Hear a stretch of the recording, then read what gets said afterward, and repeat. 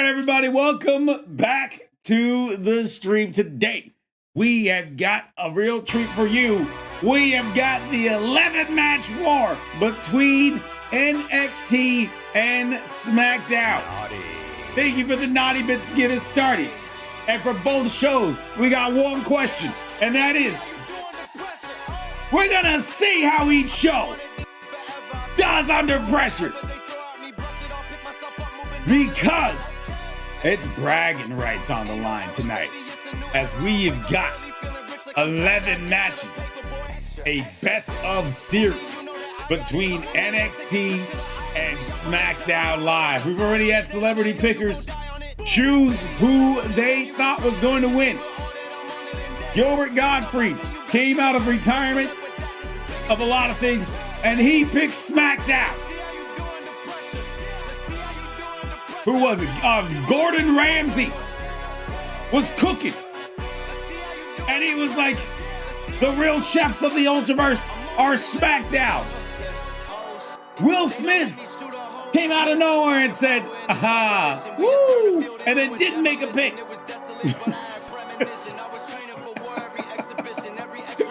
He just didn't make a pick. He just went, aha, Master B. Jordan will pick NXT because those letters are much like me. Very sexy. That's very true.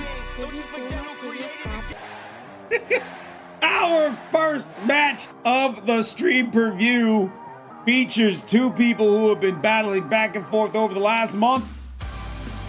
Dustin and Chesto.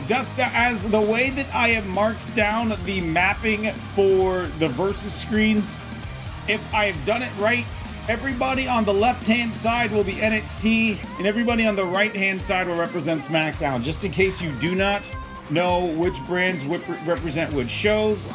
The way that I think that I've done it right, at least until we get to a couple matches towards the end, because there are a couple matches towards the end that kind of flip that on its head, but it is NXT versus SmackDown, and that is what the predictions will be all night. Will NXT or SmackDown leave with the victory in our first match? All right, let's get to it, folks. This is the first match in the 11-match war. NXT will, on the versus screen, always appear on the left-hand side. SmackDown should always appear on the right-hand side. That is, of course, unless I do something wrong, which in that case, there's nothing really I could do to save it. It is what it is. It be what it be. What it be is it's going to be 11 matches between the two brands for bragging rights between the two general managers. Let's get to it. So here we go. First match of the night. We did borrow the old Fall Brawl arena from WCW for this 11-match war. I figured it was fitting for a war to take place where they were known to have a battle or two, maybe inside of some hectic cages. I wish we would have gotten War Games involved with today's festivities, but that's up to the general managers. Let's get to this one. Chesto, Irish Whip, goes around, double underhook, got him up, drives him down. Nice move there from Chesto to get started first. Big offensive move of the evening.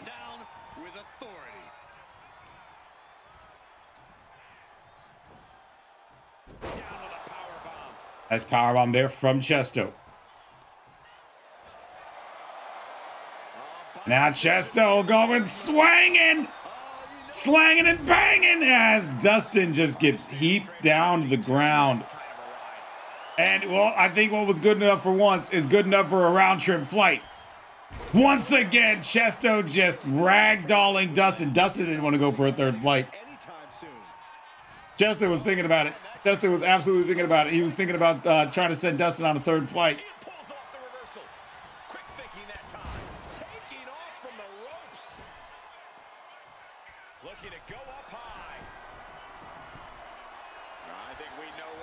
We do know that cats are not afraid of a lot of things. They definitely do know how to jump when they want to. That's a big shoulder tackle from Chesto Cheeto.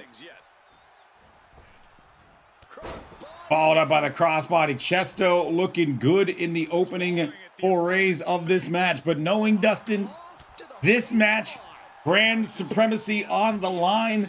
I know for a fact that Dustin's not gonna give up without much of a fight. And there you see it. Fires right back at runs it with a Meteora, one that Michael Cole just needed a change of pants for, apparently. Nice reversal into a DDT, and Dustin trying to find his feet now. Trying to get back into this match offensively. Big hammer punch to Chesto on the apron. Dustin not done there. Oh, look at this. Out to the apron. Oh, my God. Oh, that's a big back body drop onto the apron. And then we all know, and if we say that in our live chats all together, explanation point all together now, we all know that that is the hardest part of the ring. Series of stiff knees. They're delivered by Dustin right to the face of Chesto. Brought back into the ring from the floor now.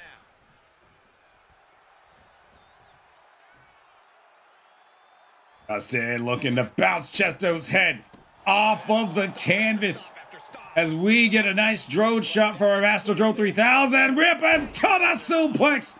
Beautifully executed from Dustin. And he's only got one thing. And what Dustin perched in the corner. Referee better get out of the way. Punt kick by Dustin. Onslaught of offense here. And he's crushing. And Chesto rolling away from the contact. Irish whip. Up and around. Once again, we saw this earlier. And once was nice. Twice is just as good. And this time, Dustin, once again, fighting his way away from that airplane spin. Chop to the chest. Punch to the face. Punch to the face. Punch to the face. We got ourselves a brawl here in the middle of the ring. Oh, oh, oh, oh. Who is going to get the better of this exchange? Dustin saying, hit me as hard as you can. Oh, I trapped you. Why don't you try it again? There's a chop to the chest and another one. Who is going to get the better of this? Big man swinging in the middle of this match. And yeah, we got ourselves a hockey fight in this war between NXT and Smackdown. Couple of back elbows from Dustin. Step up, shoulders, spinning kick to the face. Trying to take the man's head clean off his shoulders.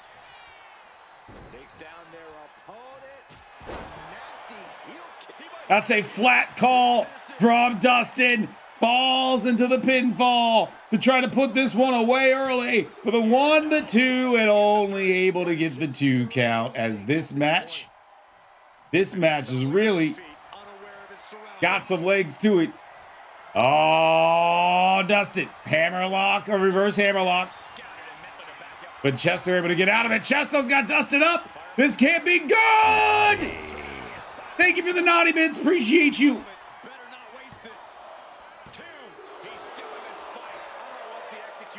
Only a 2 count. You have to wonder how much more can he take. I think there is still some shock in the air over the fact that. And Chesto getting a whole meal here. Chesto getting a whole meal featuring some finger food. And the foot DDT, which is, as we all know, is amongst the most lethal moves in the whole of creation. I just don't understand how you can have enough malevolence in your heart and in your soul to want to execute a foot DDT. As their opponent by the face, Iron Claw right into a slam. Ooh, kick finds it. Right into a counter. Dustin able to get back up to his feet. Both men to the outside of the ring, and so will we. From our drone cam, once again brought to you by Luther Core. Luther Core. Lex Luthor did nothing wrong, and there was nothing wrong about that stop caving in Dustin on the outside of the ring. And a slap too. Kitty Man's got hops. Kitty Man just cleared a 6-foot Dustin, drove him down, and airplane swing again, this time into the stairs from Dustin. Or sorry, from Chesto to Dustin. And once again, into the stairs, into the stairs, into the side of the ring. 3 times, Chesto. 3 times. Whoa, whoa, whoa. Dustin's head has got to be, oh no, Chesto's not done. I thought that Chesto was done. He is just getting started. Off and drop to the outside. It's brand supremacy on the line. It's making a statement in the first match of the show. And that statement is going to be for Chesto that Smackdown is ever better than NXT getting a 2 count. As once again to remind you, Chesto in the orange and purple represents the blue brand. Dustin in the black and gold representing, you guessed it, the black and gold brand NXT.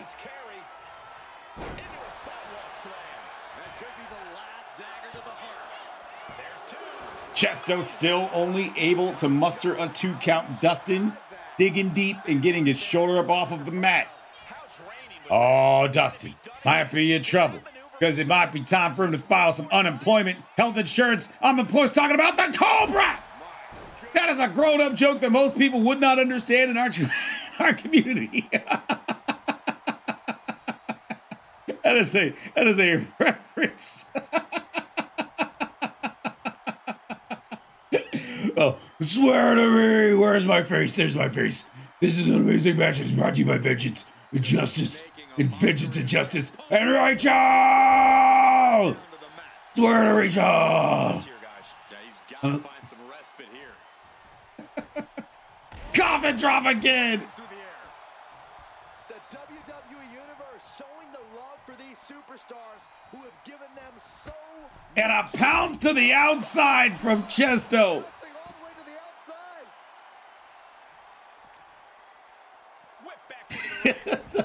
That was a stupid reference for me to whip out Cobra in the middle of a wrestling match. Handspring, Pele kick, delivered by Chesto.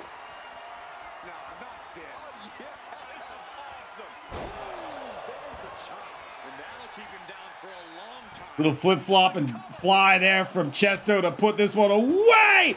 Chesto has secured the first win in the 11-match war. And that is a point in SmackDown's favor.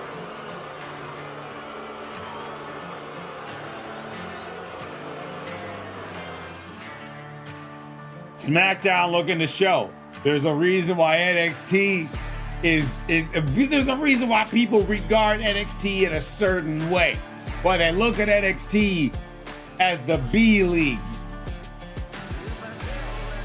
NXT starting from behind. Chesto brought all of the heat. He brought them flaming hot Cheetos today.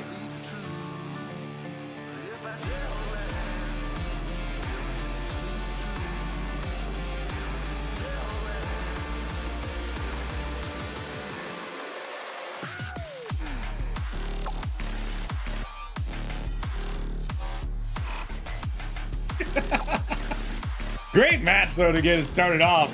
Chesto man went crazy in this one. He emptied the tanks to start this off, to send a statement to NXT. And you gotta wonder now what things are looking like inside the NXT locker room, as it's one fall in favor of the blue team. Here is your winner, representing SmackDown, Chesto!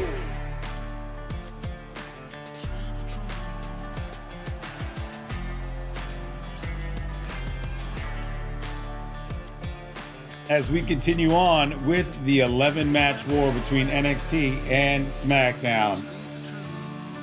All right, next match. Our next match here at the 11-match war. It wouldn't be a war between brands without a classic elimination tag team match. On the left, everybody's too tall for the renders. On the left, going left to right, Mandy Rose, Gigi, Dolin, Mickie James, Jacy, Jayne, all representing Team NXT. On the right, Hija, Diablo, Rojo, Wraith, Maryse, and Dryad, all representing Team SmackDown. Get your predictions in for this one. NXT versus SmackDown in a classic 4v4 elimination tag team match.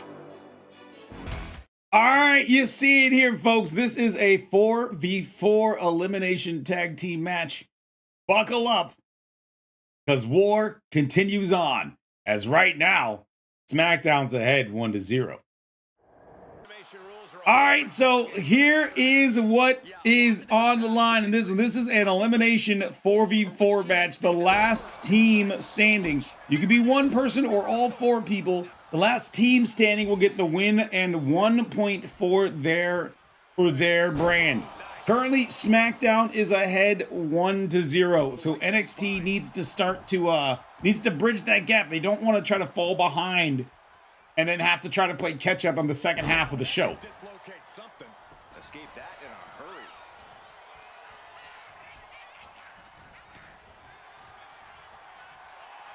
Look at this. Takedown. Armbar locked in tight. This could... Following for 7 years is pretty impressive. It is. That's a long time to want to be here. I can't imagine why. As Mickie James of the Mountain Thrashes. So I know that it is confusing because nobody on either team is wearing their brand's colors.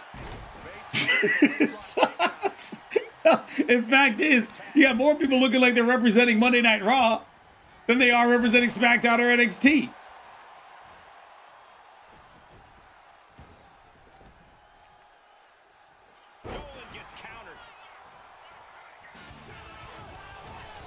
Jindrak, thank you so much during this match for resubbing for 31 out of tier 2.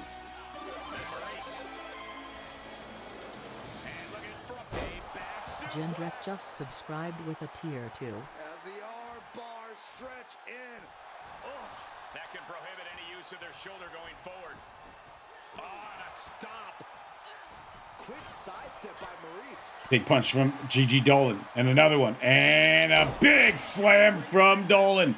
Gigi Dolin, once again a part of Team NXT. Maryse is a part of Team Handsome Me. As everybody's a part of my team, unless you're one of those stupid vault dwellers or even worse, sirens. They suck. They all suck and they're all ugly and I am not. And you all should know that I kill your pets. Wow, that's what Handsome Jack does. Anyways, as we continue on, we're going to focus more on this and less on that. Saw what was coming and got out of dodge quick. Nice takedown there from Jacy Jayne, looking to try to get the first elimination here over Maryse. I don't think this is, of all people, the one you want to try to get an early pinfall for. Maryse has stacked more gold than King Midas. She's got more championships than the Knicks, Lakers, and the Bulls combined. Well, that is a sign that definitely... Well, a little cheap shot there from Dryad to Jacy Jayne. Quick sidestep by Maryse. Running head scissor takedown from Jacy Jayne. Nice agility being shown. Maryse being smart and getting to the outside of the ring. Jacy Jayne tagging in Mickie James. And Maryse and Mickie James, no stranger to each other. Maryse getting taken down with a Luthez press.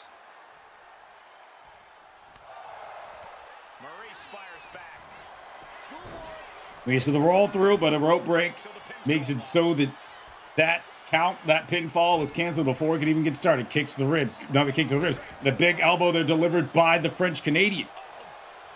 Maryse looking to make looks like she's making no efforts to try to tag out, at least as of right now. She looked to try to use Mickie James to take out Mandy Rose. Look to try to do it again. Mandy's just a little too aware of the situation.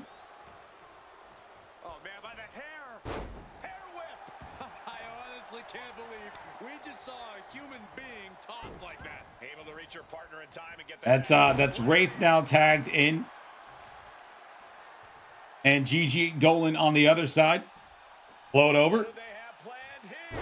Drops her down.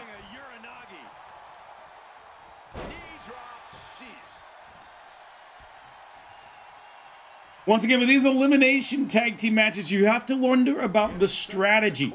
Now we see the established tag team of Wraith and Hija del Diablo Rojo tagging in with each other. Makes sense that the two people in an established team with team chemistry work together as a nice double choke slam there delivered to Gigi Dolin. Dolin with a series. Nice DDT after the barrage of strikes. Dumping Hija del Diablo Rojo on her cabasa. Just stretching out the arm. Shooting pain in the shoulder is the kind of thing that builds and builds during a match. Stepped aside, avoiding damage. Samoa drop, incredible. Pump kick from Dolin. Hit flush. Here's a snapmare. Snapmare roll through. Kick right to the chest, lighting up Wraith. I know for those of you who are watching for the first time, realizing it might be a little more difficult to determine the difference between Hija del Diablo Rojo, who's currently standing at the ringside area, and Wraith, who is currently in the ring, both members of Scorched Earth. Hija del Diablo Rojo has got the pants that's got the holes on the side of them, and Wraith has got full pants. That's one way to tell the difference between the two of them, is which one is wearing a full set of pants.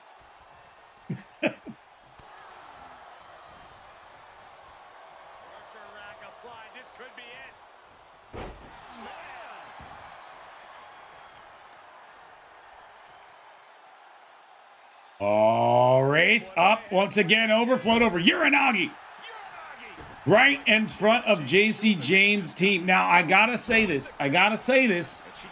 So far, we've seen every member of Team NXT tagging into this match. We have not seen Dryad tag in yet. In fact, it looks like she's been avoiding the tags. So, like, you've got to wonder if Dryad is going to be used as like a closer, if they're trying to keep her fresh. As you saw Mandy Rose with a cheap shot to the back of the head of Jacy Jayne. Oh, right, Mandy Rose is also not tagged in. So you've got to wonder if they're saving, because this is another strategy when it comes to these matches. Is if you have somebody with energy reserves, you've got somebody who hasn't gone through the rigors of the match, they're going to be fresh at the later stages of the match, which make them more dangerous the later the match goes on.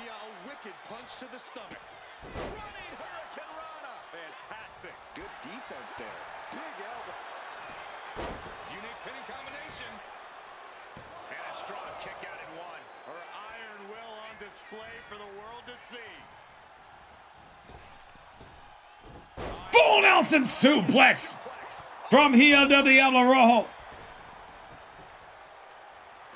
Jacy Jayne letting her know that NXT is not about to go down 2-0.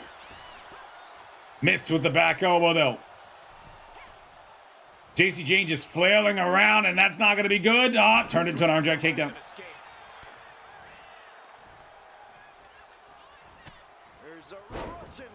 Russian leg sweep and a cheap shot from Dryad, trying to break up the move before it had finalized, but Jacy Jayne still carrying through with it. Maryse trying to play distraction. Jacy Jayne dancing and still has time to hit the roll through neck breaker. That is literally stunning on Team Smackdown. That is literally what Jacy Jayne just did. She's like, I will take on all of you. I don't care how many of you there are, and I will dance on you while I do it. Jacy Jayne, that's a whole lot of distance. Crossbody connects. And here comes Dryad, and that's one person that you don't want to taunt at.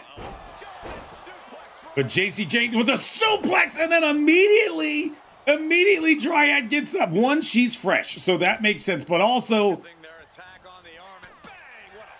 you don't want I was gonna say, Wraith, or sorry, Hija del Diablo Rojo better get out of the ring, or she might be counted out and disqualified. Nice elbow. Try to go for a drop kick, but Jacy Jayne able to get out of the way. Spinning boot.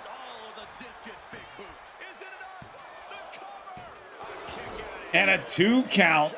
No, that was a 1 count. It was a 1 count, but Hija del Diablo Rojo, not knowing that Dryad is capable as she. That was a 1 count. The referee signaled 1.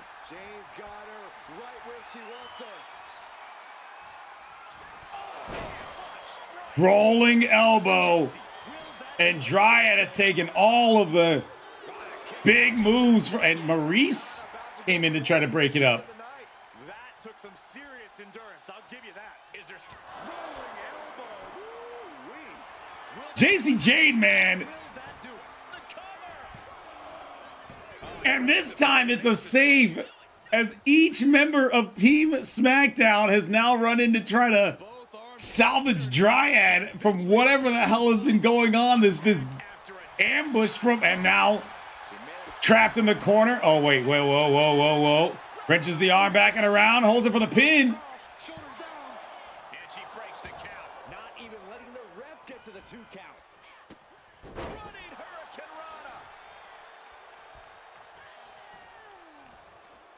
Rana. Knees to the face. Oh, great wherewithal there. Oh, right. And I gotta tell you, Dryad is just being, she is getting the work right now. And then the knee right into the throat. Then a knee right to the throat.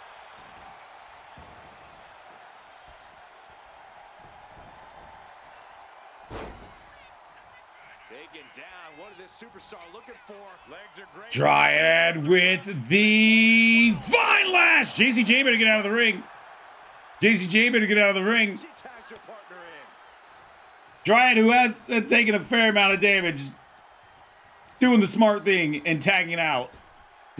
It's just because, oh man, Jacy Jayne gave it to Dryad on her way into this match. Now, women's division is putting the whole industry on notice with a match like this. Mid kick from the innovator, from the OG in this ring. Mickie James are going to try to put this one away, and Dryad thought that was going to be enough. And now, once again, a thing to keep in mind if you're looking at the track, Team SmackDown have all come in to try to break up pinfalls. No one can come in without a disqualification. What needs to happen for Team SmackDown is that everybody needs to cycle a tag. What amazing resilience. Is this the start of a comeback? That is fire. And this is a huge opportunity for Team NXT. I don't know if that counts as a run-in for Gigi Dolin. Got the tag. And just in the nick of time. Right on the patella.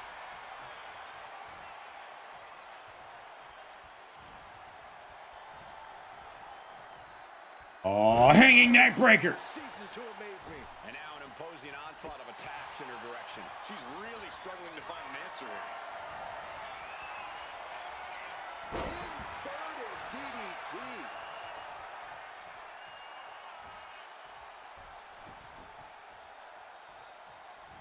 Bullseye with the drop kick.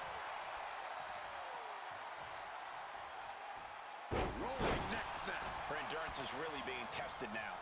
We knew this match would be full on havoc. So did these superstars. It's a lunar one. Looks like she's been cut open after that. You hate to see this. She did it. She made the tag. Well, there was a tag, but it's, Downs their of course, once again, They're off the ropes. Splash. Scorched Earth doing a good job of keeping each other fresh.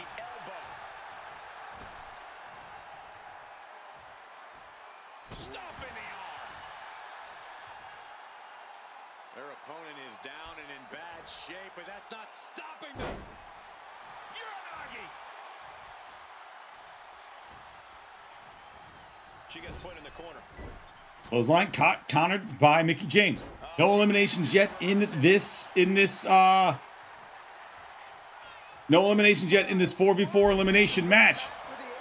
Although it really does seem like who Mandy Rose, who finally tags in as a legal competitor,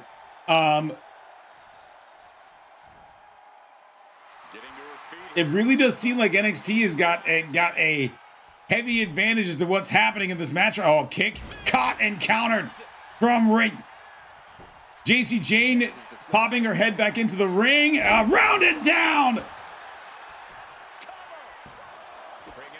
And a save from her tag team partner, Hija de Diablo. Tags in here. Andy tagging in Mickie James. Two foes, two long-standing foes that are having to be on friendly terms in this one. She's got the shoulders down. Pinfall reversed. Oh, that was almost the first elimination. That would have been a hell of a way to have our first elimination of the match. Neck breaker. She reverses and creates it. Placing their opponent in the gory special. And The gory bomb. I don't think she's getting up from that. Yes, I lost my mind just seeing that that move. Now Maryse. And if it weren't for Mandy Rose, who knows what would have been? Who knows what would have been if it were not for Mandy Rose there?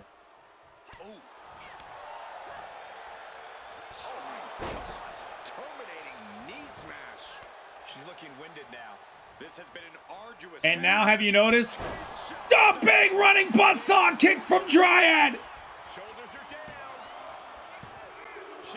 Mickie James stays alive. Just about as close as you can get. Was not able to seal the deal with her best move. Now she's asking, what more can I do? Knee between the eyes from Dryad. And now propped up in the corner. Mickie James. Oh! Mickie James fought off one distraction only to take a boot to the back of the head, but now Dryad is taunting her life away, allowing for Mickie James to crawl all the way across the ring and tag in Jacy Jayne. Oh, look at a torture their opponent. Oh, this isn't going to be good. Oh, man. Irish whip countered by Dryad, sending Jacy Jayne into Team NXT's corner. Tried to go for what looked to be a running Meteora or knees to the chest, and Jacy Jayne able to get out of the way. Speaking of knees, that was a running knee right to the jaw. Yeah, she's bleeding. She drew first blood. Up and around. Nice monkey flip there from Dryad. And Jayne reverses it. Neckbreaker. Look to their partner and tags out.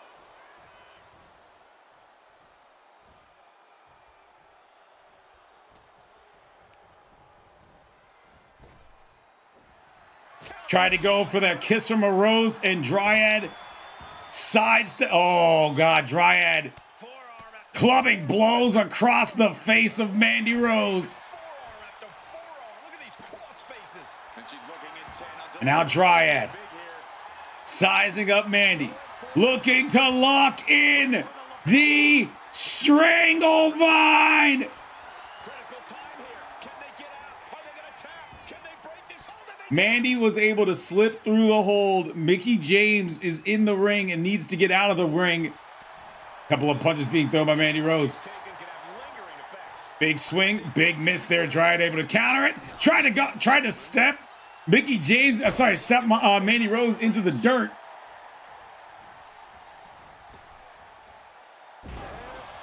No eliminations yet have occurred in this contest. It is still 4v4, and you gotta think that once it becomes a numbers disadvantage, a power play situation, if this were a hockey match, then the team with the numbers advantage will probably leave with the victory. That is just my prediction. Slam, no, it slips behind.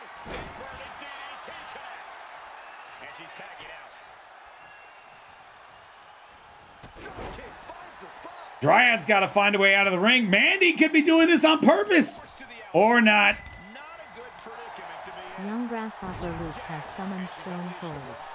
She has completely unleashed that inner beast. As this match continues on, This laser what is Mandy Rose doing? Acting like she's wanting a tag and a drop kick.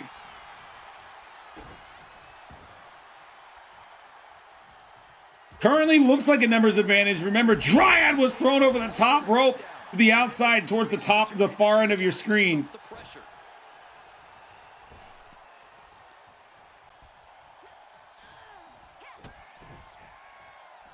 Oh my God. Maryse A super kick there delivered by Maryse. A skull crushing finale. might just have it. And Jacy Jayne There's the tag. just obliterates the referee. Just obliterates the referee. Taking out the legs, taking out the ability to create separation. Referee's down. We're witnessing Right now, chaos will ensue. And yes, that is a fine for Jacy Jayne, who just completely, in order to save her tag team, Jacy Jayne will be fined.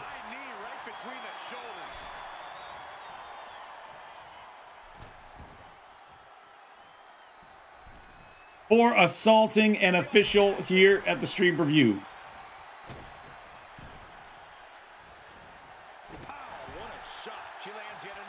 No eliminations yet have occurred. Up and down! Wraith to try to get the first one.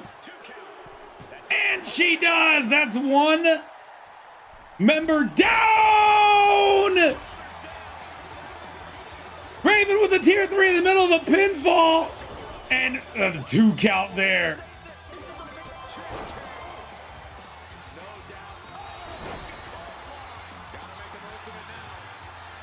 Thank you, Raven, for the tier 3. And another kick out. Subscribed with a tier freaking 3. Oh, you didn't know. That was a great opportunity to put this one away, but it slipped right through her fingers. And she takes on a further beating there. It is scratching and clawing. Oh yeah, now Team NXT trying to play the advantage of being in that corner. Mickie James taking out, like I guess Mickie James thinking if Dryad is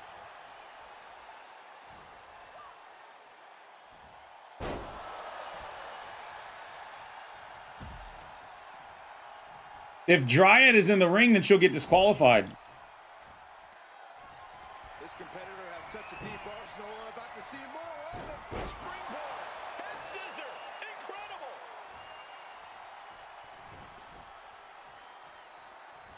On the button with a low drop kick. Rolling neck snap. And she's unable to defend herself, unable to stop this assault in any way. She's in dire NXT is currently down by 1 number. Smackdown has got the numbers advantage right now. But a 4-3 match, there is still a long way for this one to go. There is still a long way for this one to go. Shoulder up. What does she have to do to put her away? I'm asking myself the same question. I have no idea.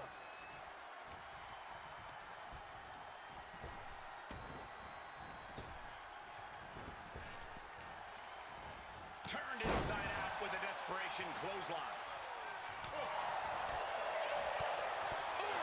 Big uppercut.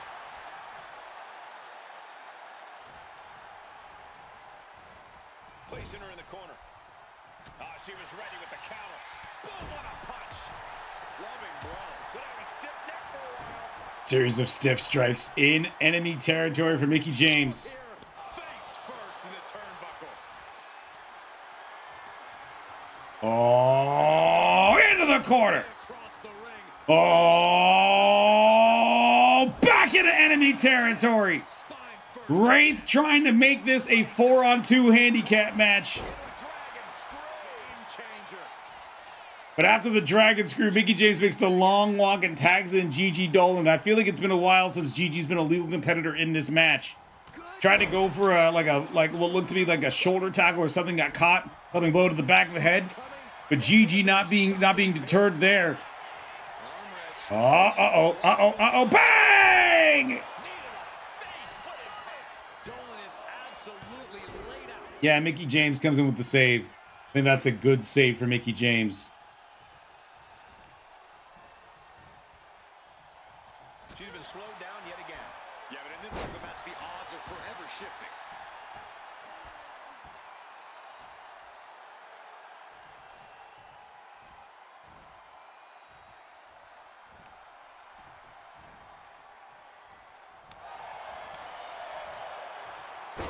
Spine on the pine.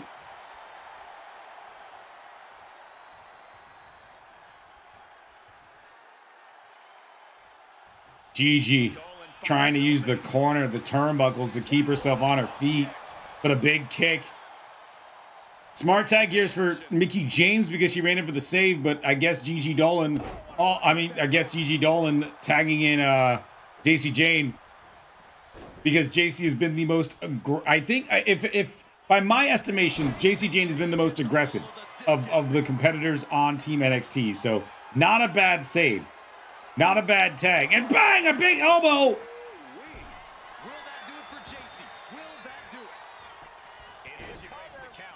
This is where that numbers game starts to play a factor into things, right? Because we're seeing multiple people from Team Smackdown who can come in and break up pinfalls. They can come in and be tagged in, come in and be distractions. If NXT is going to stand a shot at this match, they need to get the next fall. They can't go down 4-2. If they go down 4-2, you might as well call it in favor of the blue brand. Malicious, insulting. That unraveled on Jacy. Dominating shoulder tackle.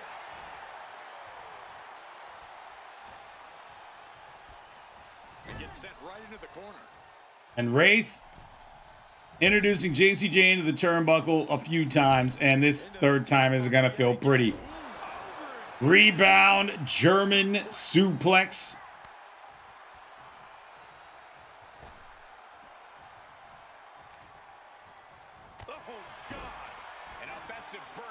And it is not, once again, lost on me that the established tag team in this match, of everybody in this match, there are only two in an established tag team, those being Wraith and currently in the ring, Hija del Diablo Rojo. Those two are the only ones who are in an established tag team, and it makes complete sense to me that they have been the ones who have tagged in and out of each other out of this match most frequently.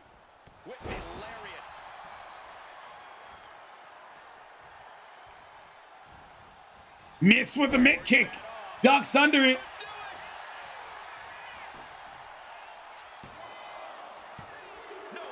Only a 2 count. That was a major counter at a big time, but not enough to get the win.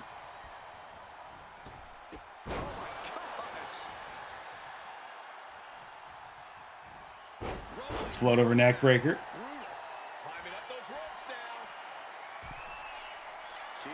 Hija del Diablo Rojo up on the top ropes, twisting nothing as Mickie James able to get out of the way. Oh, a nasty stop to finish it off. She gets taken into the corner, needs to get out. A quick reversal from her. Boom, right the button. Hija del Diablo Rojo's trapped. She's trapped in a bad spot right now. Knee to face, and a good time to tag in possibly the scariest person on your team, Maryse. And that's saying something, because there are a lot of scary individuals on SmackDown's team as a shoulder breaker from Maryse.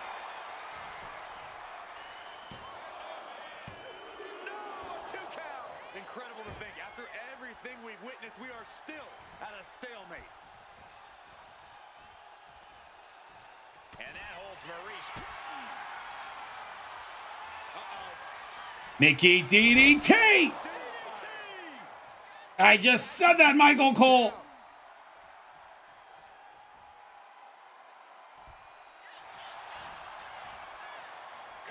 Mickie James. Save by the devil. Maryse gets saved by Hija del Diablo Rojo. And this 4v4 elimination continues on.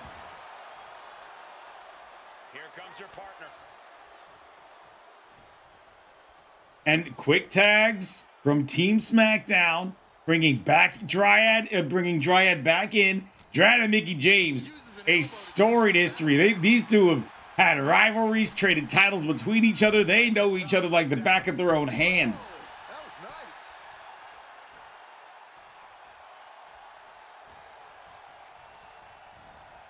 Being placed in the corner here. There's a tag. Smart tag here for Mickie James, tagging in Gigi Dolin. Big back body drop. Body drop. to the top rope here. She's got something in mind here. Gigi getting ready to fly. A super Pele, a super just flipping senton kick to the top of the head. Stop them in their tracks with a kick to the gut. Uh-oh. Half and half. Suplex. Nice suplex. Tight spot for Gigi here. Hip toss. Beautiful Sambo style. And makes the tag to their partner. And SmackDown is starting to catch wind that the way to win this match, the smart way to play this match, is to utilize the fact that you have more numbers right now. Tag, oh, avalanche, Spanish fly! Here comes Jacy Jayne for the save. Buying her team some time. This is a traditional 4v4 elimination tag team match. For those of you who are just catching up, just showing up, just tuning in, this is a 4v4 traditional elimination style tag team match. NXT currently represented in this match by Gigi Dolin, Mickie James, and Jacy Jayne. Mandy Rose, the first eliminated from this match, taking on the team of the entire team of Team SmackDown: Maryse, Hija del Diablo Rojo, Wraith, who's currently in the ring, and Dryad. We are even. We are even. I did say that if NXT needed to stay in this match, they needed to get the next fall. They did. We are back to square one. Cattle mutilation. Will Gigi tap out? Not a chance. Not a chance. Dolin a step ahead there. Oh, God, face first.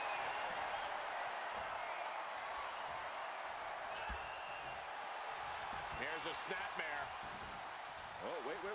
Kick right in the face. Ooh.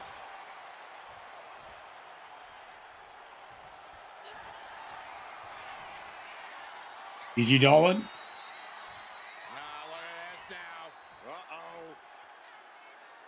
Package pile driver. Or that too. Just had a taste of her own medicine. Survived it, but she doesn't want another dose. I don't know if there's more frustration. And yes, that was a stolen finisher. That was stolen valor. That is one of Hija del Diablo Rojo's finishing moves that was stolen. Elbow to the back of the head.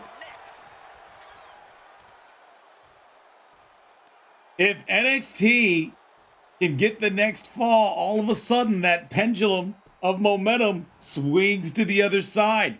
They had been down in numbers since the Mandy Rose elimination. However, NXT has battled back in this one. Tripling attack on the knee. Jacy Jayne up on the second row. What's she thinking here? I can tell you what she's going to think here. Nothing good for Hija del Diablo Rojo. She connects with the drop kick.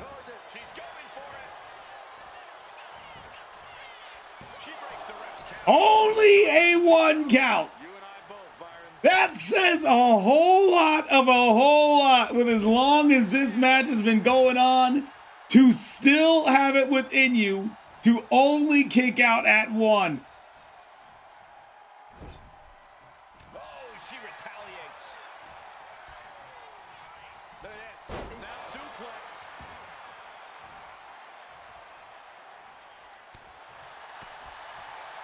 Series of punches from Hija del Diablo Rojo, and then a Sayano suplex there into the ropes, and a tag into Maryse, and that's not a bad tag. Ouch. Devastating kick. DDT. Will it be? Oh, wow. Yeah, only a 1 count because of the save. Tag made. Tagging into Dryad now.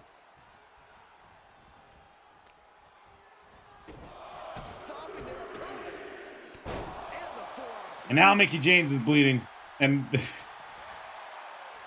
as if it can't get worse. Showing signs of weakness against 3 individuals like that are on the side of Team SmackDown. But Mickie James. Mickie James.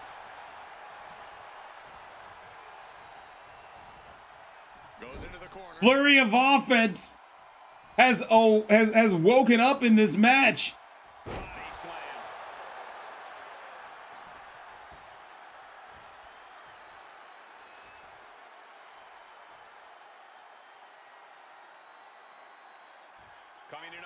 Smart tag. Smart tag. Rolling elbow. Jacy Jayne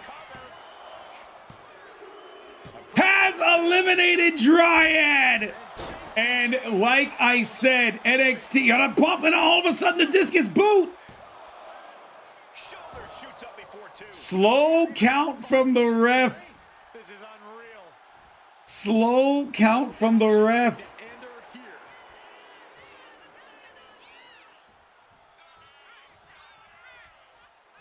And NXT with the last 2 falls in a row, by the way. NXT has seized their hands on some serious momentum in this one. Avalanche Spanish Fly! Jacy's in big jeopardy here.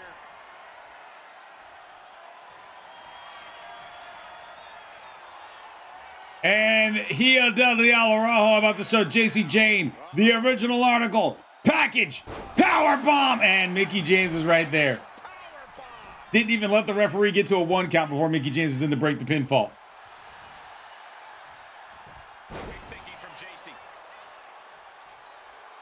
Numbers advantage in favor of NXT in this one. Jacy Jayne, Gigi, Dolin, Mickie James representing NXT. Hija del Diablo, Maryse representing SmackDown. The last 2 falls have been eliminations of SmackDown members. Could it be 3 in a row? No! Wait, are we sure that was not a 3 count? You can't count that high, Saxton, but that was one of the closest near falls you'll ever see. Big maneuver, executed perfectly, but still was not enough. Dog Sunder. Kick to the ribs. Gigi Dolin tagging in the vet on Team NXT. Mickie James, a woman who has also got more gold than King Midas.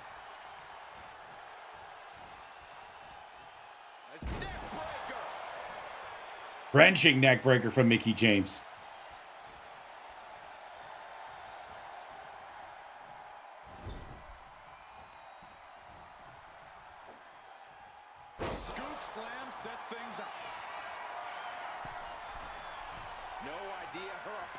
Mickie James up on the top rope. Mickie James tried to go for something big there, but Hija del Diablo able to 2-step away from it before danger happened. She tags her partner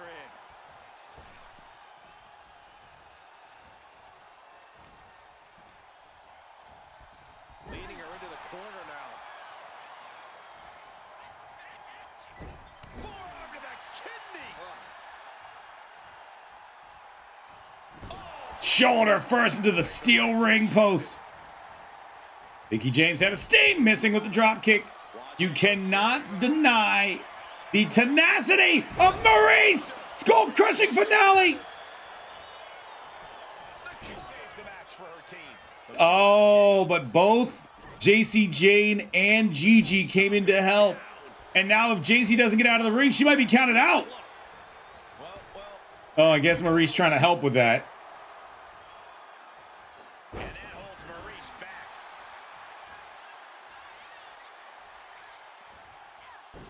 Big reversal to a jawbreaker. Big reversal of the punch.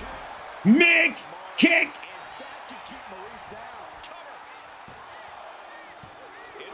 Maryse still stays alive. Gets the shoulder up off of the mat at 2.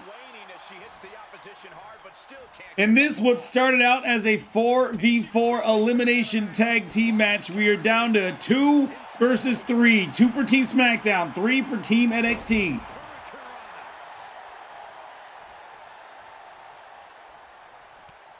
Chop. Nope. Blocked by Maryse. Maryse. Oh, bombs are down. Head first. Pinfall. 1, 2.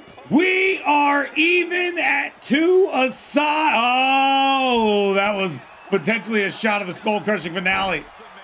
That was a potential reversal of the skull crushing finale. Gigi up top, looking for the elbow drop. And the referee taken down as well. Dolin is looking to close this one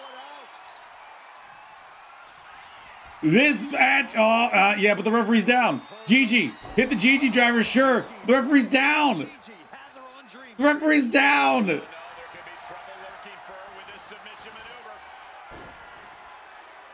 Submission move, but the referee is down. She's in serious trouble here. Maryse is locked in, but the referee's out. Goodness, series of elbows. I can't believe she escaped.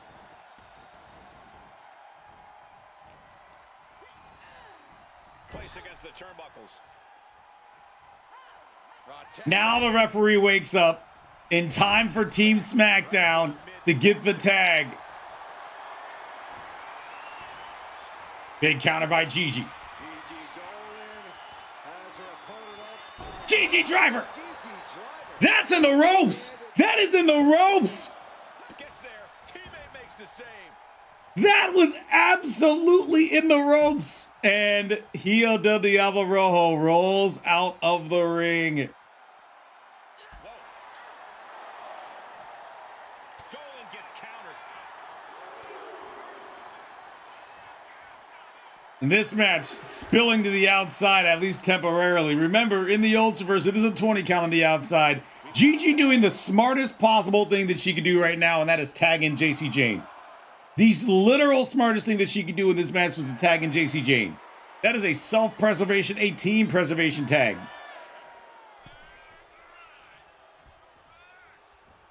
Float over. DDT.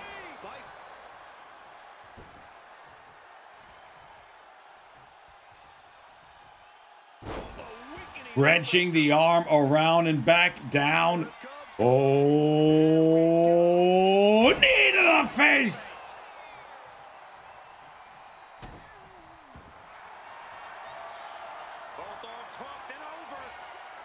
Cattle mutilation. Gigi Dolin with the save of Jacy Jayne after the submission move. And you gotta wonder if that actually played into the hands of Team Smackdown. You have to wonder, as Hija del Diablo Rojo throwing Jacy Jayne into the referee. Jacy Jayne with a roll-up. Jacy Jayne with a bridge pin. Middle of the ring. Jacy Jayne! Jacy Jayne! Oh, only a 2 count. You know, Michael Cole, I'm right with you with that one. I'm right with you. I don't know how the hell she just kicked out. Reversal into a big back body drop.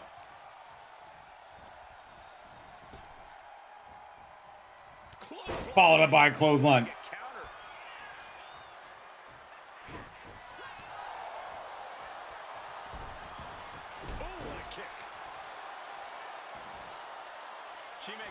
Tag into Gigi Dolin. Hija del Diablo Rojo desperately needs to tag out of this match. Desperately needs to tag out.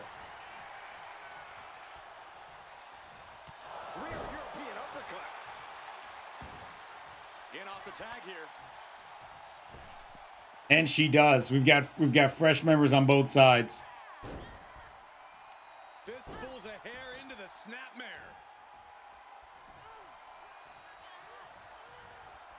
Oh my God, this is just nasty. Oh man. Just disrespectful. That was a big jump from Maryse. That was a coast-to-coast elbow drop. A step ahead there. She tags her partner into the action. And Gigi Dolin. Oh, Maryse. Yuck. Maryse letting Gigi know what she thinks of her in NXT as she sends her down the reverse powerbomb.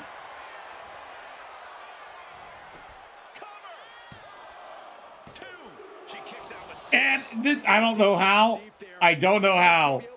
But at this point, I feel like a drop toe hold could eliminate any single person. Jacy Jayne is the lifeblood of Team NXT in this match. And a double team move now between Maryse and Hija. Diablo introducing her boots into face or face into boots. Either way, not a great way to be. And look at this. Numbers, look. Using the numbers. Using the position. This is legal. This is legal. No disqualifications can occur in this manner. But NXT Smackdown knows they're getting desperate. Smackdown is getting desperate. Rolling kick. Jacy Jayne.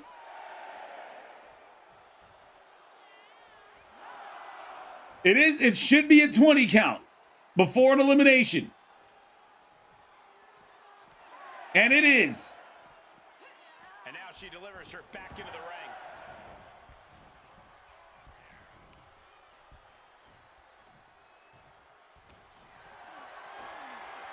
Counter from Hija Diablo and into the German.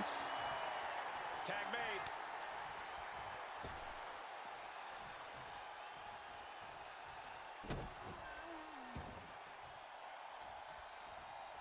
And she's able to fight Maryse off. Rolling elbow, knocking out Maryse, and you see the lights just got shut down. And then back to Dolin. Shoots the half, hooks the leg for the 1-2, and Maryse finds a way to get her shoulder up. In this elimination tag team match, we are down to 2 on each side. And neither of these 4 are showing any signs of quit. Sharp blow to the neck.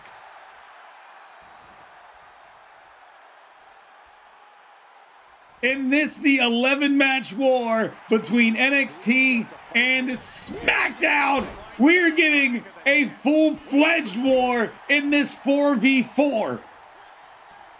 And only our second match of the event. Well, Jacy Jayne tried to go for a cheap shot there. Maryse, the veteran, knows better. Was able to counter that, but wasn't able to see Gigi Dolin coming in from behind for the attack. Now Gigi sizing up Maryse.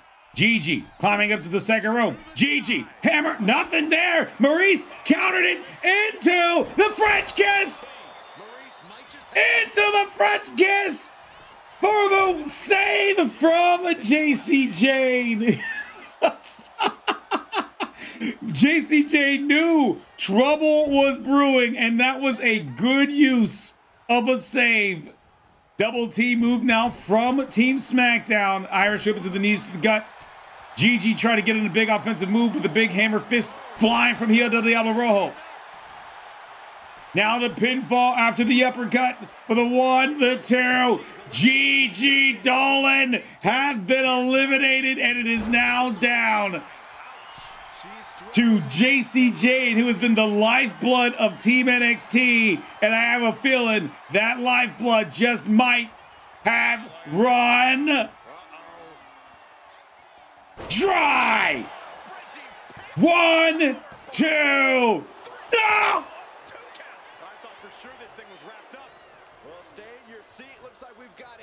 Jacy Jayne has got to do this all on her own now. And she knows it. She knows that she's locked in an armbar. She knows that she's got a tap. Look at how deep that armbar is in. It doesn't tap out.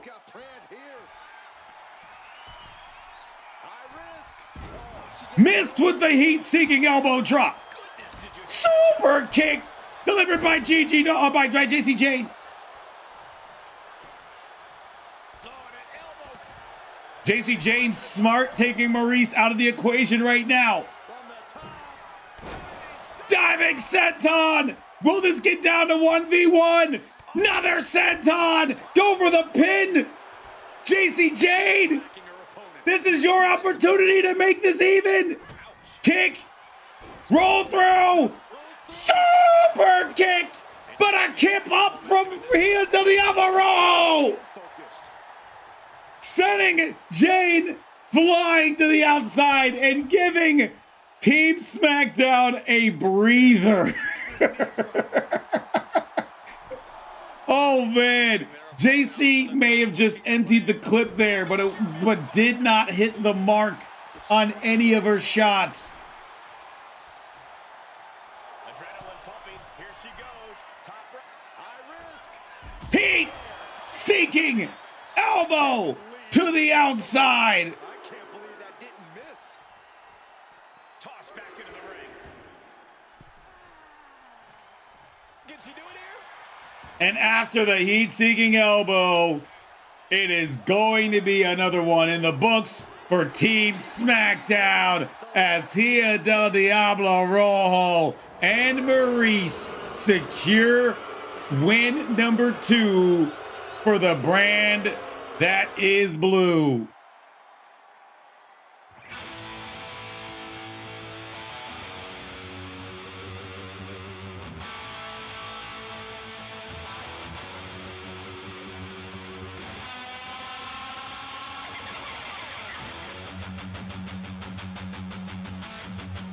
That was an incredible fought match from all 8 competitors on each side.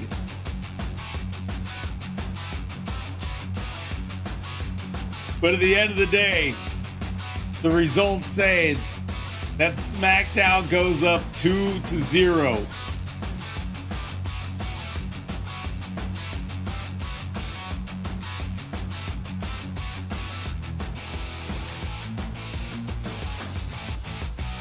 What an incredible match. Just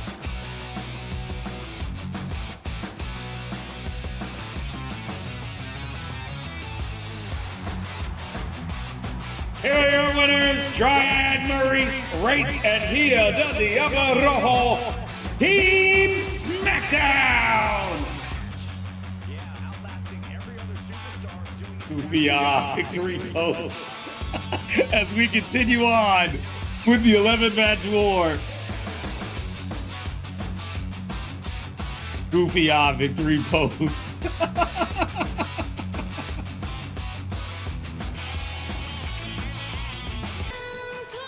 All right, next up here in the 11-match war, NXT versus SmackDown.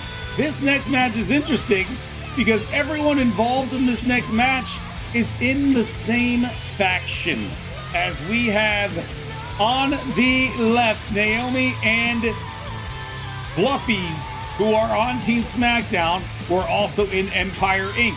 On the right, on Team NXT and in Empire Inc. And on the right, we have Angie and Garrison, who are in Empire Inc., but are also on Team SmackDown. So we have some infighting between factions, as that's what's going on in this next match. NXT's Empire Inc. representatives Naomi and Bluffyzs versus SmackDown's Empire Inc. representatives Garrison and Angie.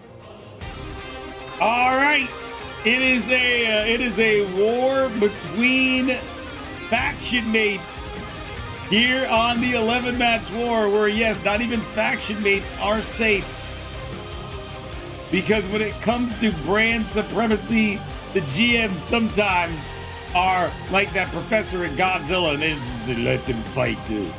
Let them fight. So that's what we are going to do. We are going to let them fight. As this match between 4 members of the same faction, Empire Inc., happens next here in the 11-match war. SmackDown's up 2-0, by the way. So we're starting off with champion versus champion. North American champion versus European champion. Smackdown ahead 2-0 as both members of Empire Inc. meeting in the middle of the ring, and Justice Garrison can start off with a rolling elbow. This is gotta definitely be one of those cases of iron sharpening. I don't know about that. Trying to get a cheap one at the beginning of this match. And there's more. The ripcord Spanish fly. Quick reflex is so important in a match like this. Oh my God, a DDT! As DDT planted. A springboard from Bluffyzs. Bluffyzs clearly the more agile of the two between he and Justice. Justice, the more pure striker. I think you could justifiably say that between Justice Garrison and Bluffyzs, that Justice is definitely the more pure striker. And Bluffyzs has got no problems. No issues whatsoever taken to the sky. We're seeing that in the early stages of this match. Legs getting tangled in the corner, stuck in the tree of woe. What a counter! Overhead punch there delivered. And a bulldog. Nice reversal there from Justice Garrison. It's clear that these two know each other incredibly well. It's clear. This is what like Empire Inc. They go up and down the roads together. They train together. They're each other's sparring partners. They hone their moves, their crafts all together. So you gotta wonder, in a match filled with elements where everybody knows the best of what is across the ring, what's it gonna take to get the win?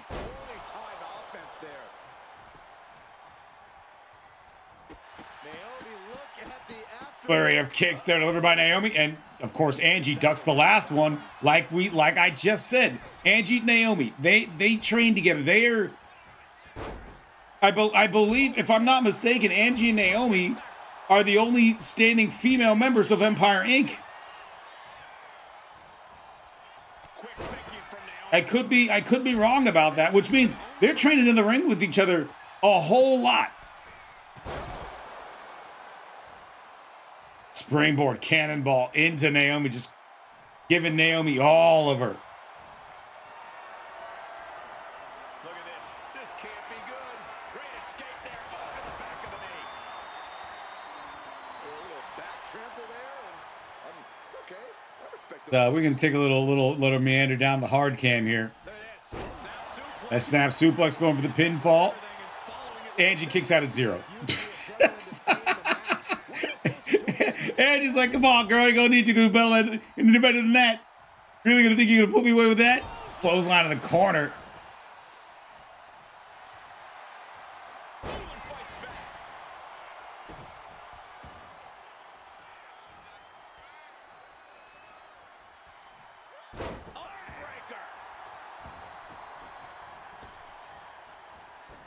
Tried to go for a leg drop, not able to connect. Angie just knows Naomi so well, knows her best, knows her strongest, and knows what to avoid.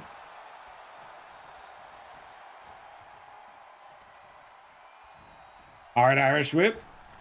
Ducks under.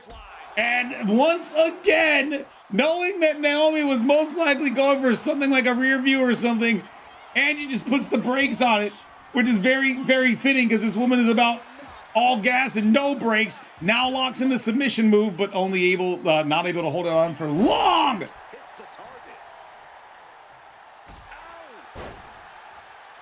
And Naomi got caught slipping once again.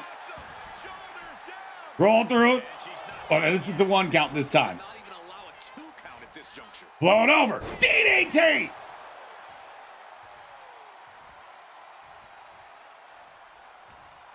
Both sides, I feel like, benefit from a tag. But with this being a mixed tag match, if one side tags, both sides enter in. So there is strategy with actually not tagging out, because you don't get to continue the assault on the person who's taken the brunt of the damage. A kick out, and you can see the frustration starting to build. So resilient. Now Angie on the ropes. Don't know what she's thinking here. Springboard, drop kick right to that thrust kick rather. Right to the jaw. But Naomi right back on her feet, fighting. Irish whip into the corner. And Naomi, who once again, this is a trying to figure out what is the best thing for you to do. Do you tag out knowing that you're so much in a weakened state right now? You've taken a lot of damage. You've taken a lot of assault. But tagging in means that the other side also tags in their fresh partner. And we're back at square one. It might be time to tag out. Getting carried to a vulnerable position here. Power slam. Yeah. This is a thing that we will continue to see play most likely against Bluffyzs. He will go for the high risk moves. He will go for the high flying moves. He will do all of this kind of extra stuff that doesn't really need to be done for the sake of looking good while also winning a match. But Justice knows this and knows how to counter it. That's the reason that that same tenacity, that same bravery from Bluffyzs is what. Oh my!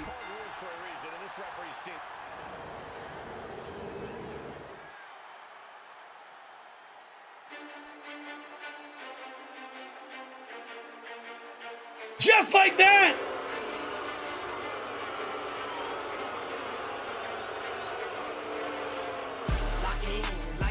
Just like that! Bluffyzs got DQ'd!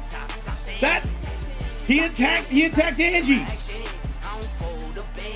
Bluffyzs got DQ'd! And that's 3 for Smackdown! Anyways, after that very sudden end, we find ourselves with Smackdown being... Let's try that again.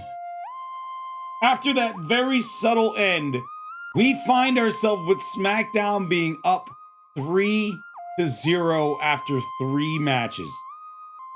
So we got to continue on. The beat keeps going. The match keeps moving. And the show keeps rolling on as we continue on with SmackDown versus NXT in the 11-match war. With Becky Lynch taking on Bloody Bunny. Get your predictions in. NXT is represented by Becky Lynch. SmackDown represented by Bloody Bunny. As we continue on with the 11-match war between SmackDown and NXT. All right, here we go. SmackDown is up 3-0. Can Bloody Bunny continue the dominance? Or will Becky Lynch finally turn the tide for the golden black brand? There's only one way to see, and that's for us to watch this next match here at the 11-match war.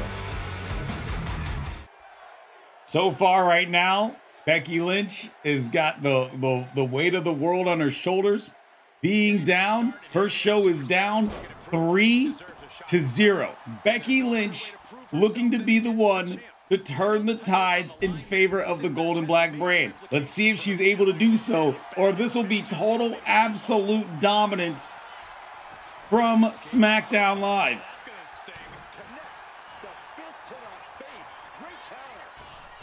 Nice drop kick there from Lynch.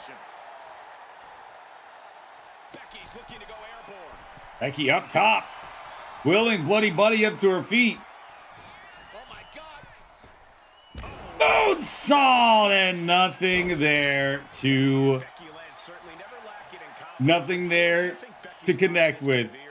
As this match, at least Bloody Bunny was out on her feet. Becky Lynch, at least temporarily, we saw that temporarily. But she needs to make sure she can see the forest for the trees. Because the moment Becky starts acting like this is an easy win that she's got in the back. Turn into it. That head scissor takedown looked like turned into a leaping power bomb. Oh, she puts the brakes on that. Caught with a lariat. Raising up their opponent. What's next in store? Oh, spinning back fist. Totally out of it. She's a perfect Lynch landing awkward. And just up and over. Bloody Bunny getting some semblance of control in this match after being on the She's headed out of the ring. after being on the receiving end of just all of the offense for Becky Lynch, at least as of right now. Landing the uppercut. Sliding in under the rope. She's back in the ring. Now heading outside. Brought down with a snapmare. The offense catching up with her now. Leg drop failed to connect. Becky Lynch getting out of the way, giving herself a little bit of breathing room, getting to the inside of the ring. Same with terrible time to taunt for Becky. Ate a punch to the face from Bloody Bunny. That was a rough time to try to say your piece. Break that up. Ouch. To the ribs, punch to the face. Bloody Bunny representing SmackDown, looking to try to make it 4-0. Up into a fireman's carry position. Fireman's carry to rolling hills. Mounting it down. Bloody Bunny steeped in confidence. She is a person who is. She is a person who I am surprised has not won more championships. It really seems as though Bloody Bunny has always been like near being able to grab titles, but hasn't been able to get to that. Hasn't been able to cross that line just yet. Meanwhile, she's in the ring against a champion, the Women's North American Champion on NXT, Becky Lynch, who is a main eventer of WrestleMania. She's a Women's World Champion. She's a former NXT Women's Champion. She's done almost all there is to do. And then you got Bloody Bunny, who really is at the beginning of it, staring at potential, just waiting which road to drive down.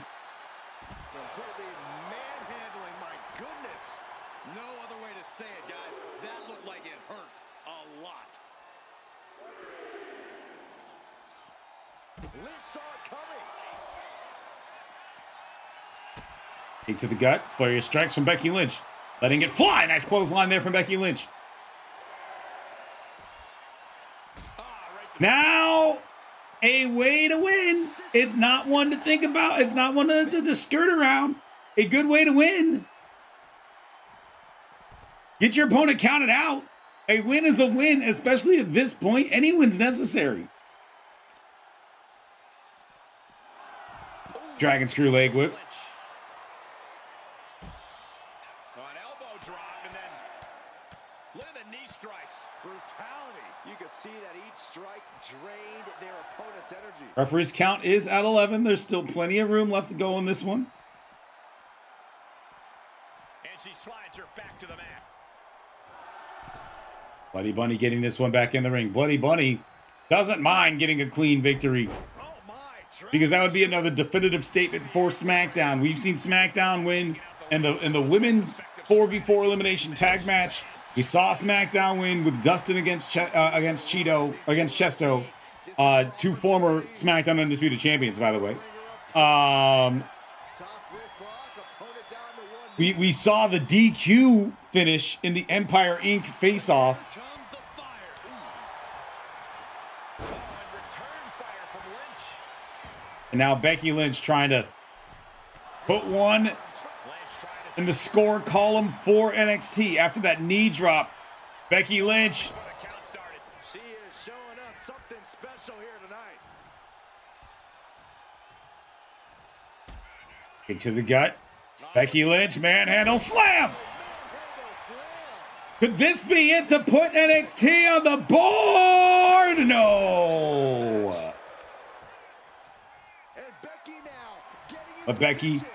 staying on it, staying resolute, looking to disarm her opponent. But the rope break as Bloody Bunny extending that arm to the ropes. It's about to come her way.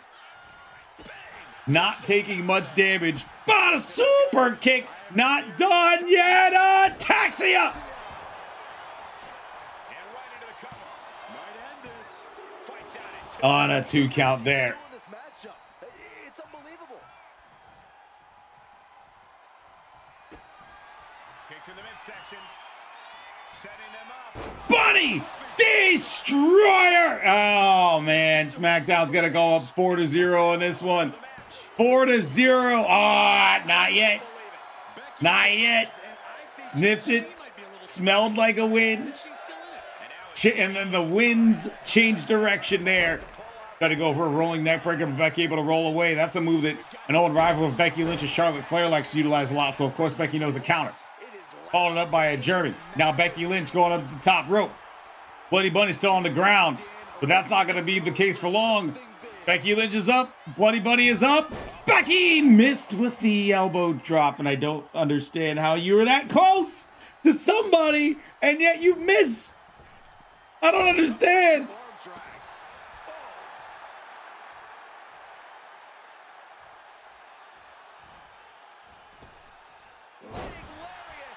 Running leg there from Lynch.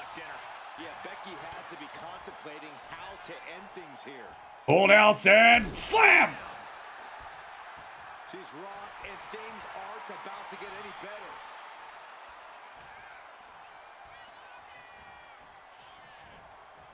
And I think Becky's face, too, got the brunt of that shot. Kick to the knee, that leg wrapped around the ropes. The rope being a misnomer. That's high tension cable with a thin degree of padding wrapped around it. Using the elbow as a weapon. Oh, leg drop by Becky Lynch, and she's going to do it again. Couple of leg drops there from Becky. She's locked in, about to go for the kill. A very, very bloody Becky looking to try to take out a Bloody Bunny. The Bloody Bunny just step or two too quick.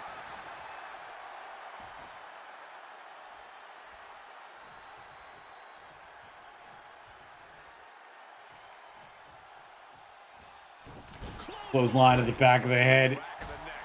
Oh, man. And that holds Becky back. Rising to her feet, and she's going to be met with something fierce. Thwarts the move by throwing an elbow into the midsection. Gets out of dodge. Bloody Bunny able to roll out of the way, and that's Jody there. Big punch to the gut, and a chop to the nothing. Bloody Bunny with another punch, and then a big hammer throw. Soup bone being thrown with Becky Lynch. As chops being fired on both sides. WWE Universe appreciating these athletes going all out. Toe to toe, treating each other like heavy bags. Ooh. Chop from Lynch. Chop from Bunny. And a hockey fight in the middle of the ring. As all pride is on the line. Bloody Bunny. Springboard tornado. Missed with the DDT. Tried to go for that move blind. She tried to go for it blind and was not able to connect with it. Here it comes, Michael. Byron, you should try this once. One night stand. Both women down. Becky Lynch. Becky Lynch is down. Bloody Bunny is down. But most importantly, Bloody Bunny is down on her stomach. She, like, that hesitation there. Expectedly. That hesitation there was what cost the potential for a pinfall at this juncture. It is all about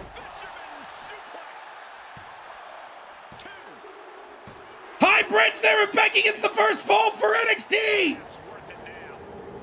I honestly didn't think that was going to be it. NXT is on the board.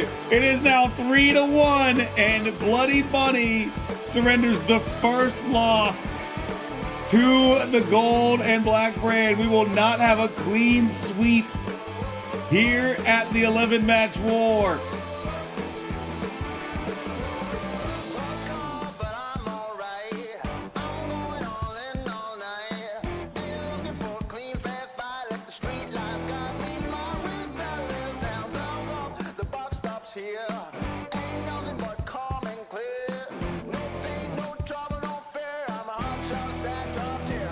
Now NXT can smell it. They're like, oh, we can win. This is possible for us. This is possible for us to get the job done. Will the tides continue to turn as Becky Lynch snatching victory and putting one on the board for the gold and black brand?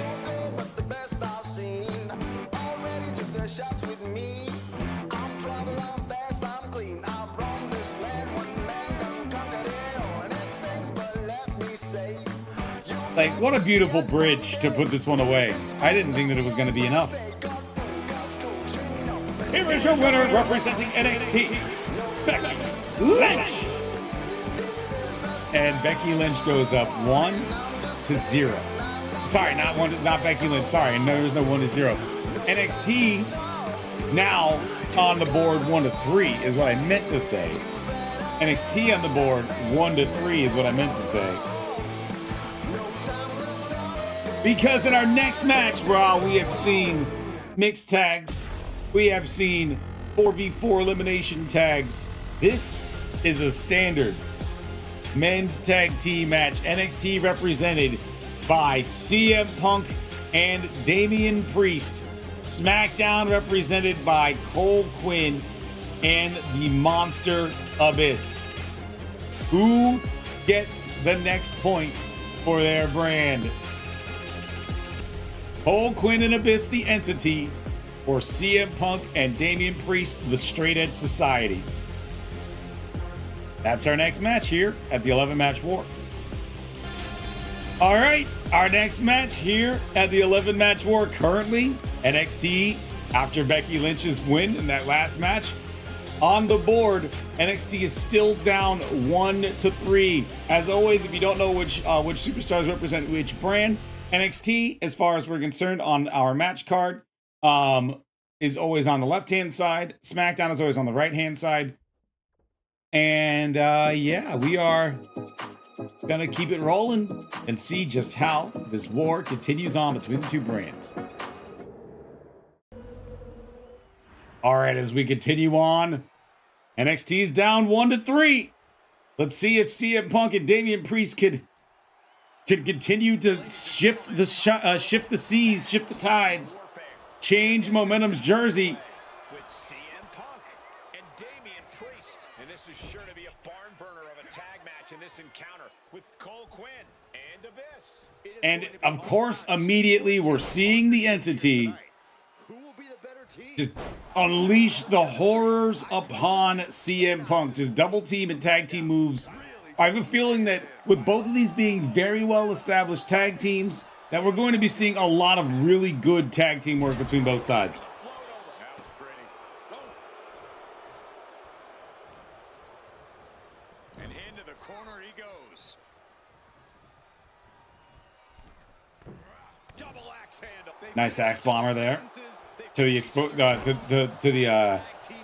made vulnerable arm, and like I said, double team moves, and tag team moves from the members of the Straight Edge Society, just like we're seeing them from the members of the entity. Boom! Read that one. Oh, that's a knee. He's able to dodge out of the way. As clothesline there from Damian Priest, Elbow. followed by the elbow drop.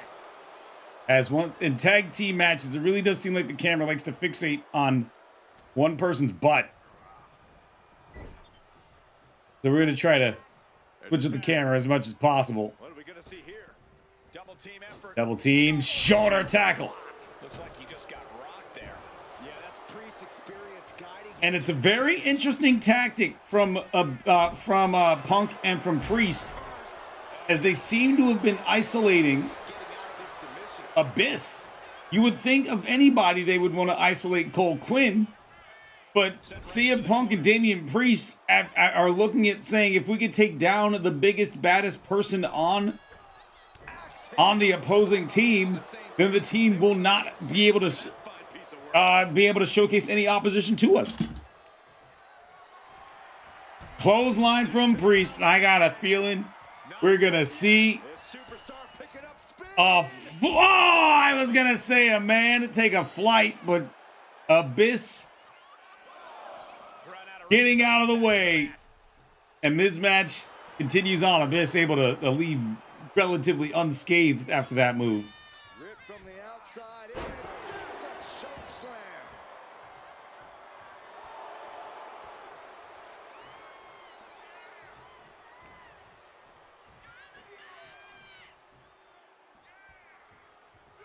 Air raid crash. He's definitely been worn down a little.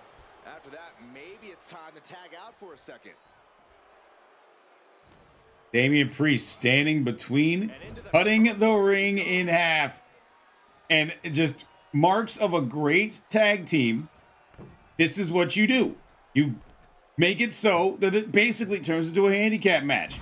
If your opponents can't fight, if they can't tag in if they can't tag in their teammates, then then you have a marked advantage. And that's what we're seeing here. Just a profound advantage being played out by the Straight Edge Society. He is going to take this match as long and as far as he needs to. Oh, look at this. The power. Big slam there from Abyss, and Abyss needs to tag out.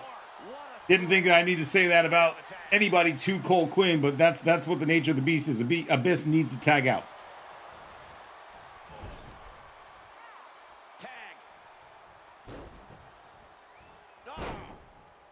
And now Cole Quinn's getting the work.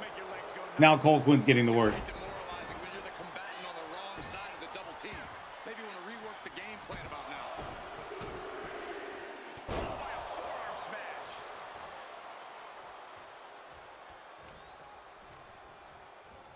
Cole Quinn reversed into his own corner. Damian Priest and CM Punk.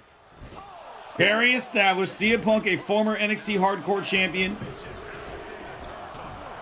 Damian Priest, once again, one of those people who's felt like he's been leaving on the edge. A little closer to getting the pinfall there, but this is still anybody's fight.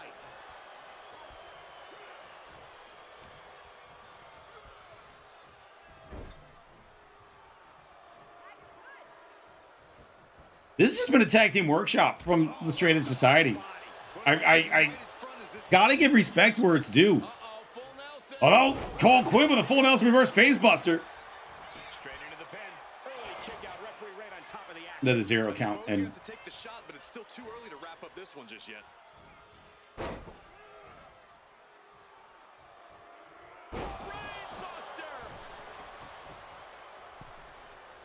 Cole Quinn trying to. That was not an unwise move.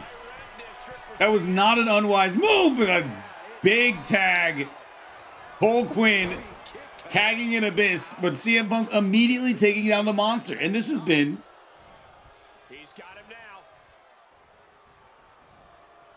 Hard impact on the back. Stalking his prey, ready to strike. From the middle rope. This has been a showcase from the Straight Edge Society from the beginning. Even if allowing tags from the opposing team, the entity called Quinn and the Monster Abyss for SmackDown, what has been going down is even after a tag, Punk and Priest have been cutting their opponents down, hitting them with big moves, and then isolating them away from their tag team partners. Here it comes. Looking Oh, choke slam there delivered by the Monster Abyss.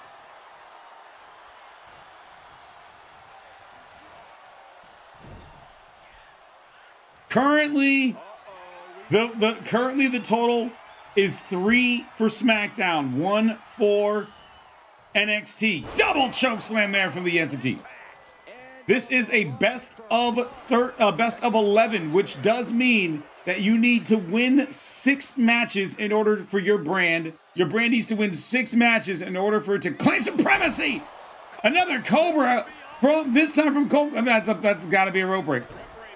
And Damian Priest. Damian Priest lays out the referee. That seems very, very Straight Edge Society to me. Damian Priest. Yeah, no one is backing down now. Not after everything they've been through. Turns that back on CM Punk. Swinging neck breaker. Textbook. And that is a fine. But Damian Priest sees it as a fine that's worth paying as he hits a big kick, but it only dazes Cole Quinn, doesn't knock him off his feet. Cole Quinn has got Damian Priest up. Damian Priest at 5. Can Cole taste victory now? A kick out. Oh my God. That's a 1 count. That's a 1 count. Cole Quinn spinning Michinoku driver. Cole Quinn now tagging in the heavy, the Monster Abyss, who has taken a lot of damage in this match. Nice combination of strikes here, going down low. And a series of kicks and a big forearm to finish.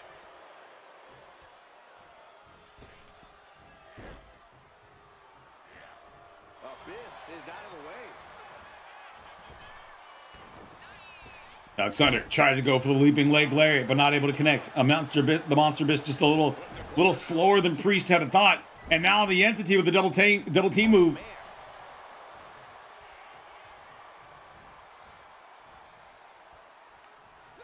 Oh, what a chop! And now tying up the Cole leg. Quinn using the ropes. Straight to the knee. Irish whip into this near corner, and then a nice Buried in the corner. Nice running lariat. And now is where we're starting to see those quick tags come into play for Team Smackdown, for the Entity. We're starting to see the beginning of the turnaround. It was all dominated by the Straight Edge Society, who represents NXT at the beginning of this match. But it could have been a case where the Monster Abyss and Cole Quinn were letting the Straight Edge Society empty the clip. Whatever it takes to Oh, superplex! Delivered by the man, and Damian gets right back up. tag team match has seen its fair share of tie. Even the Monster Abyss couldn't believe it. A huge fall from the top rope, and then Damian Priest just all of a sudden just like, nah, I don't think so. Scooped up and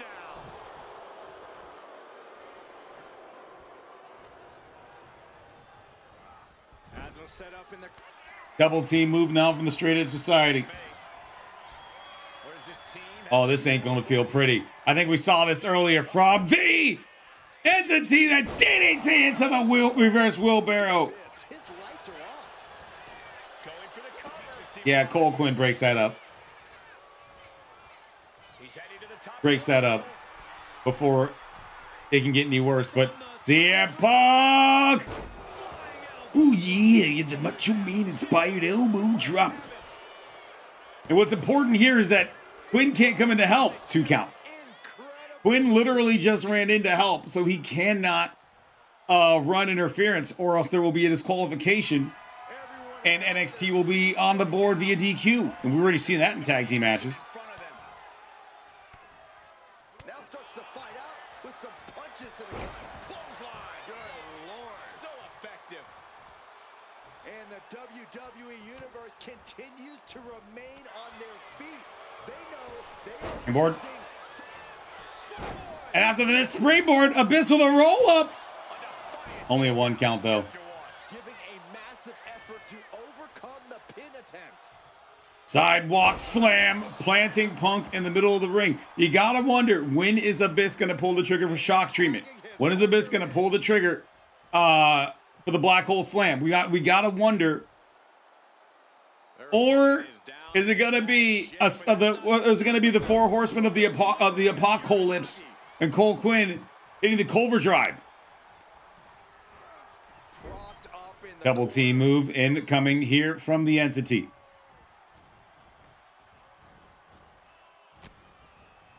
Double arm breaker. Then the Irish whip. Then the kicks in stereo. down opponent and a double axe handle smash. Oh my goodness.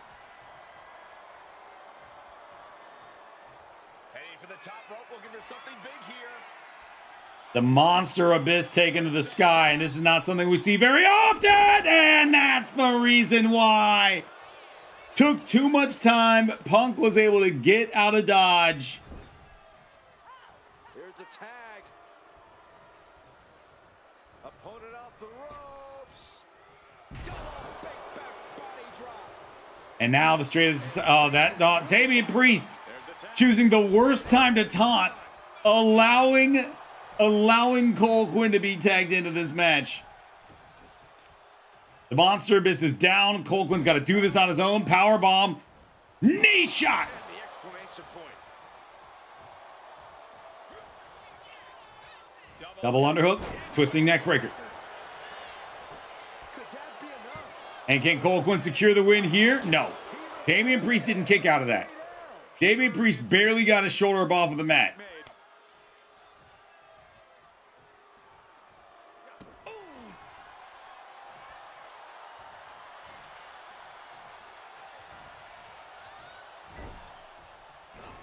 The monster. Oh God. Oh God.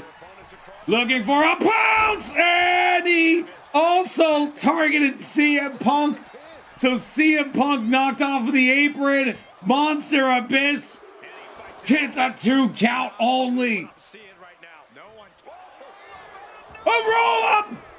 The most dangerous move in professional wrestling. Now is not the time to wallow in disbelief. Pressure must be kept on. Ducks under. Scoops around, drives it down. Nice tilt-a-roll suplex there from Damian Priest. In this tag team match, NXT needs this win.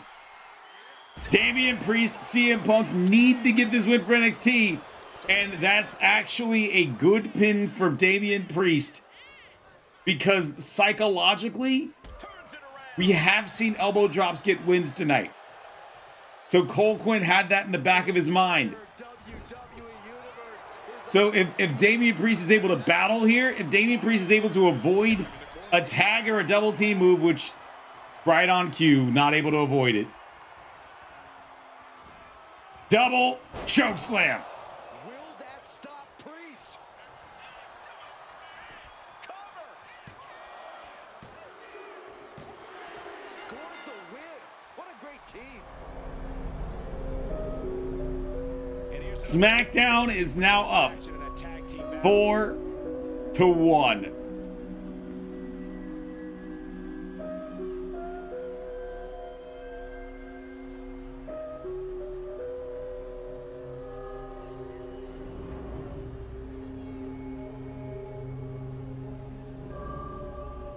And it was a good battle plan that we saw.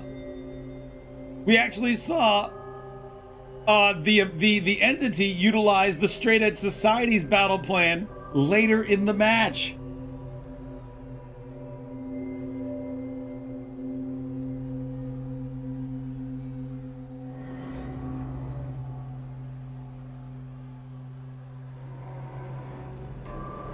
It is 4-1. And it is scary times. Scary times if you are in the SmackDown, or if you're in the NXT locker room. Because right now, what you need is, you need to go streaking. What needs to happen for NXT after this match? You need to go streaking. Like one more loss, and you can basically count it.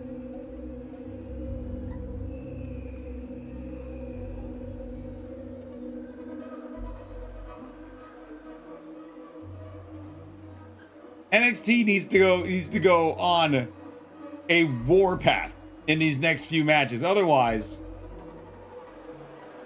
it's gonna be academic. Here are your winners representing NXT: Cole Quinn, the Monster Abyss, the Entity. In our next match, we have Bianca Belair representing NXT and Sonja Blayde representing SmackDown. Currently right now, SmackDown is up 4-1. If SmackDown wins this next match, they can kick their feet up. It's basically guaranteed. There's no way you're coming down from 5-1. There is no way you're coming down 5-1. NXT needs this win. Bianca needs to witness for her brand. Otherwise, there's going to be a lot of people paying some penances on future episodes of NXT. I can pretty much guarantee that. It's our next match here at the 11 match war. Let's see how this goes. All right, let's get to it. SmackDown is up 4-1.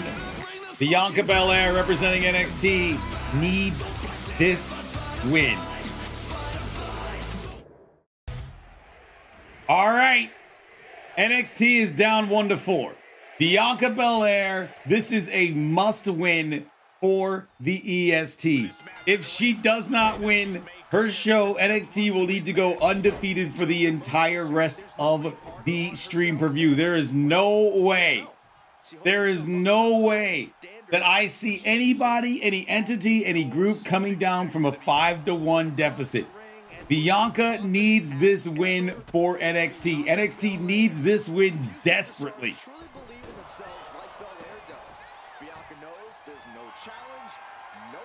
Meanwhile, SmackDown could all but put this one to bed. They can all but put this one to bed if they're able to secure the win in this match with Sonya Blayde. So let's see how this one goes. Oh my goodness, a proverbial mud hole has been stomped, and now it's time to walk it dry. Catch the kick, and then an integrate to the back of the head. Not done there. Sliding German. Heading back into the ring now.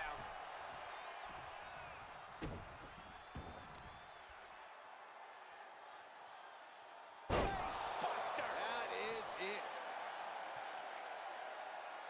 it. Sonya Blayde just staring menacingly at Bianca Belair.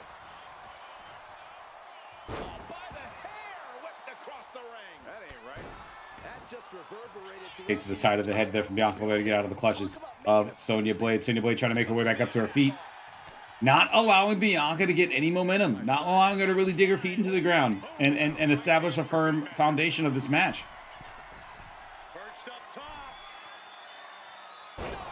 Knee drop. Can she do it here? And she kicks out. It's only a 2 count. Still fighting, still keeping this going. She wants to seize the moment now, waiting on her opponent.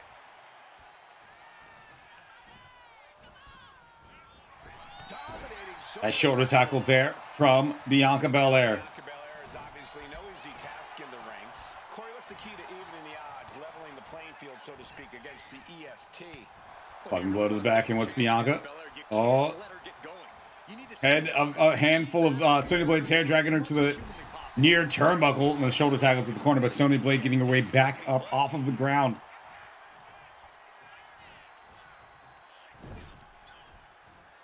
She fights back with the counter. Missed with the kick. Did you hear that?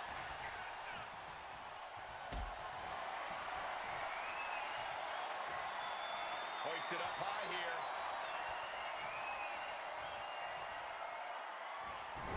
Dropped right on their face.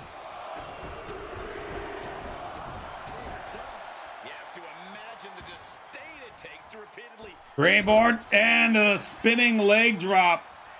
turns it into a pin attempt. 2 count. Powers through after 2. We'll see if this is the start of a rally. Catches the leg. And here we go. Single leg crabs. Putting that strain on. Gotta find a way out of the single leg Boston crab. Oh, wow, look at this incredible effort to get out. Deep 6. Sonya Blayde is in firm control of this match. If I were in the NXT, Able to evade what's coming. if I were in the NXT locker room, you just hear the screams from the general manager. And Belair reverses it. You know she's thinking she can end it all here. You can just hear the yells.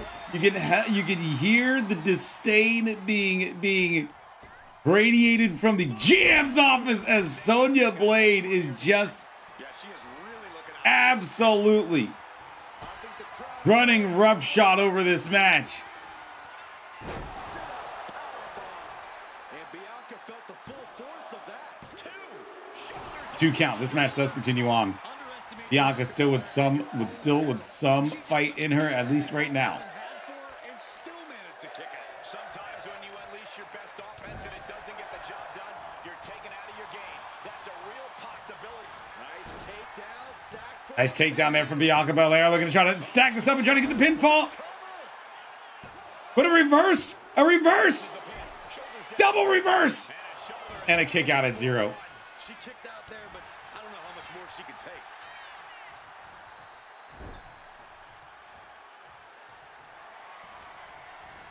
Crisscross action. Oh, rolling elbow. I thought that was going to be a pounce. Bianca looks lost in this match. Bianca looks absolutely lost in this match. We haven't seen Bianca really get anything going. It has been all Bunny. I'm sorry, it's all been all Sonya Blayde. Diving knee and just... This is brutal.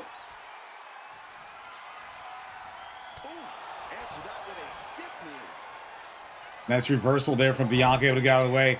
Then the takedown. Bianca standing above Sonya Blayde. Needs to hit something major here.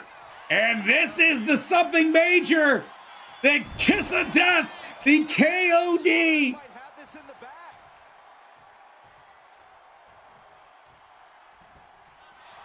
After the KOD, Bianca dragging Sonya Blayde away from the ropes. Only a 2 count.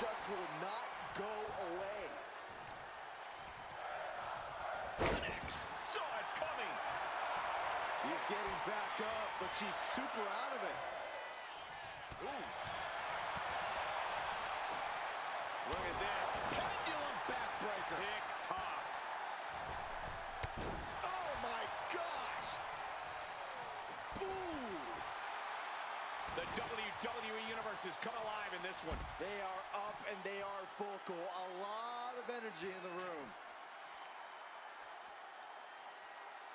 Testing the limits of that leg here. Put DDT on the outside of the ring, and this match pours to the outside. Systematic attack on that arm. What a barrage of stops. And slides back into the ring.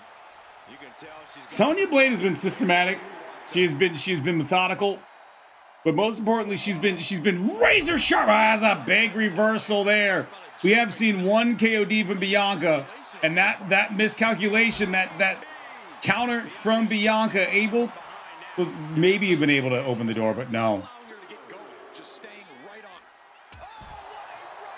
Leaping punch to the face from Sonya Blayde.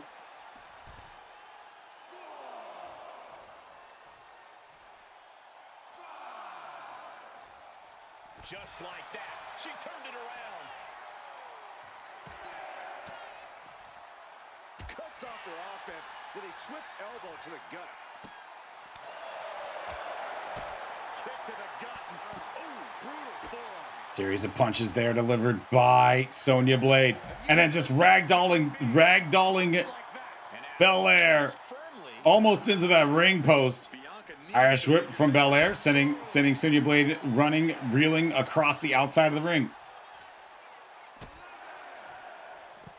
The roar of this crowd has been building, and they are at a fever pitch right now. You can feel the anticipation growing with every second that ticks past. Rolling stomp, both women are down. 13. Remember, it's a 20 count on the outside. Referee's count is at 15. All reversed into the barricade.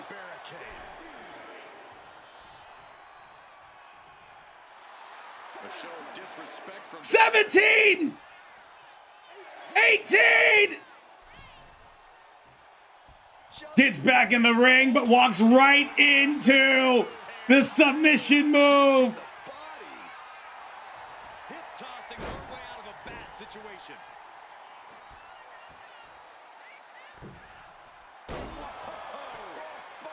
And the pressure on Bianca continues to mount. Bianca here in a disheartening position. Kick to the gut and big move from Blayde. NXT is down 5-1. The next fall for SmackDown will determine. What needs to happen now is NXT needs to go the whole gambit. NXT needs to win every single match until the end of the show in order to get named, be named the victors of this stream review.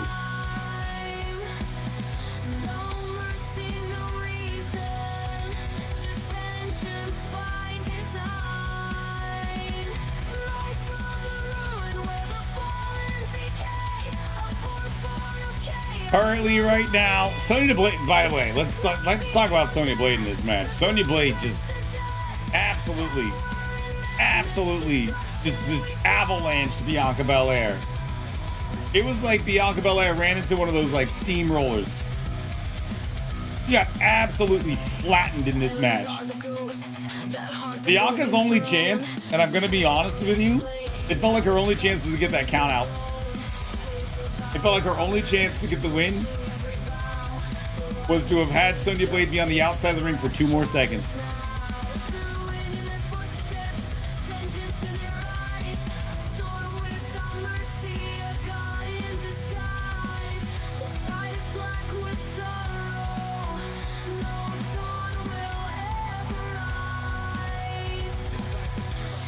Here is your winner representing SmackDown, Sonya Blayde.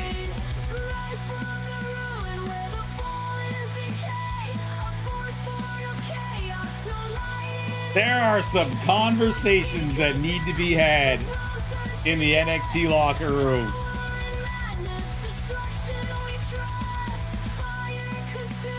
Because as of right now, this is a landslide for the blue brand.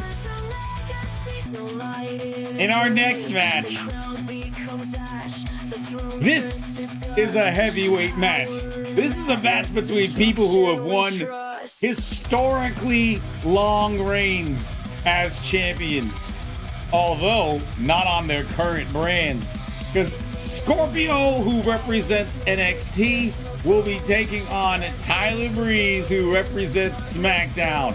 Scorpio is the longest reigning SmackDown World's Heavyweight Champion in the history of that championship. He's won that title twice.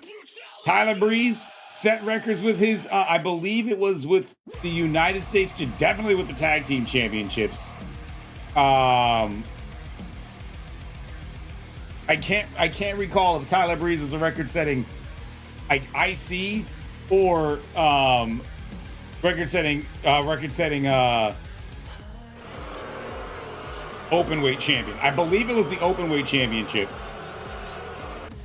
And as a bit of a mind game, yes, Tyler Breeze is wearing the enemy's colors. Tyler Breeze is wearing NXT gold and black.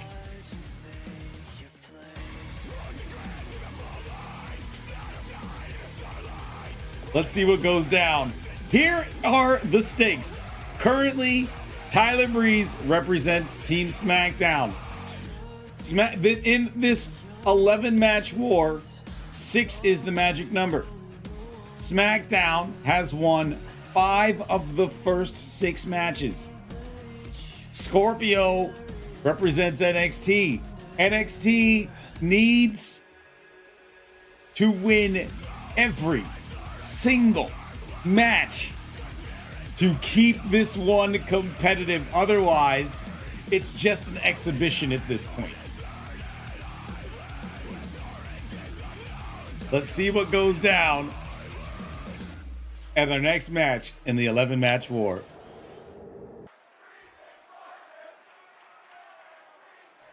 Here we go. Scorpio representing NXT in a must-win match for NXT.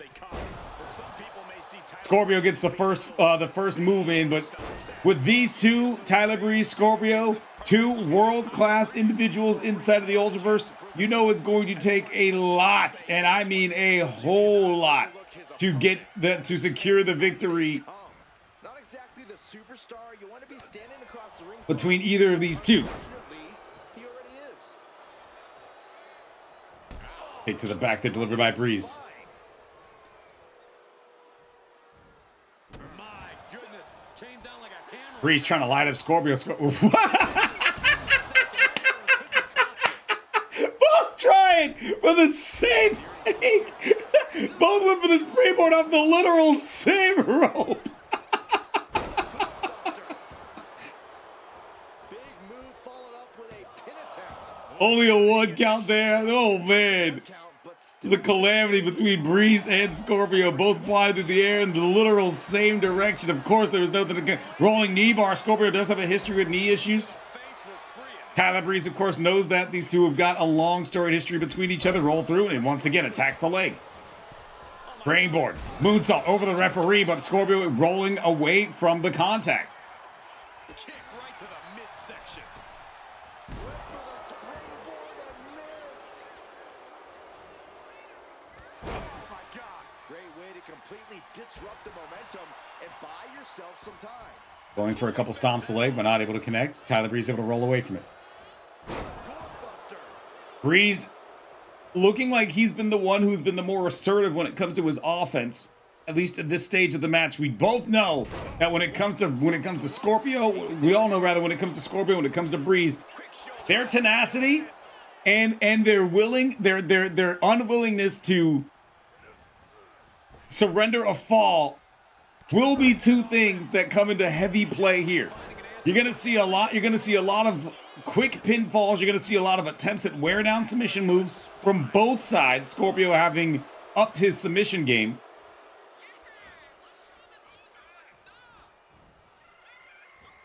And it's just going to be who hits the biggest move at the right time. Irish whip, pop up. Not done there. Into the splash to the back. After the big splash, able to looking to go for the pinfall to try to put this away. And no. No. Metal rope forearm on point. Tension is mounting as he eyes his target. Get caught and countered by Scorpio. Scorpio with Tyler Breeze in his clutches sends him into the ropes. Breeze able to land on his feet though. Turns it into a wing clipper. And now Breeze sizing up Scorpio. But Scorpio with a counter. Float over. Vintage Scorpio with a DDT. Oh my God. Oh, missed connection. Did not connect with that moonsault. It did look like Breeze was able to roll out of the way at the last possible microsecond. And heavy hands being thrown from both sides. Now the kicks being thrown from Scorpio has got Breeze at a grounded position. Grabs a hold of Breeze. Descent into madness out of nowhere. That is Scorpio's finishing move. That descent to madness power bomb for the 1, the 2, and Breeze able to secure only a 2 count. Shoots that shoulder up off of the mat. And now, well, I was going to say now Scorpio trying to really wear on the ribs, wear on the torso, but Breeze able to turn that around with a nice hip toss. Blood of steam and then a nice drop kick. Scorpio in a grounded position in the corner. And now Breeze in control again. Tyler Breeze. Prince Pretty. Springboard. Missed with the crossbody. Scorpio up. Scorpio night shit. No way. No way. Oh, oh my God. Looking for the pin, but was that enough? A good night moonshot stomp. Getting that shoulder up now is huge. Only a 2 count. Descent into madness again from Scorpio. Breeze stands up after the descent into madness. Oh, cover. Hoping to end this. Breeze grabs the ropes. This match continues on. And Breeze dodges. After the failed coffin drop from Scorpio, Breeze now to the apron. Looking to springboard. Connect to the crossbody. Breeze slowly making his way to the ropes before dropping the elbow right across the chin. 2 count. Just when it felt like Scorpio had all of the momentum on his side, had it every big move that he was able to do, Tyler Breeze grabs the ropes, and this match turns around. And now, and once again, momentum is a very funny and fickle thing, because after that rope break, it has been all Breeze.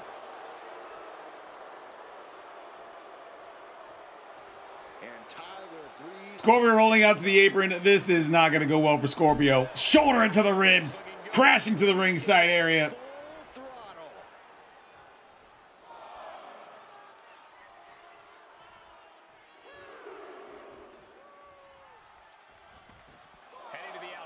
Remember, it is a 20 count on the outside of the ring. Kick to the gut.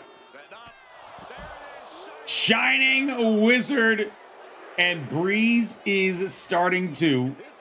Breeze has really just seized control of this match. Not even starting to.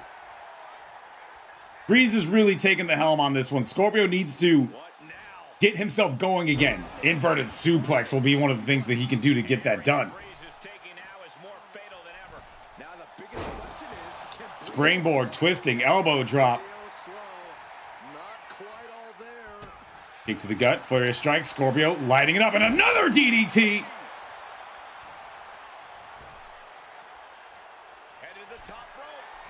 Scorpio up. Heat-seeking elbow. Foot is underneath the ropes, but the referee doesn't see it this time. No! This is insanity. Did you expect anything less?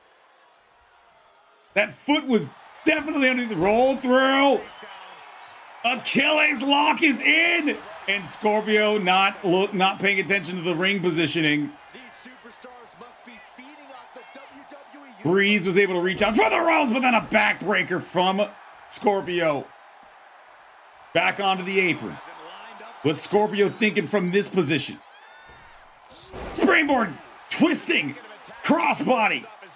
Laying Breeze down, and now he's Scorpio on the second rope.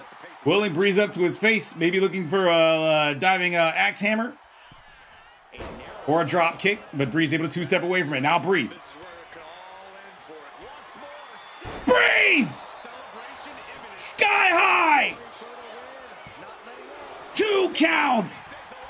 No telling how much surviving that will cost, though. I don't know how someone kicks out of that. I don't know how you can still be standing. What's the tally on how many times we... Scorpio out on his feet. Breeze on the second rope. Axe bomber to the back of the head to an unsuspecting Scorpio. Now Breeze just trying to wear Scorpio down. Trying to break Scorpio down. Scorpio able to counter, getting the boot to the face. Descent into madness. A third descent to madness. That one out of nowhere from Scorpio. Shoots the half, hooks the leg. NXT with not another victory yet.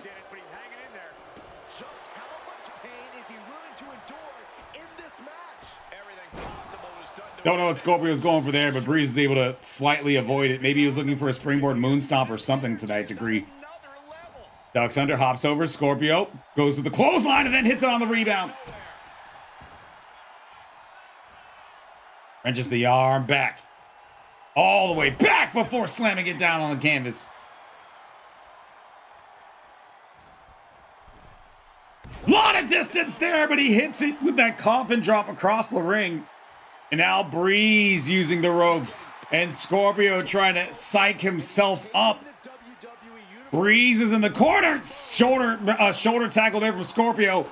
Now those boots across the face. And I gotta think he's not done there. Big kick.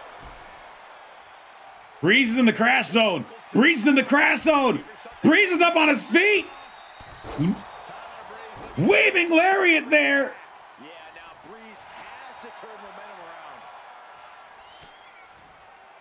We have not seen the fear spike yet. We have also not seen Nightshade. Ripcord, get out of my face slam there from Scorpio. We have not seen Breeze Strike a pose. Oh, I just mentioned this. This is the fear spike from Scorpio. And if he were smart, he would go for a pin. He would go for the pin for the 1, for the 2, for the 2 count only. Now Scorpio is wise here. He goes in for the kill. Descend to Madness or Nightshade. That's what he's got to go for here. Breeze, though, knew it, and he countered it, and he is looking to take out the base. If you were smart, you would have gone immediately for Nightshade, but also Breeze, kicking up after 2, had the wherewithal maybe for a reversal. So, springboard. Missed. Breeze is down. Scorpio is out on his feet. First one to recover. Scorpio sees it. Leg trap. Choke slam. Dropping Breeze in the crash zone. Scorpio up top. Scorpio with the Nightshade. With the twist. For the 1, for the 2, for the 3. NXT with another fall on the board.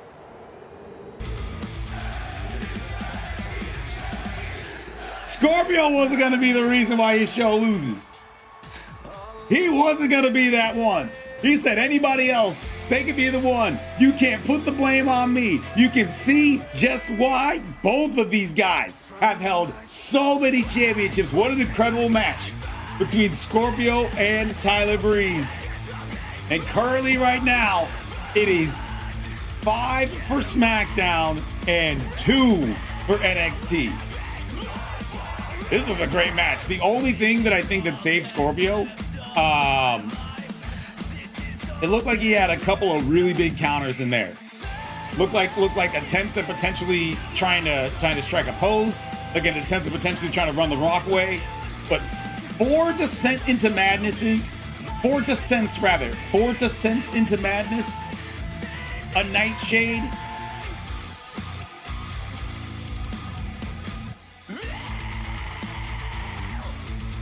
You would think a title was on the line with this one.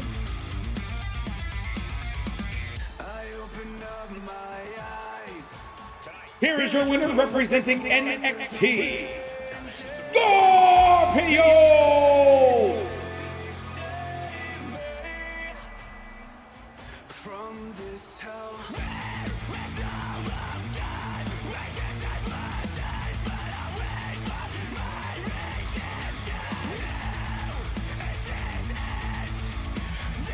What?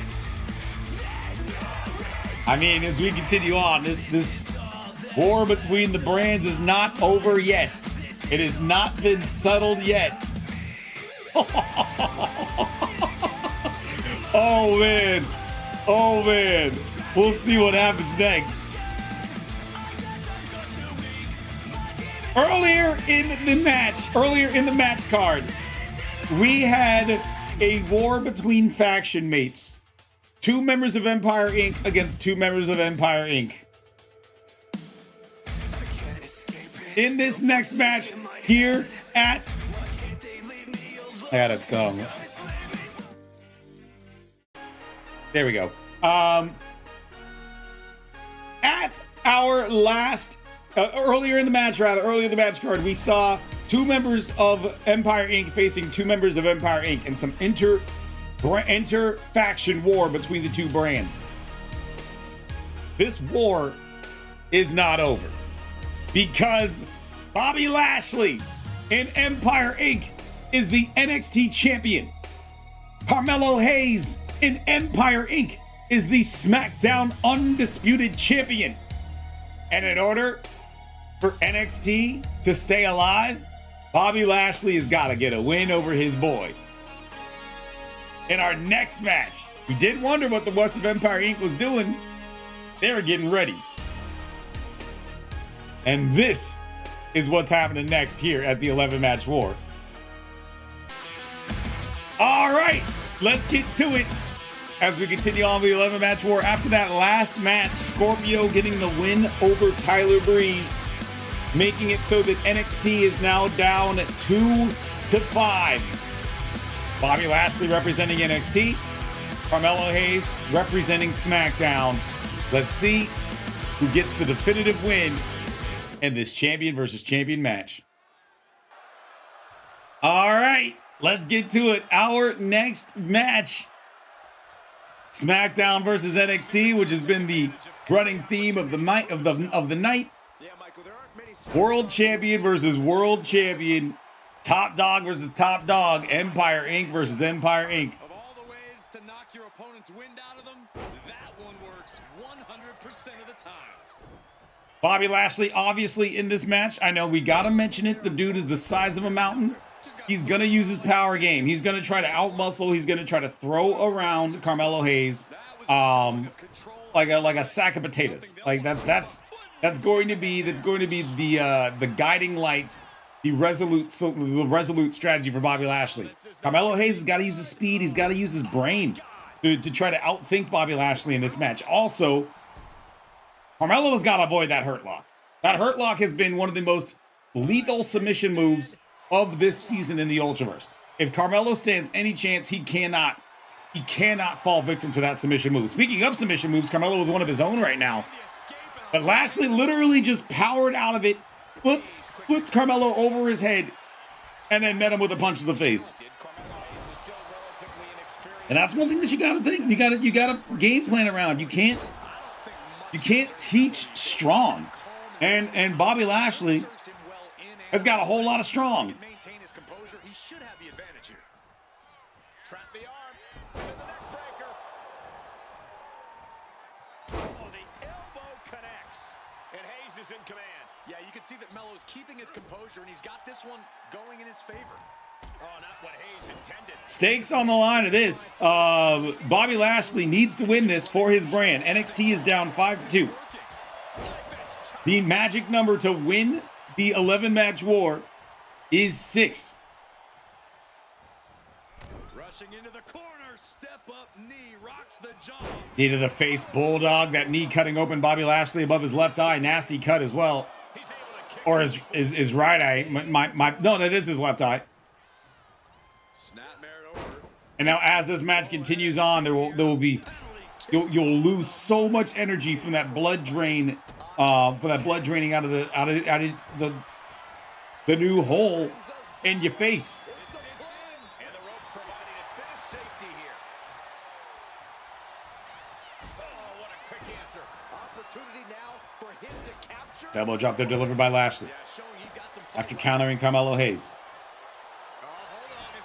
And this is the thing. Bobby Lashley's going to set up for that hurt lock. And he does it by wearing down the head, neck, and the shoulder of his opponents. He's looking banged up here, guys.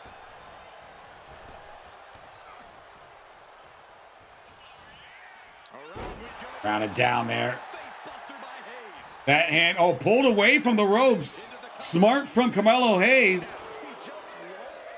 Was not able to secure the win for SmackDown, which would have secured the win for SmackDown over the entire event. Tried to go for a big move. Lashley just muscling him out.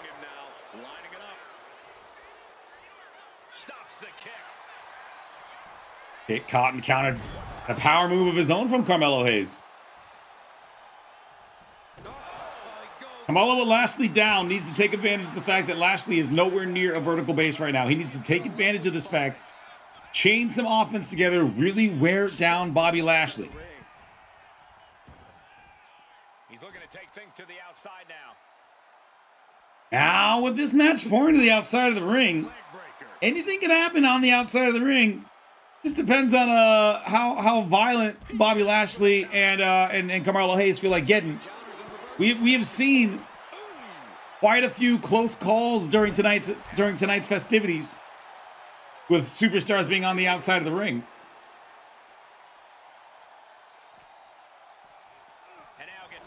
Yo, yo, yo, yo. Pop a 40 and check your rollies. It's crime time. Brooklyn. Big stomp there delivered by Carmelo Hayes.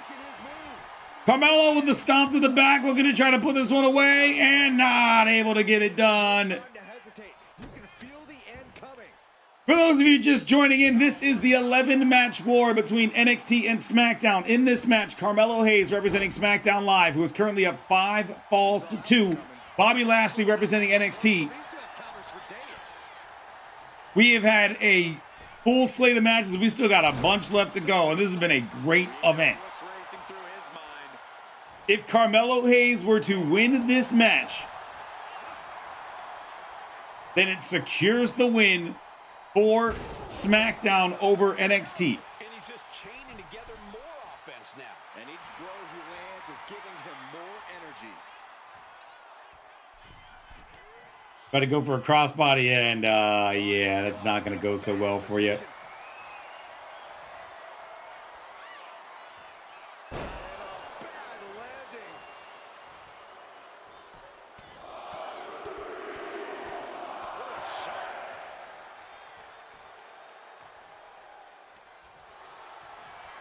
And there it is! The Hurt Lock! Dead center of the ring! But Carmelo Hayes does know how to get out of it.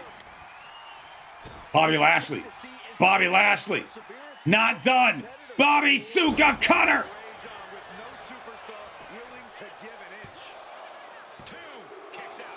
And Lashley only able to hold it for a 2 count. Thought for sure that this one was going to be academic after the Hurt Lock, and then the another one.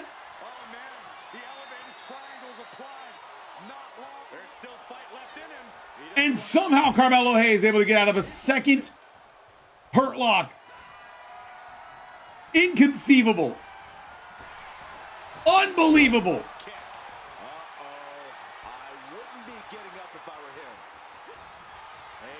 Oh, Carmelo, final cut. Pinfall to secure it for SmackDown. Ow, that was a very close. That was a very close. It was a very close 2 count. Could just need one more big move. The WWE Universe can't believe what these warriors are doing to one another. Everyone's fired up. What a battle. Disrespectful kicks from Carmelo Hayes. Slide under. Rolls through. Kip up. Kick to the face.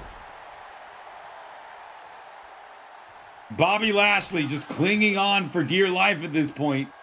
Crawling over the ropes. Carmelo using that speed of his. Trying to. Oh, there's the power.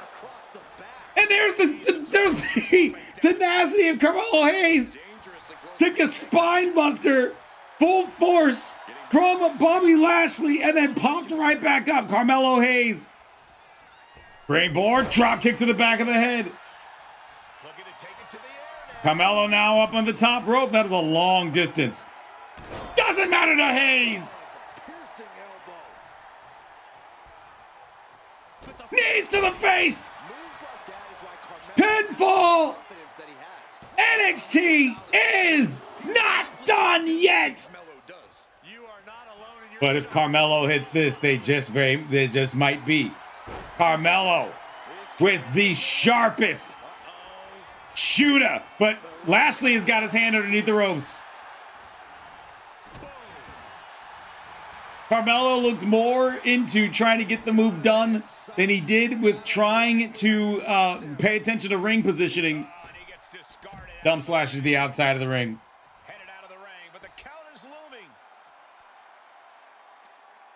Surfboard submission, no! And a leg breaker. All the momentum is swung to Carmelo.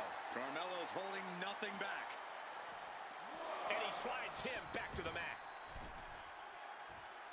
Lashley is in a bad spot right now. Bobby Lashley is in a bad spot. Carmelo is in a great spot. Stop to the back! Here's the pin. Hayes looking to end it now.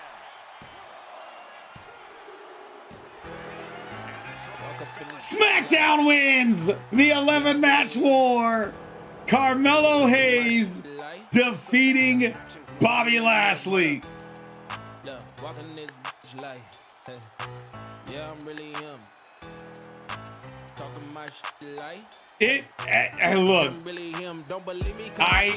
There were points of this match where I felt like this was gonna go the other way.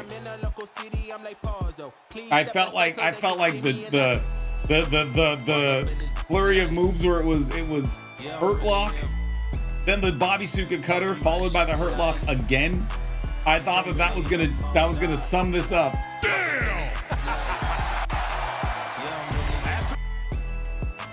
Talking about shit like I'm really him. I'm the realest from my city. That's on money. That's on Kiwi. That's on mamas. Nigga don't believe me. Come and see me. I been dodging all that face.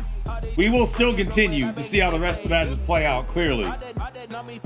But in the 11-match war, the war was won in match number 8. Smackdown 6, NXT 2.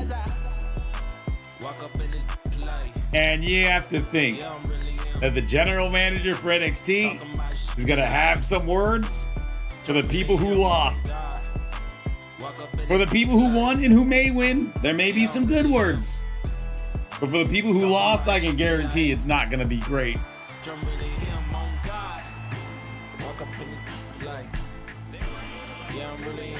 Here is your winner, representing SmackDown, Carmelo Hayes. Carmelo Hayes, he says it right in his theme song. He's really him.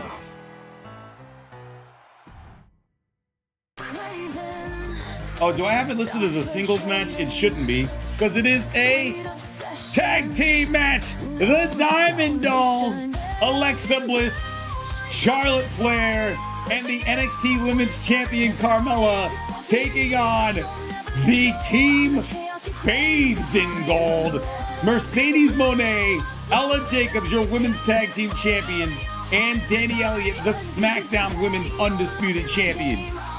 Whereas between the 6 people in this match, there's 4 champions. And a whole lot of pride. Now we know who's already going to be the winning side. NXT cannot recover. They've already surrendered the 6th loss. So now it's simply pride. It is simply pride that is on the line here as Diamond Dolls take on Odyssey's End. NXT takes on SmackDown in our next match here at the 11-match war. All right, we are starting off with Alexa Bliss and Mercedes Moné. Now, I know that you're not used to seeing Mercedes Moné with pink hair. Debuting a new look and just absolutely kicking the out of Alexa Bliss. Oh my God. What a way to something. So here's the thing that we are going to potentially see. We know that when it comes to tag team action and the women's division, Ella Jacobs, Mercedes Moné are 2 of the most lethal tag teams, tag team members across any tag team, male or female. Ella Jacobs, Mercedes Moné are always running on the same note. They are synchronicity and personified when it comes to tag team action. We've seen really good tag team work from Diamond Dolls as well, but Ella Jacobs, who is currently in the ring, and Mercedes Moné are terrifying. They are terrifying.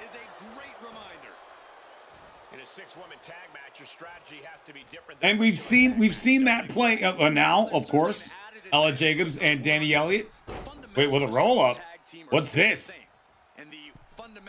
Roll up with a corkscrew clothesline. Danny took out the wrong person. Alexa Bliss went for the tag. Danny took out Carmella. Alexa tagged in Charlotte Flair. I'm sorry, no, she went after Charlotte Flair and tagged in Carmella. I don't think Danny realized there was a tag. I don't think she realized there was a tag. Carmella's with a pinfall. Not time to expect victory yet. So precise. Time for her to go home. No, wait a minute. Small package roll up. Mella only able to kick out at a 0 count.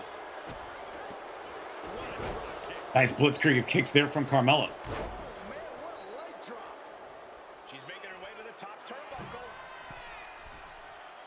Mella up top, diving elbow right to the heart of Danny Elliott. She's taken her share of blows at this point. Carmella showing she can be a brutal competitor. And by the way, yes, just in case you guys are all wondering, yes, this match is sponsored by the color pink. Because 5 of the 6 people in it are rocking that color. So yes, 5 of the 6 people. Tag made. What do we see here? Ella Jacobs, maybe in her tattoos, can't really tell. It won't end well for the Oh, the ratings driver. Mayor, the ratings driver when I say careers. from Odyssey's End. Followed up by a sling blade. The 6 stars in Japan driver, either way. Double team moving out from Mercedes Moné, and this is exactly what I'm talking about. Do you see how fluid the 3 members of Odyssey's End are? Ella Jacobs, Mercedes Moné, Danny Elliott, they're in lockstep with each other. It's like they shared the same brain when it comes to what's happening inside the ring.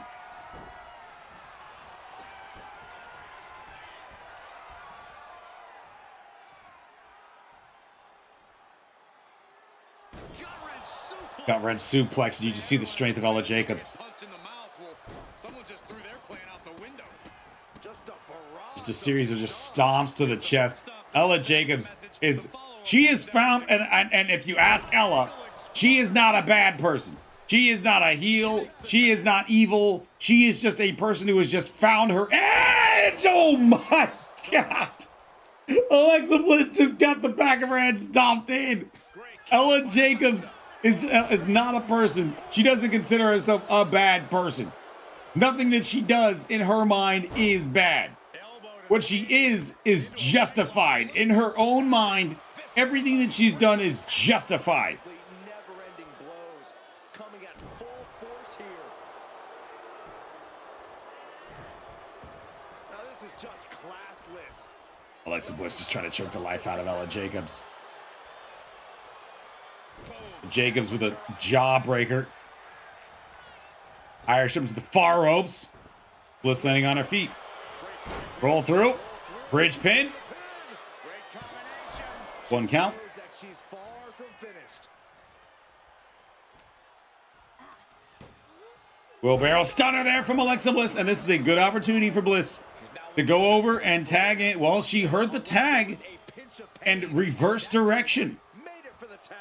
Popped right in the face.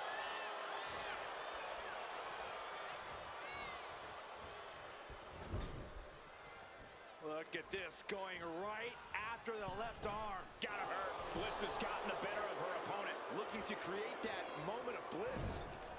Alexa Bliss with Danny Elliott. What is this? That's not legal. Just I think Alexa Bliss was trying to take a bite out of Danny Elliott with that. I think it looked like she was got an elevated position so she could try to take out the jugular.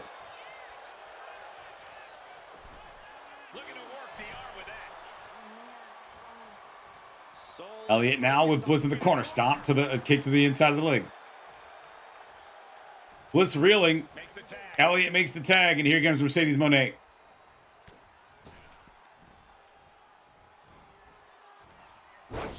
Nice Russian leg sweep from Bliss. And if Bliss were smart, after taking Moné off her feet, what she needs to do is make the long walk over to her corner and make a tag. But what's happening is she's found herself trapped in enemy territory.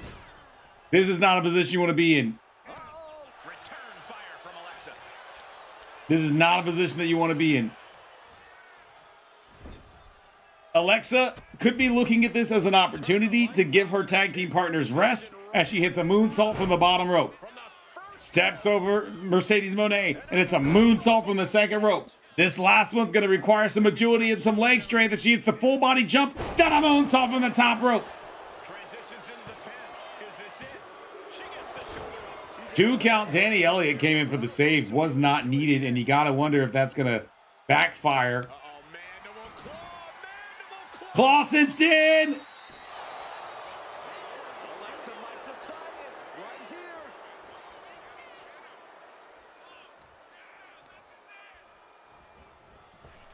Alexa knocking her own tag team partner off the ropes before hitting the neckbreaker. Then a big splash. Could be looking for a pin here. Might be a good idea. Or a tag in Charlotte Flair.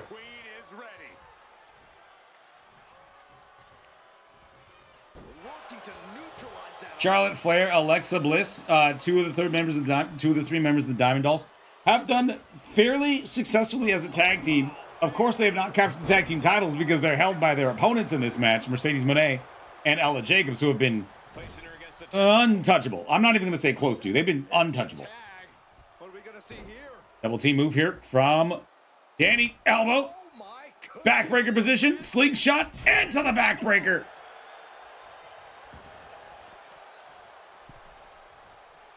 And Flair rolls out, and you notice not a single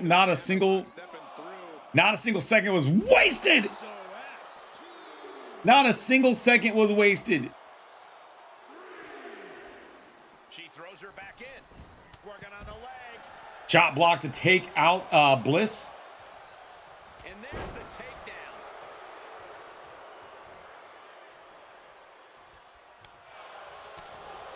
Carmella, as far as I know, has still yet to be a legal competitor in this match. And she's only taking more damage at this stage. And that changes now. Carmella, who is the freshest legs to... this may not be good for Ms. Mella. Mella tags in, but so does Ella. Flipped into position. Face first. Flapjack. Well, Carmella makes a statement by taking down Ella Jacobs. Ella Jacobs makes a statement by saying, I don't mind who I punch as long as I can punch my opponent. Powerbomb. Oh my God! Forget what I was about to say. Leaning on the turnbuckle here. Powerbomb spiked into the knee. Roll through. Stunner! From the Blackbird. Yeah, that was a powerbomb into a knee breaker. Or a backbreaker. A knee the Patella used as a backbreaker and a powerbomb. And now we know what this is. From Odyssey's End, this is the Avalanche 3D! 3D. Carmella's in crisis. What a shot. The unrelenting offense from these two got the cover. And Mella just pat. Unlike the other tag team match that we saw earlier, as far as I remember, this is not an elimination rules match. That can make an opening for her. Takedown. Helicopter spin. This is ridiculous. This is insulting. So this is a first fall to the finish as far as I can recall. This is not an elimination 3v3. You must protect your tag team members, and you must make sure that you secure the one and only one victory.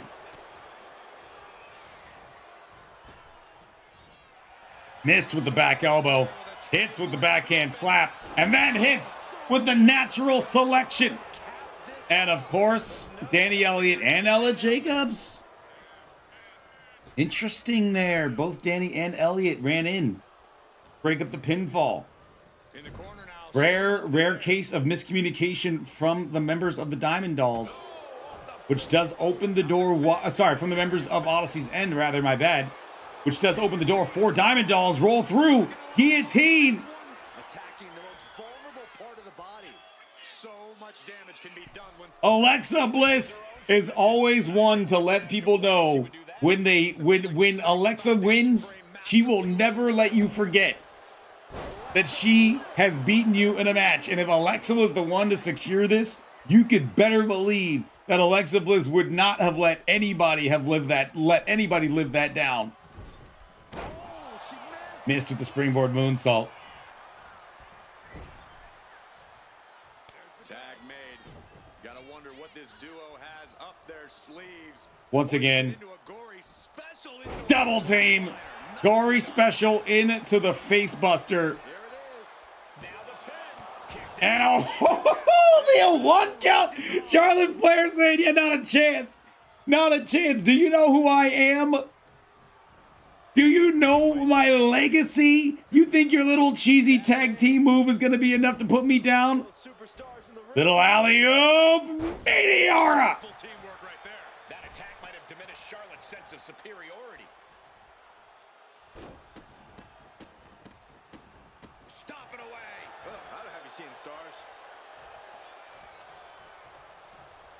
And now, after kicking out a one double team move, what's happening here? Mercedes Moné, Ella Jacobs, the women's tag team champions. Tag team move, tag team move, tag team move, tag team move, cut the ring in half, tag team move, big hitting move, and then mind games with the inactive members of the opposing team before dumping Charlotte Flair on the top of her head.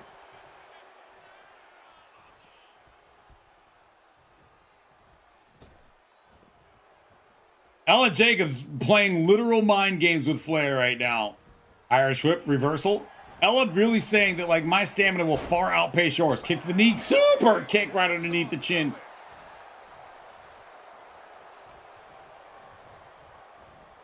She gets put in the corner. Caught that and reversed it. Oh man, a callous attack to the knee. Oh my goodness, dribbling the. And Charlotte Flair able to slam Ella Jacobs' head against the canvas a couple times. Cheap shot from Amella.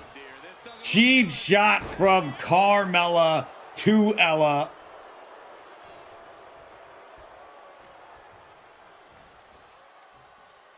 The Queen powering up her opponent. Backpack stunner. Ella Jacobs had a stunner of her own earlier in the match. Now Charlotte Flair showing what she can do. And Alexa Bliss with that slow, very intimate crawl, just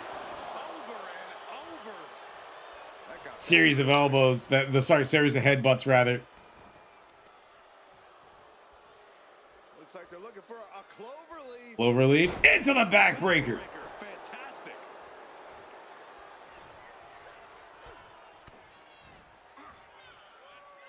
Time to flip it. Switch. Shout out to her tag team member Carmella there. Has to be it. Alexa's in position. It's inevitable from here. Now Alexa. Goozle to Ella Jacobs. 1, 2. Ella Jacobs she's a creature of another planet. She is from another clothesline. Oh, Buster Abigail. Oh no. Foot underneath the ropes. Foot is underneath the ropes. Referee didn't see it. That absolutely should have been ruled a rope break. The referee did not see the foot underneath the ropes, and now Diamond Dolls trying to use the numbers to their advantage. They've got the Blackbird on the outside. The Blackbird who ran dominance over the SmackDown Women's Championship division for what was it? 20 months? I think it was like 2 full years where Ella Jacobs was champion or something ridiculous. Series of pointed stomps on the outside from Jacobs.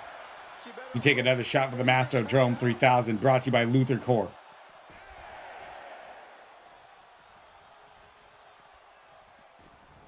Returns to the ring, beating the count. Jacobs on her feet, standing switch into the big back body drop.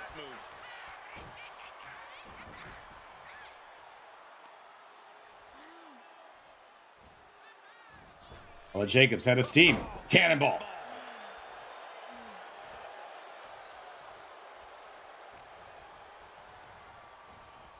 And now placed in the corner. That's a good tag. Tag made. Double team move from the tag team champions. Oh, this isn't going to be good. Little power bomb. Little buckle bomb, Insaguri one. Mercedes taunting to the crowd, allowing Charlotte Flair.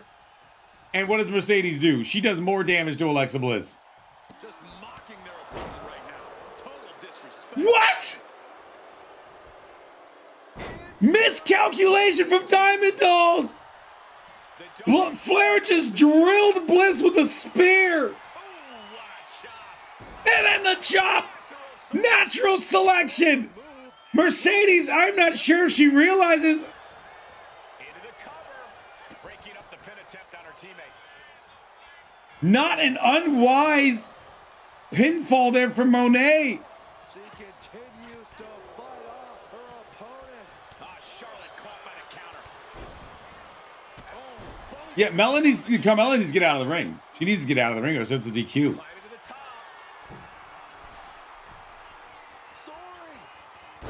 frog splash to Flair from Mercedes Moné.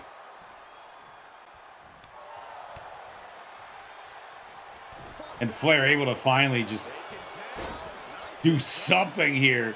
Bridge pin does not steal it. How have we not claimed a winner yet? You gotta believe that not wanting to feel the agony of defeat is causing this never surrender attitude. And there's Charlotte finding the energy to keep attacking. Charlotte must be thinking about ending things sooner rather than later. Oh, what a stop right to the chest. Are you kidding me? And Charlotte continues to pick apart the competition. The Queen is looking for a chance to deliver a knockout blow. Punch straight to the face, staves off the attack. Irish whip. Around. Nice neck breaker there. Charlotte Flair, Alexa Bliss, Carmella. There's been a little miscommunication happening between the three Diamond Dolls. Charlotte ended up giving a spear to Alexa Bliss. Pinning point, swinging the leg. Ooh, what a nasty kick. Just disrespectful. But everything is at least everything is in the rear view mirror now. Diamond Doll is not one to dwell on just a little bit of misstep happening in the match. Alexa Bliss trying to just choke the life out of her. Trying to choke the life out of Mercedes Moné. Irish whip into the corner, and now we're going to see some double team work from Diamond Dolls. The arm, neck double axe handle arm breaker there, and now Charlotte with the long walk over to the near corner.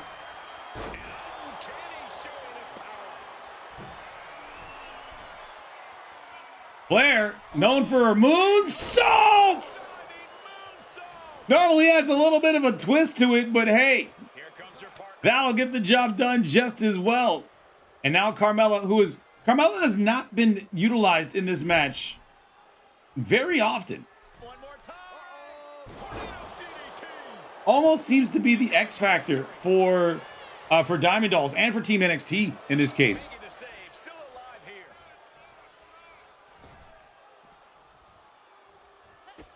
Kick to the gut. Mela Buster. Somebody's bleeding, and I think it's Moné.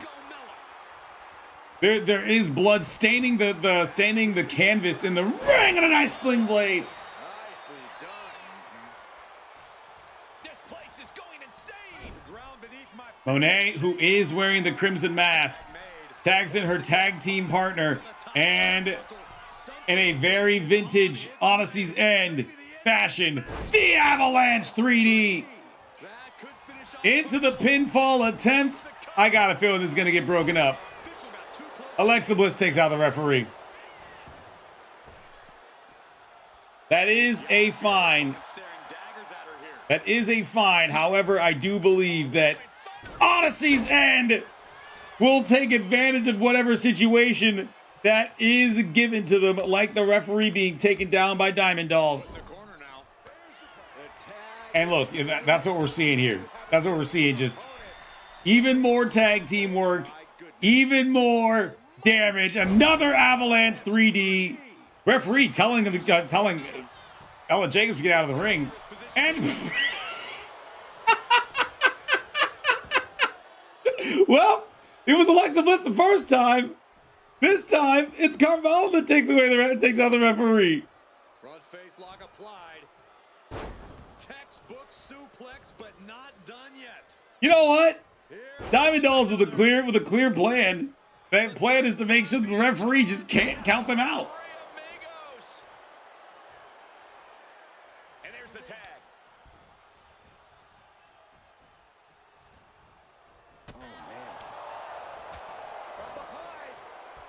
German suplex. Wasting no time. Into the cover. She pops the shoulder up and one. No time to waste being shocked. You've got to maintain pressure. Anticipated that. Danny Elliott, who has been on the ringside area for a while. Mela dumps her down to the back of her head.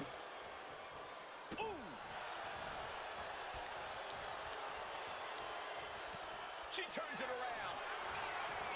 Danny slides through. And the count stopped short of 2. I gotta tell you, I thought she was done there.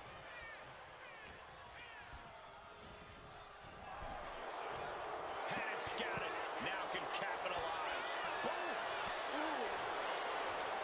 I think Danny took out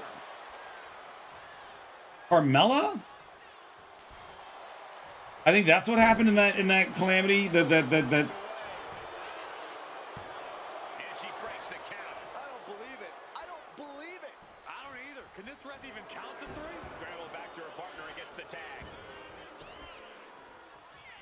Another step up Enziguri, right in the ear. super kick, not done there. German suplex. Flair right back up to her feet. Went for a clothesline. Gets caught with a crossface. And another save. Look, just toying with their opponent right now. Having fun at their expense. Well scouted by Charlotte. In the corner once again. What is she doing here? Oh, this ain't gonna feel pretty if you're Charlotte Flair. Mercedes Moné. Up on the top and the knees into the ribs. Charlotte Flair's shoulders are down. Kick out. She still has life. Both competitors digging deep into their well to keep this match going. Justified this is awesome chance in this women's wrestling match. Placing her in the corner. Double team. Once again, another tag team move for the women's tag team. And look at this. Kick to the face. And the exclamation point. Senton combo. Taking advantage of the opportunity. There's 2. Kick out. Still a 2 count. But now, unfortunately for Charlotte Flair, she is also bearing the Crimson Mask. Irish whip into the corner. You don't want to send Ella Jacobs into her own corner. My God! That destroyer, as out of nowhere as it gets.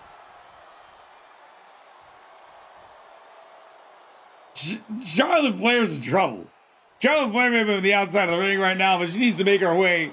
Just make her happy self. Just make her happy self over to her corner. She's attacking somebody. Turns it around. Sole of the foot meets the stomach. Irish whip from Flair. Spear! This time not to one of her own. And Danny Elliott said no! That's not gonna work for me, dude. Met him with a super kick. What could be next? What now? Oh, of course. Once again. The ratings driver. She's making the climb to the top rope.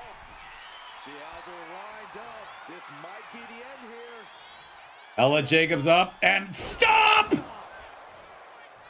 Shoulders down. From the top to a standing Flair. I can't believe And somehow, some way. Somehow. Where is she finding the strength? this is unreal. She's in the Weapon X program, everybody. Charlotte Flair. She's the next Wolverine. Setting them up, gonna hoist them up high. She's got regenerative powers. Way down, fall away, slam. A nice kip up.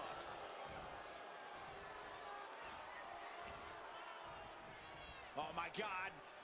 Picture perfect backbreaker. Nice pendulum backbreaker. Tag made. And a tag, a much needed tag, has happened as Bliss. Go to sleep. I'm sorry.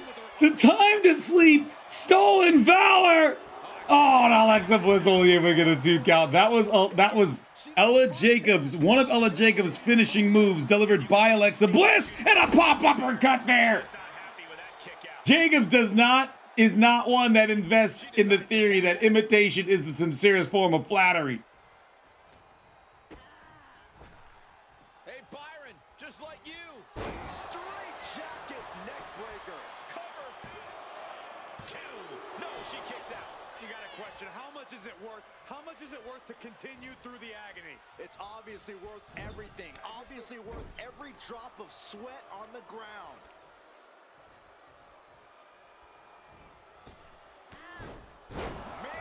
And now Alexa Bliss is cut open. Brainboard. Stop again. Ella Jacobs.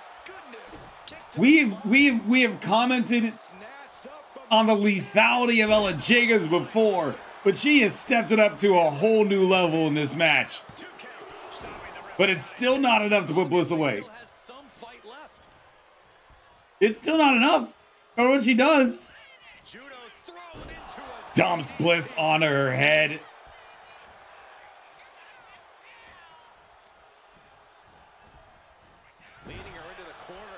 And now a bloody Bliss with Ella Jacobs in enemy territory. Unafraid to step right to the face of Jacobs and make Odyssey's End back away.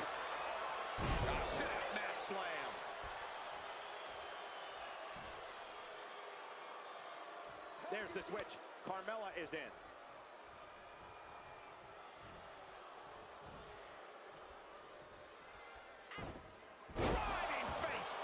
That would be a Mela Buster from the Princess of Staten Island. And now Carmella up on the top. Trying to go for Twisted Bliss. But Ella Jacobs getting out of the way.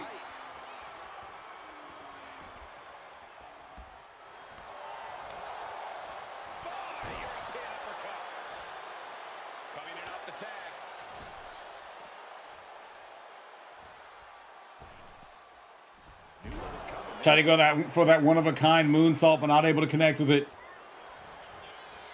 Bang! What a slam.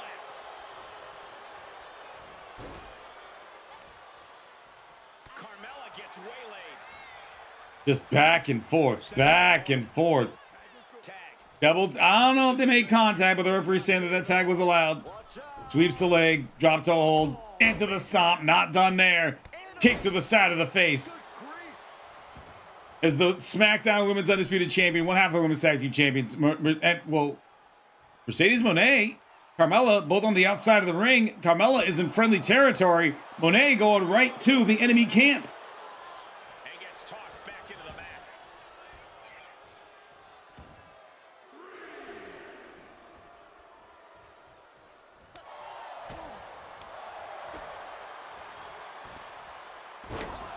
DDT.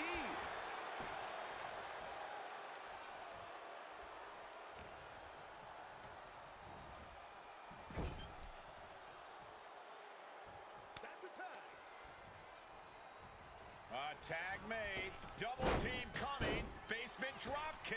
And the exclamation point. Look at this, the flow between Odyssey's End. She kicks out with And it's still not enough. You may have flow, but the other team has got just like relentless offense, relentless heart. Looking at those in the pink and purple Diamond Dolls, Carmella, Alexa Bliss, Charlotte Flair, neither of the three of them really show any signs whatsoever of even know what the word quit means. Double tail. Oh, what the hell? and an answer from her. Springboarding off your tag team partner's shoulders to do a senton. There's the tag. What could they have in mind? Boom! Double cross body block. Fantastic. Monet Gets the reversal. tries to roll away. Super kick into the German suplex. Both, by the way, like Monet, bleeding everywhere. I believe Alexa Bliss also was cut open in this match. I know Charlotte Flair was cut open in this match. Carmella was looking to try to play defense. Stiff elbow. Blindside elbow. Into the Blister Abigail. Did Bliss end it there? Yeah, not even close to a 3 count. Ella Jacobs didn't even have to come in. Danny Elliott was right there. In the corner. Has to find a way out of there.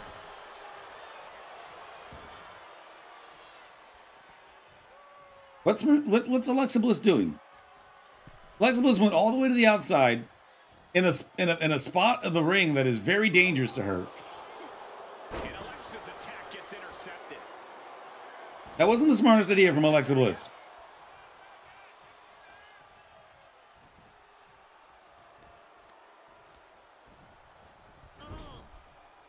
Big offense could be coming here. Kicked off. Oh, to the leg. Long blower in the corner. This might be the end. Blood spattered all around him. And not enough. There may be blood everywhere. Shows just how just the pains of war that have made themselves apparent in this match. Lands a timely reversal. Kick gets caught. Clothesline.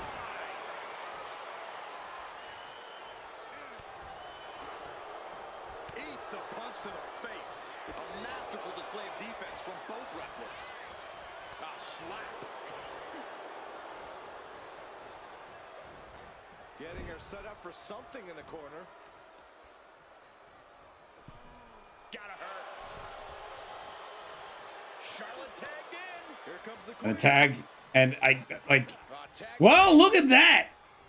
Look at that. Diamond Dolls with 3 rapid tags to try to cycle out being able to save their tag team partners. Smart move from the Diamond Dolls. Getting tagged in.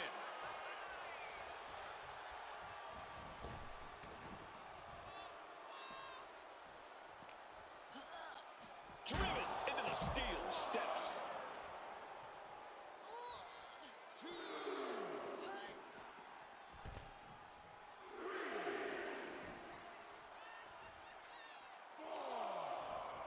Gotta respect the strategy to work over the arm. Counter on Carmelo.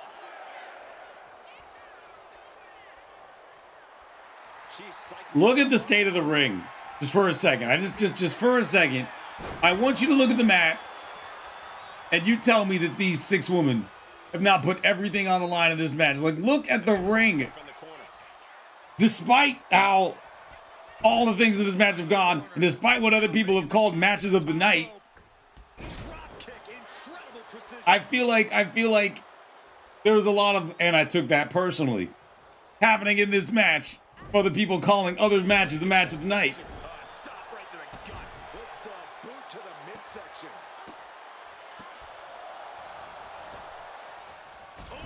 At a steam, and then a big kick from Ella Jacobs. Top rope. Seeking elbow. Heat-seeking elbow, and here comes. Eyes on that. I swear Bliss tried to aim for the referee. I swear Bliss tried to aim for the referee and then just missed.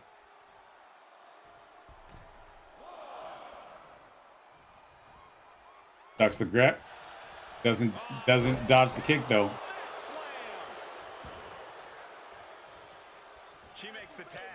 Ella tags in a very, look at how bloodied and how bruised Charlotte Flair is. Like, spear from Flair. Like, look at Flair's, look at Flair's back. Look at Flair's face. Her legs are wobbling, but Look at her chest. least of her problems. Oh my God.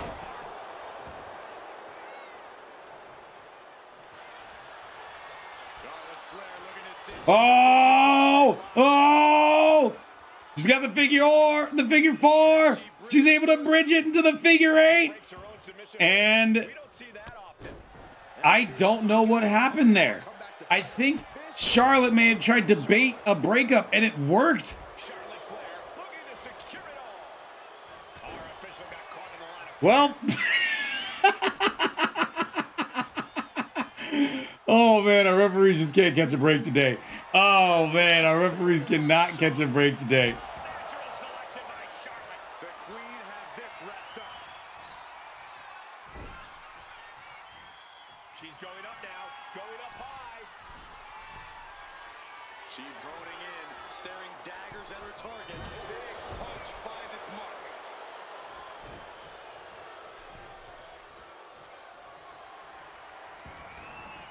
dragon screw. Right into the leg lock. Whoa, whoa, whoa. Roll up! I love it. After all this! Only a 1 count because the referee was so slow on that count because he was been hitting the back of the head like 85 times in this match. There's no wondering why the referee is slow on the count. Run out of ringside and back to the mat. If I got hit in the back of the head as many times as this referee did, I'd forget my name. I'd forget. Start speaking a different language all of a sudden. The tag is made, and what these two have in store for their opponent. Ella Jacobs, Mercedes Moné, the women's tag team champions. One, potentially last, 3D. Avalanche 3D. Makes a cover. Ian stopping the pin there. Carmelo with the save. There's Carmelo with the save. Charlotte doesn't mean the end is near. Oh, the crossface is in! Monet!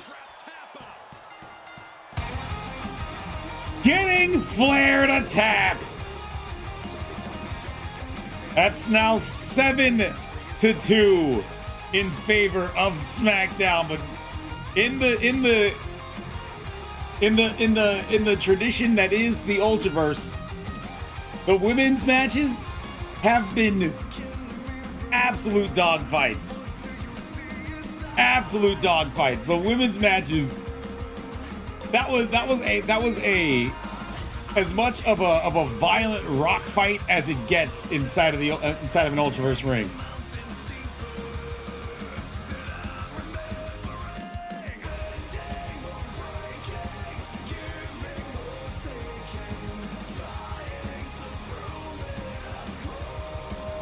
It's an absolute war, showing the stains of it on the canvas. Everybody showing it on their bodies. This was a fight in which that outcome was earned.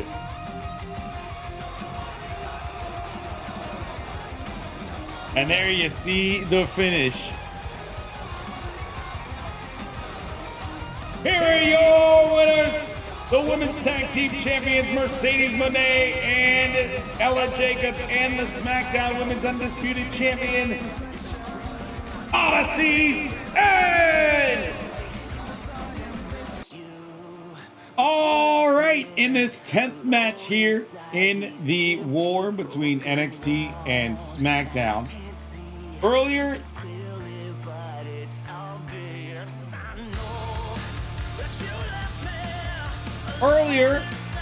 we had the women's 4v4 traditional elimination tag team match, and now it's time for the dudes. This is our next match in the 11-match war. The war's already been decided. NXT is lost. Currently, the count is, what is it? Is it 7-2 in favor of SmackDown? Now it's just for pride. As the team on your left, Mark Henry, Solo Sikoa, The Miz, and Gunther taking on Khadgar, Marcus Heracles, Bjorn Daskell, and the Intercontinental Champion Oro Mensah. Let's get to it. Our next match here, the 11-match war. All right, here we go. Strap in. This is our next match. This is our next match, the traditional 4v4 elimination tag team match. We're starting off with some heft in the ring. Thank you very much for fixing my announcer mic. Appreciate that. Forgot that was on.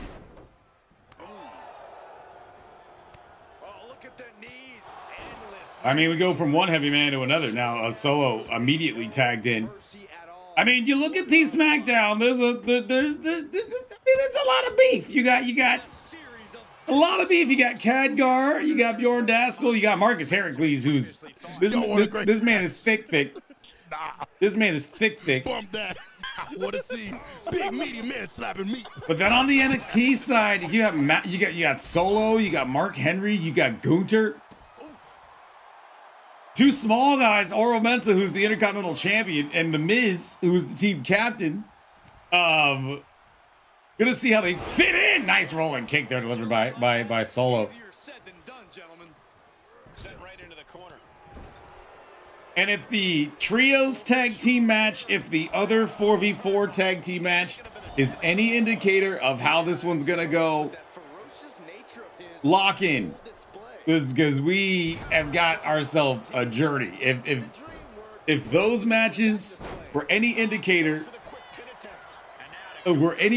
how this one's gonna go, this 4v4 men's elimination tag team match, we're gonna be in here for a while. So let's see how it goes. Early stages of this match, it's all about the wear down. It's all about trying to find a way to break down everybody on the opposing team. Because we know that you're not going to be able to get falls. The most I could see happening is a fluke count out, which I don't know how that would even happen with the 20 counts in this match, but anything is possible. If we did have 10 counts, then I could see a count out being a more viable potential for something to happen here. But with it being a 20 count, I don't know if I see it. Right back into their own corner. When you see a unit as aligned as they are, it's really incredible. Reversal. And that turns things around. Stop right to It's the knee to the gut there, delivered by Daskell to the ring general Gunther.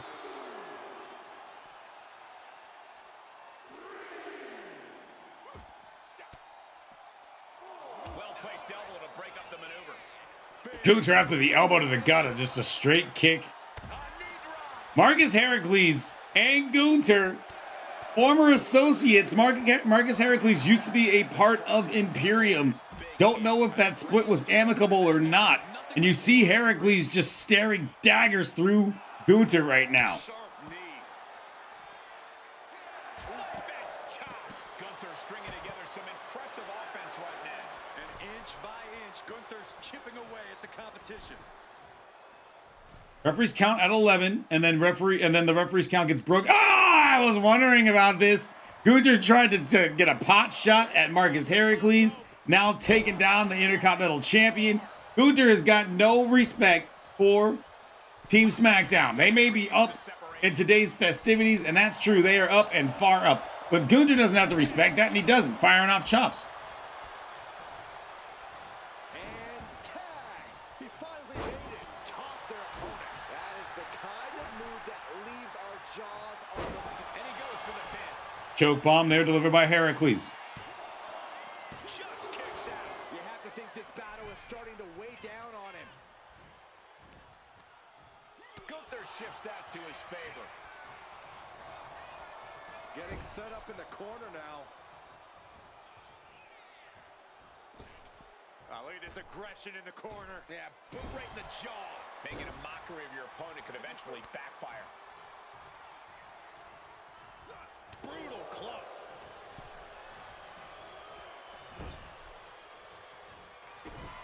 Kick to the gut. And now dragging their opponent's face across the top rope. Look, the most intelligent competitor in a battle knows that there are many roads to victory, including the low road. Now the big man once again seeing thick on thick here. Some meat on meat violence. Mark Henry and Marcus Heracles, two thick boys, aren't afraid to bring the pain into any match. I mean, hell, Mark Henry's got a whole haul of it. He's got a whole haul of pain. Dragging them out. There's a slam. Setting them up in the corner. What does this superstar have planned? Not good, not good, not good, not good. Big splash there from Mark Henry. Whoa, just in time. I thought this thing was over. Gotta wonder. Henry gets cut off. Gotta wonder. In a match like this, elimination rules. Lots of strength, lots of big bodies and big boys in this match. What's gonna be the thing that decides the first fall?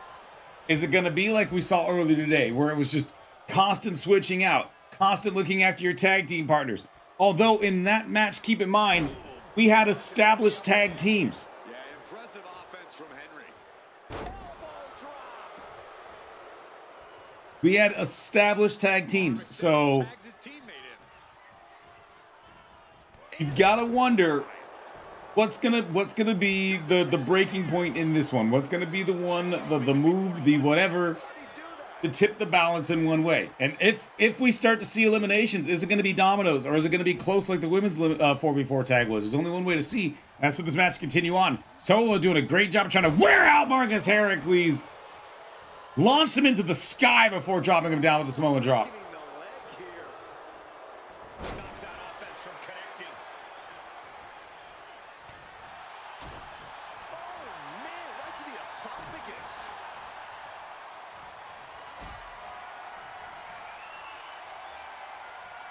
Got them off their feet here. Big power bomb from Solo. In off the tag is Mark Henry. Got the tag. Just in time, too.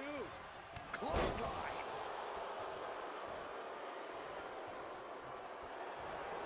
Elbow to the face will stop you cold. Kick to the gut. I don't know. Yeah. Cat was looking at power bomb Henry, and I was skeptical. Oh man. I was just like, there is no way you are. I just was like, there is not a chance that was happening.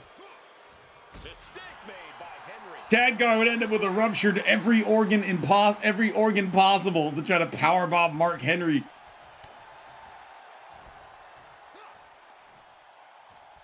Mark Henry, on the other hand, has no problem picking people up and dumping them down.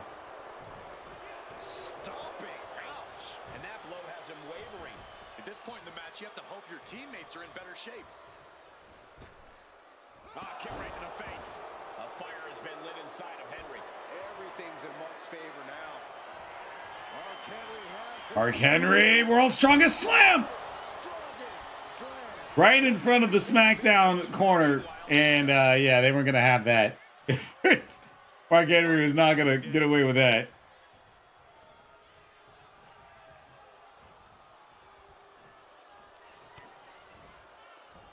Ooh, one step ahead there. Back elbow there from Khadgar. Able to swat away Solo. Solo reverses and looks to capitalize. Irish whip! Big spine buster from Khadgar. Spine buster. Debilitating attack on the leg.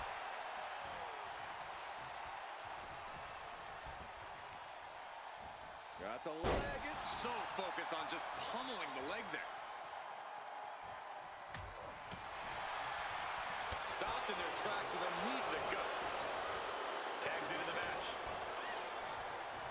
And he got to his partner. Tag in, and Oro Mensah, the smallest man on Team SmackDown, just got a big assist from Bjorn Daskell, who just put a brakes on Mark Henry running down the track. Stops the attack. Khadgar is trying to just play defense. I don't know what's going on with Khadgar and why he was trying to get between Henry and Oro Mensah. Ooh, and he manages to reverse.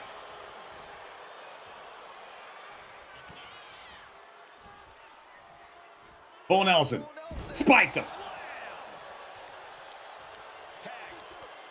Now Mark Henry, it just goes from bad to worse. If you're like, if you're staring across the ring and two of the people are Gunther and Mark Henry, just like file a claim with your life insurance. if these are two of the dudes that you're steeped across from, make sure your life insurance is up to. Make sure your life and health insurance policies are up to date. What impact. This has been an absolutely brutal display of will from these men. You can see their flames starting to flicker. It's only a matter of time before one goes out. Oro Mensah with a nice 1-2 combo, though, takes down Gunther and tags in possibly the largest man. And it's properly met with the largest double foot dropkick that I think there is in the business. Gunther will light you up with chops. If there's one thing that Gunther knows how to do, it's chop the soul out of a human being. And if there's one thing Mark Henry knows how to do, it's just literally beat people up. I don't know what's worse. Team NXT keeps swapping in between Gunther and Mark Henry. And like, once again, if I'm in the ring and that's my opposition, nah, I'm not in the ring anymore. I pull a Seth Rollins in that one Survivor Series, and I say I sacrifice myself for the greater good. That's what I would do, because I know I wouldn't be staying around getting beat up by Mark Henry and Gunther. That's for damn sure.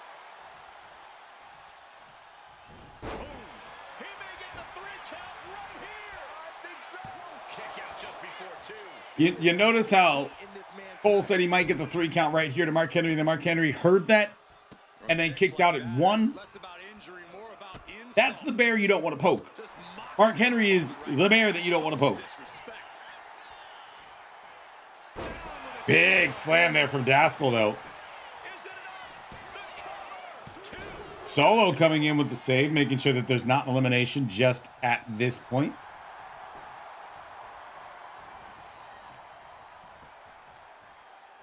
Got the leg and dropping the bow. And Henry got exposed with that maneuver. He's going up. Jordan Daskell, the big man up top.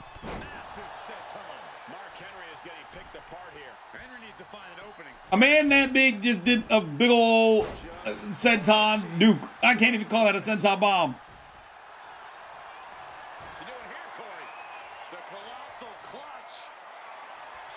Will Mark Henry tap out? No, he won't. Hours out, more like it.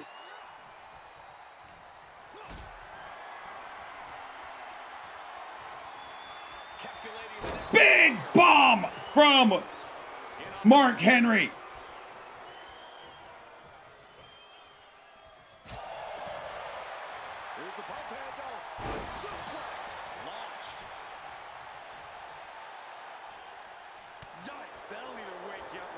So far, I can't really tell.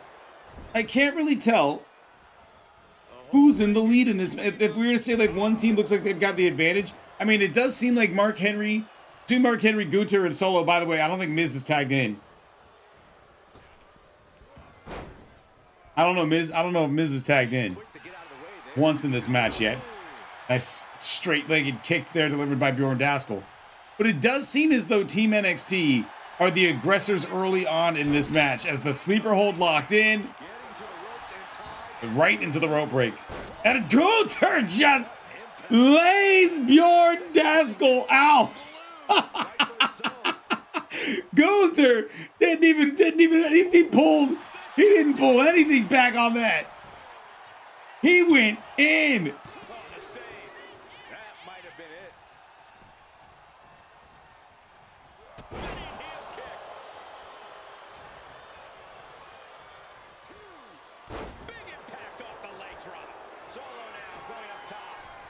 Bjorn Daskell quickly back up to his feet, knocking Solo's go off the turnbuckle.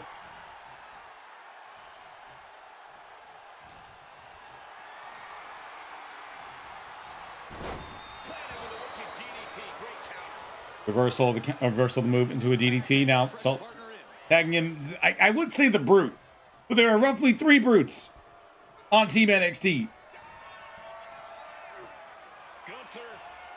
And I swear there was a substitute. I swear there was an audible. It's where BFAB say like, no, we're not gonna get completely boat raced, wiped out of here. We're gonna make this competitive. We're gonna change things up. I'm with my biggest, angriest, violentest superstars in this match to make sure that we get at least a 3rd win on NXT.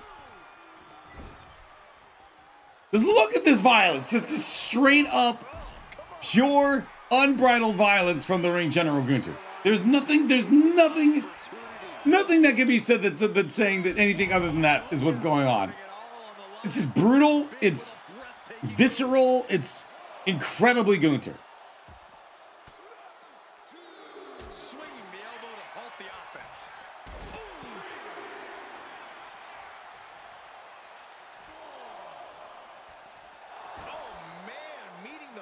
barricade. Whip right into the barricade. What are they doing here? Remember, it is a 20 count in these matches. So Looks like he's saying oh, Bjorn Daskell with the Imperium salute to Gunther.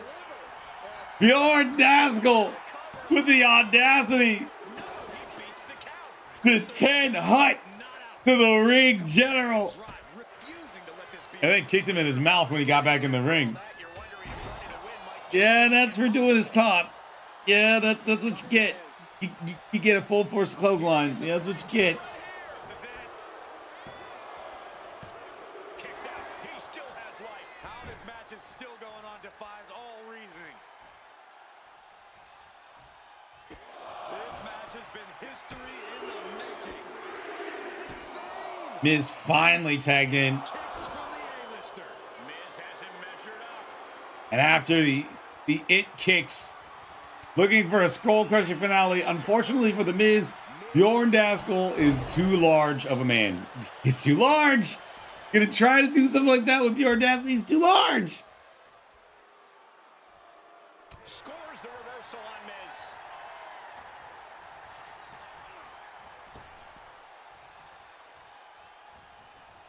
Steered away there. Oh, look at this here. Arm wrench.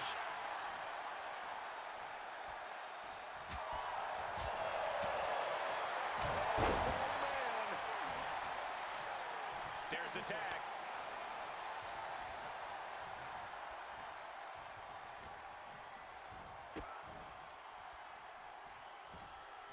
Up, around, and down there from Oro Mensah.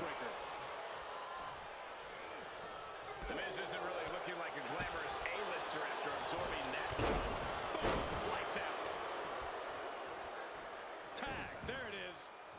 Double leg takedown. Gonna stack them up here. Look at pin. Pinfall after the... Nope. We are this Nope, far nope, nope. into the match. Where is this energy coming from? Look at Oro Mensah go. Look at Oro Mensah go. Firing off bombs.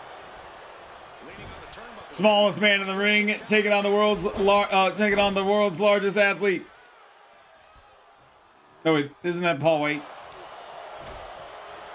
Jumping, spinning heel kick. Right. Never mind. He's the world's strongest man. I'm pretty sure the world's largest athlete, Paul White. That's what he's billed as. Could be wrong about that. Big scoop slam. Picking up steam here. And a well-executed. Could be wrong. You guys let me know. Let me know if I'm wrong. Mark Henry. World's strongest slam. Mark Henry about to end this fight. And a kick out. No one comes in to help out Oro Mensah, which also, you gotta think that there's a degree of jealousy here. Oro Mensah is the Intercontinental Champion, and he's been a fighting Intercontinental Champion. He has been a fighting Intercontinental Champion. Thank you so much for the gifted sub. Appreciate that.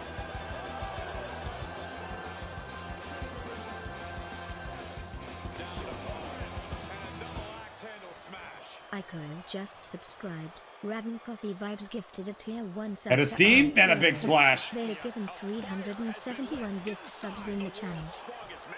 Dangerous situation when Henry gets going like this. Getting him right into the corner. Oh, what a kick. Rolling capo kick from Oro Mensah, and this would be huge. This would be huge. Team in this one. But Miz saving his heavy, making sure that Mark Henry stays alive in this match.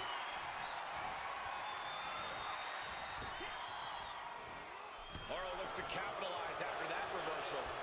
Every counter being answered with another. That should do it right there.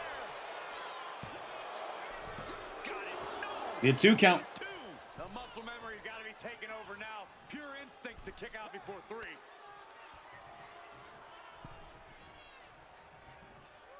Thunderous club comes down. Very effective. Trying to thumb him, but no. Oro Mensah firing back, and then that knee cutting open Solo Sikoa, the street champ. Bleeding in these streets here. We've already seen a fair fair amount of that, especially in the women's match that happened earlier tonight. What are we seeing here from Oro Mensah? And Khadgar, a little alley-oop. A nice alley-oop bomb. He manages to slip out of the way. Back elbow. Did you see that?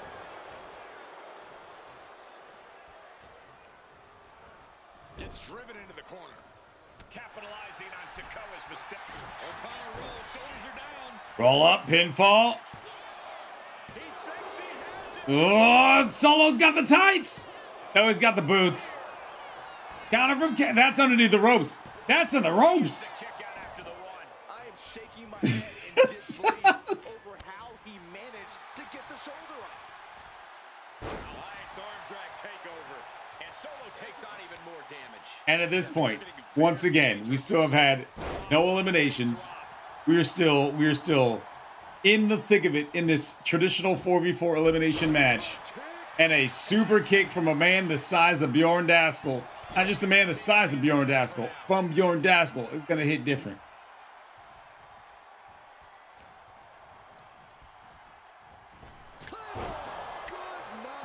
A running kick there from close. That was close. Mark Henry wasn't able to react fast enough. And now the feet on the ropes. You gotta appreciate the tactical change up. But like that level of desperation really does say something, doesn't it?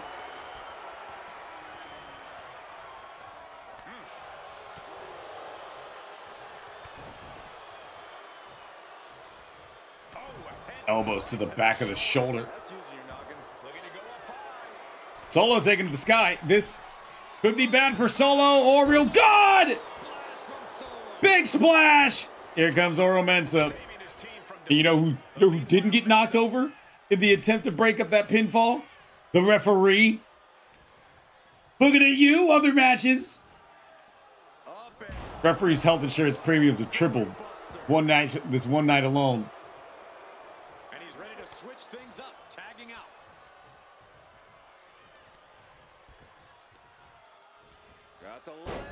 Bjorn and Gunther just taking it to Bjorn Daskell. But Gunther, didn't account for Bjorn to be able to have the wherewithal to get out of the way. Stop there from Gunther.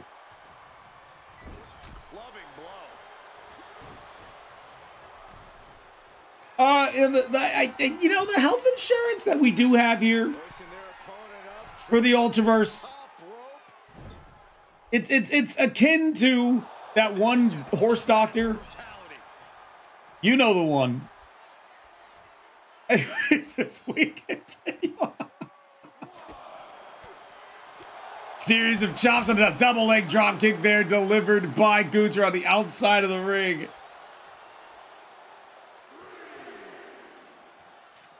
Gunther now just pacing around the ring. Much like in the trios women's match, we are already starting to see blood pool around the canvas of the ring. Meet the barricade. Counter right when it was needed. Ooh, nails the midsection. Referee's count is at 8. Remember, it is a 20 count on the outside of the ring. Gunther's now cut open.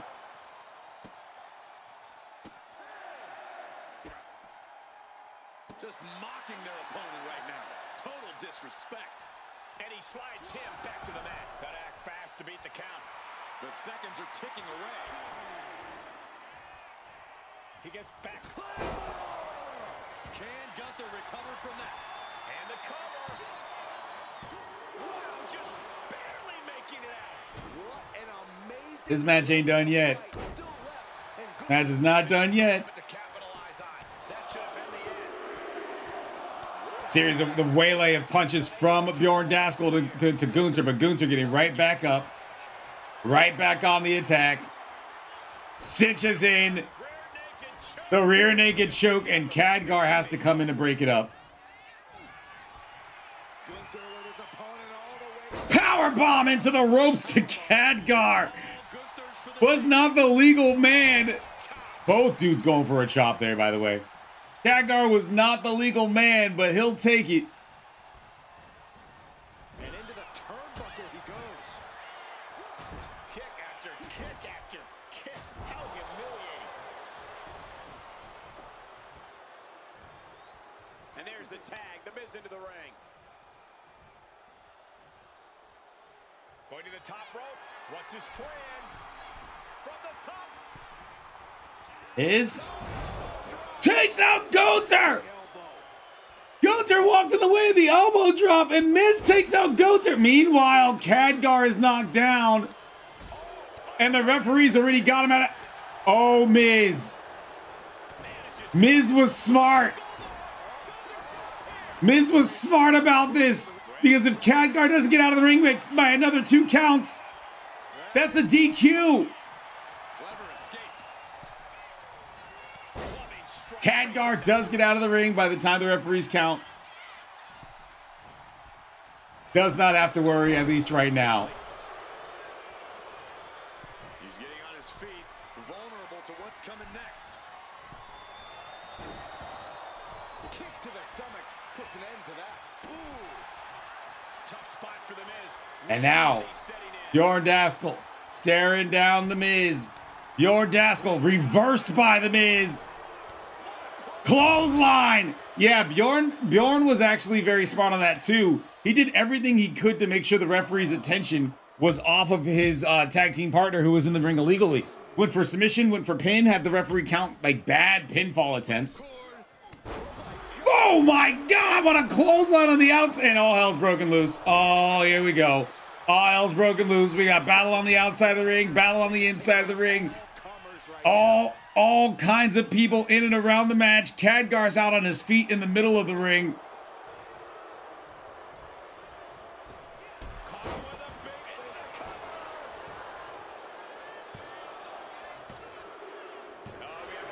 Mark Henry with the first elimination, eliminating Bjorn Daskell.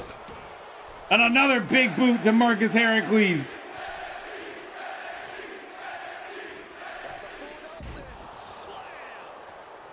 And I gotta feel it. NXT is coming for it in this one. Miz with the figure 4, middle of the ring.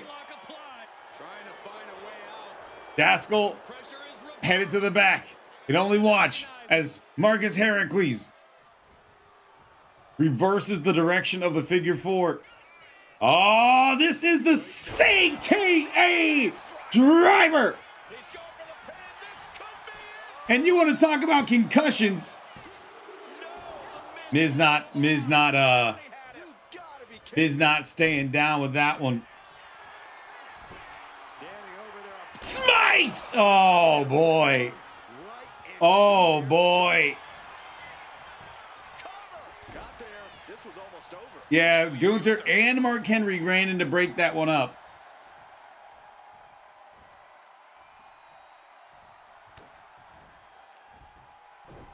German suplex.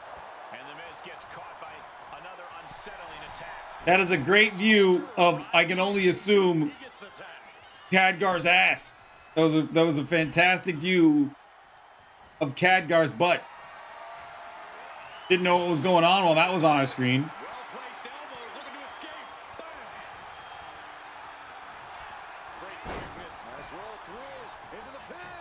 Roll through pinfall for Marcus Heracles. Looking to try to even this up, but not able to get it. Goes into the corner. Mark. Oh, I thought he was going to tag Mark Henry. I was going to say Mark Henry has got a feast in the corner, but no. Instead, Solo Sikoa. It's a running clothesline.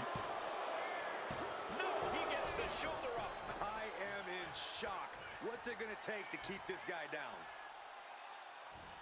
Solo Sikoa lining it up. Samoan spike. He thumbed him.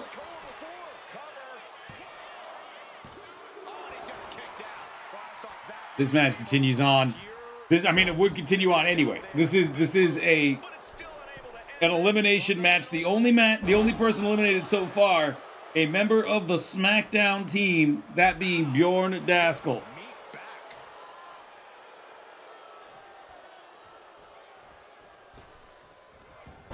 Tried to go for a rolling neck breaker, but Marcus Heracles able to roll out of the way.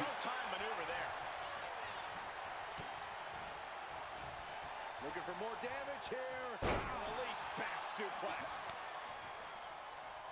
Oro Mensah tagged in, staring down. I mean,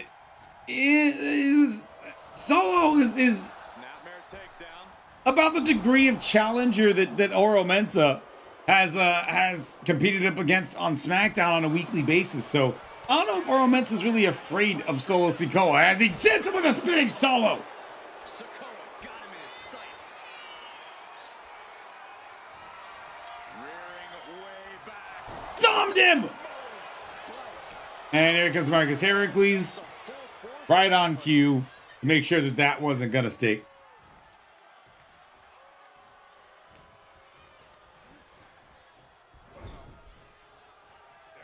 Tag made.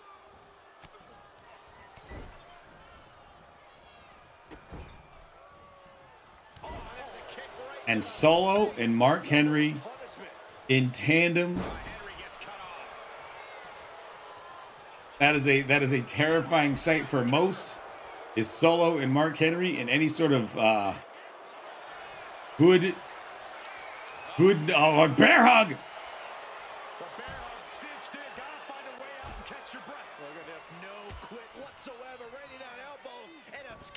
Try to go for a pump kick. Look at the state of the ring. I just want to remind you guys that that's not left over from the women's trios match. We changed out the canvas. Solo bleeding everywhere.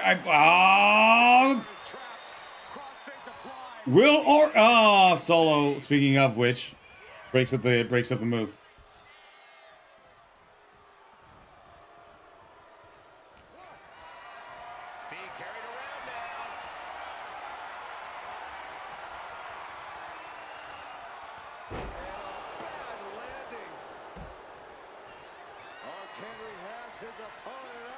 World's strongest slam. Mark Henry about to end this fight.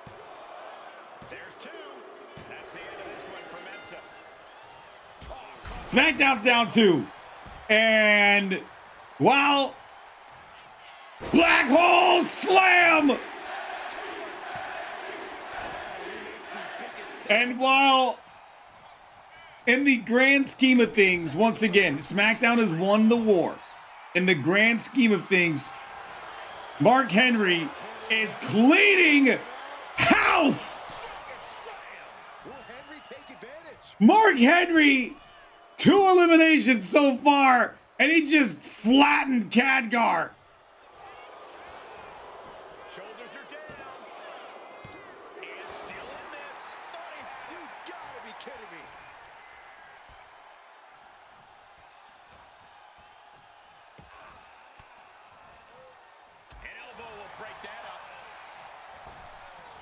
Team NXT is still in full strength.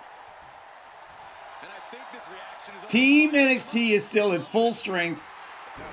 Mark Henry, this team really coalesced when Mark Henry won his Legend Redeem match. I kind of feel like as soon as Mark Henry joined the NXT roster, NXT was like, all right, we got a dog in this fight. And Mark Henry has been proving to be the MVP of Team NXT in this 4 versus 4 elimination match.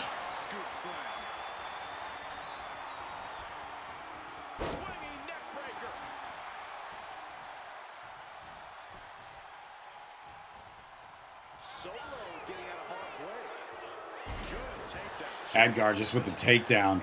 If there's anybody who wouldn't mind facing odds like this, I would dare say it's Marcus Heracles.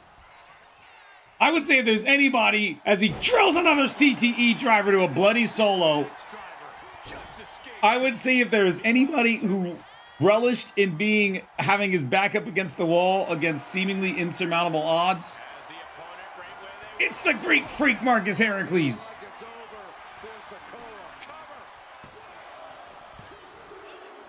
See what I mean? Marcus Heracles gets the first elimination for Team SmackDown in this match, turning this into a 2 versus 3. Marcus Heracles does not care. He does not care. 1 versus the Greek Freak. You heard me. That's what his name is. He's the Greek Freak. And Marcus Heracles doesn't care. 2v2, 3v1, 4v1, throw the entire roster at him. He doesn't care.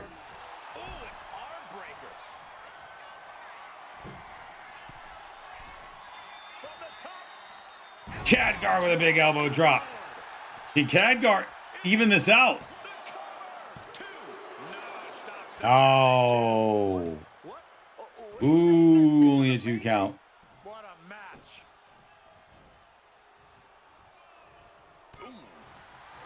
Turns that in his favor.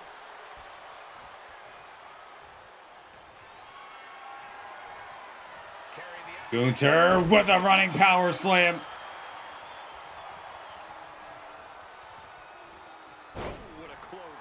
Running choke. Something. Kind of a clothesline. We'll say it's a clothesline. Triangle choke from Khadgar. Will Gunther tap and even this up? No, he will not. At least not as of right now. It is a 3-4 advantage in favor of NXT. However, a single pinfall, a single submission could easily balance the boards.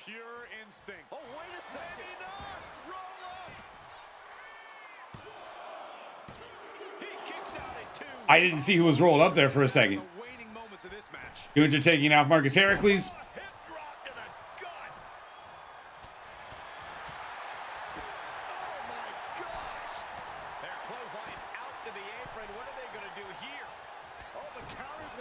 Pass reversal from Gunther. Gunther sets up his opponent for the last symphony. In comes the Miz. And now the supposed team captain, person who's probably bleeding the most out of anyone in this match. The Miz now with Khadgar at his sights, ducks under. Hops over. Flapjack delivered. He's in a very bad spot. Totally out of it. Nasty cut on the face of the Miz. Oh my God, what a crossbody. But he's able to just shake it off, ignore it, and continue soldiering on in this contest. Picked up and being carried around now. Shoulder breaker from Khadgar. And with all the blood on Khadgar's sweatshirt, you gotta wonder, like, is that some of the blood from this match? Whose else's blood is that? What's going on with Khadgar and all that blood on his shirt? And also, why don't you wash your shirt? Inquiring minds want to know. Series of chops there. Series of punches to the ribs. Miz just collapsing after the assault to his midsection.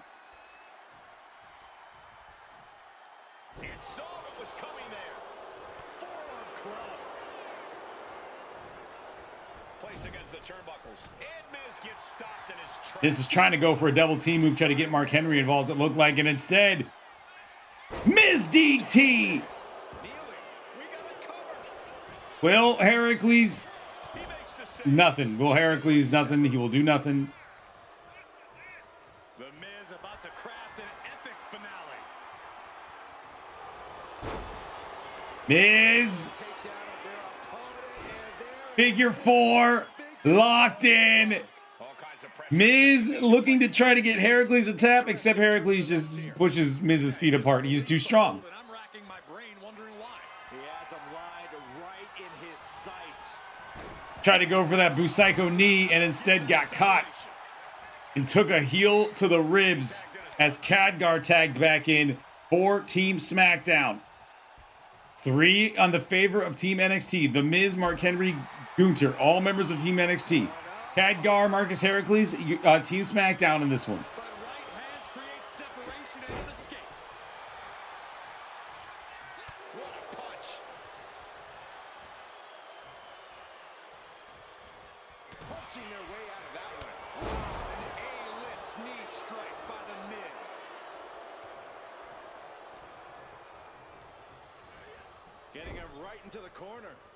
If I was gonna say if Mark Henry's tagged in, Mark Henry, who's been the assassin for Team NXT, and you notice Mark Henry saw Khadgar rolling out and beat him outside. He's like, all right, if we're doing this outside, I can do this outside. I don't got a problem with that. Just, oh my God. Just as aggressive as he gets. That's what we do.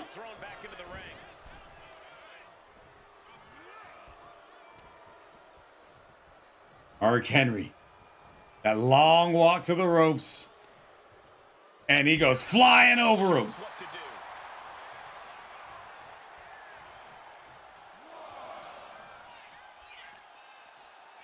And he gets sent back into the ring.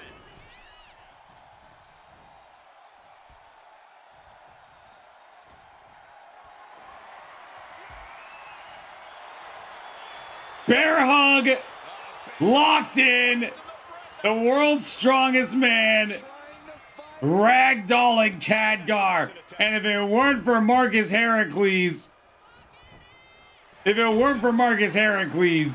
Khadgar would most assuredly have tapped out.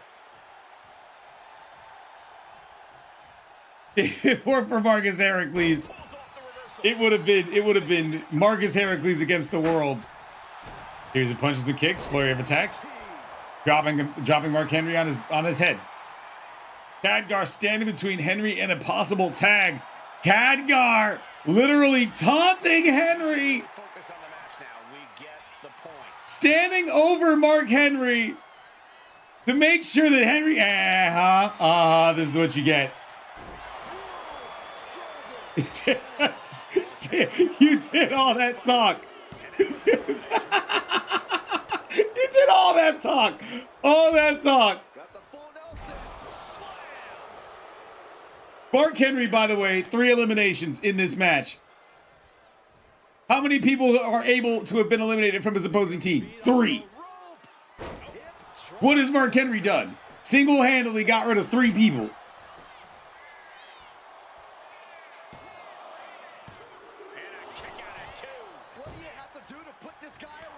Marcus Heracles is a man against mountains right now. Marcus Heracles is just eating chops.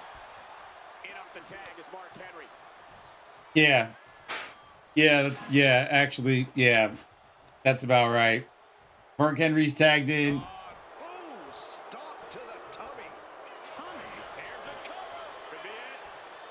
Mark Henry's looking to try to make it a clean sweep. And if that happens, I believe Mark Henry will make history.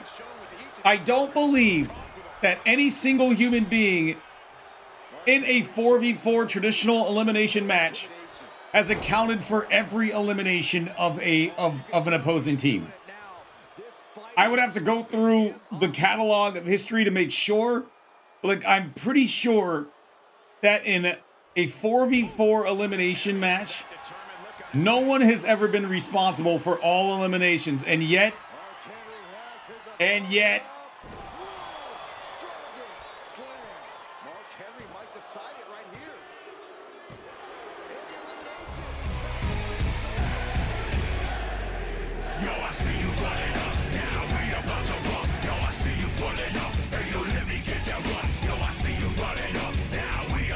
damn!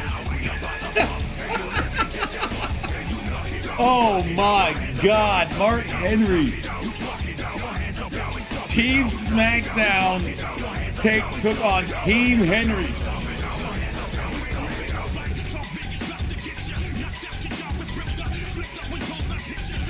And I got a feel that Mark Henry's just getting started.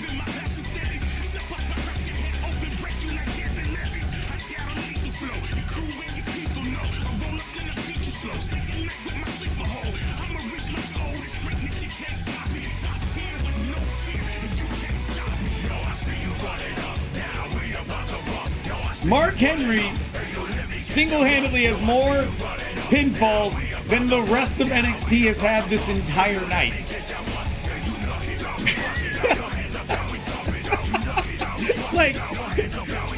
Think about that. Mark Henry he's responsible for more pinfalls than everybody else on NXT.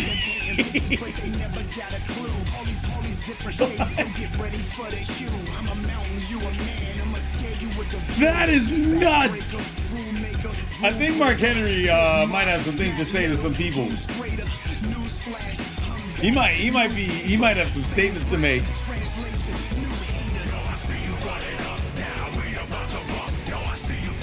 Here are your winners, Solo Sikoa, The Miz, Gunther, and Mark Henry, Team NXT.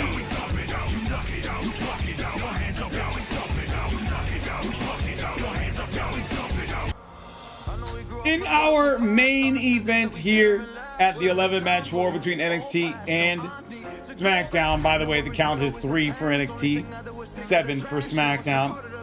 In our main event, it wouldn't be a stream review without a championship being on the line. The Ultiverse Tag Team Championships on the line as Jimmy and Jey Uso, who have been beat up by the Outlaws, unite as a tag team. They unite as a tag team to take on the Outlaws, Bad John Black, Chi-Town Thug, with the tag team titles on the line. This is your main event of the show. In our last match, of course, of the evening. Your main event of the 11-match war is a tag team match scheduled for one fall. And it is for the Ultiverse Tag Team Championships. Introducing first, the challengers from San Francisco, California. They are Jimmy and Jey, the Usos.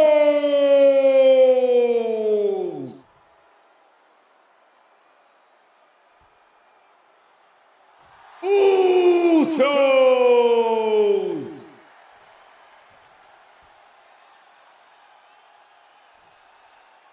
And their opponents.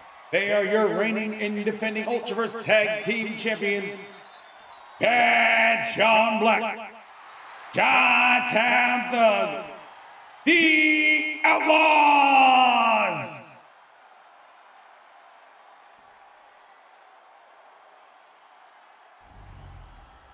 Serious focus on the face of the Tag Team Champions. This their first defense of those titles. As it always feels like you are not a real champion until you defend the titles that you hold. Otherwise, you're just a paper champ. You're just a placeholder champ. And you know the Outlaws of the dominion that they've had over the tag team division since joining this roster earlier this year don't want to be known as flukes who lose the titles to a couple of brother has-beens. Oh my goodness. Ah, what a smash. That is just insulting. Being set up in the corner for something. A string of counters. Snap suplex, very effective.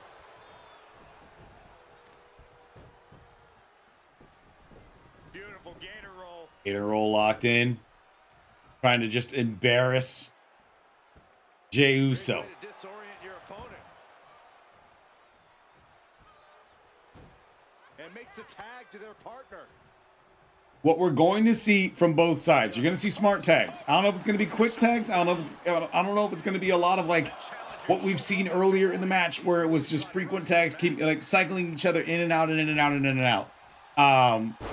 What we are going to see is a lot of very smart tags. These are two incredible tag teams, and I have no doubts that these two incredible tag teams are going to give us some great tag team work here in this main event match for the World Tag Team Championships, or for the Ultiverse Tag Team Championships.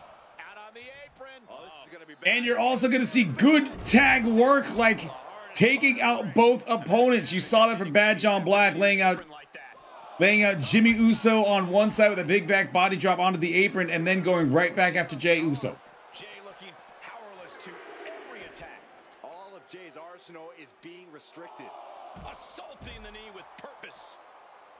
Now, one thing that we do always need to mention when it comes to title matches, Champion's advantage does come into play here. The Outlaws do not need to win this match. What he thinks of him. You gotta love it. They do not need it to win. They just don't have to lose. They have to not lose. And by that meaning, winning by not losing is that whole Champion's advantage coming into play. And the fact that the Outlaws could walk away with the tag team titles via countout, via DQ, via referee stoppage. Oh, look at this. Showing off with a big flex. And then a kick to the back.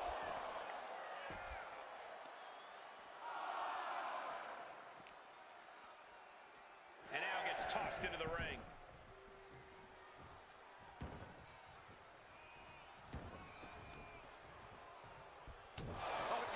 Punch and a low spot there from Bad John Black. To keep this matchup going.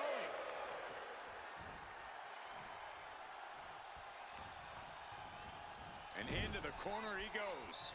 Sorry, that was some Chi-Town thing. And now Bad John Black getting involved. Oh, an axe handle. Double axe hammer Exactly what from the Rottweiler of the Outlaws.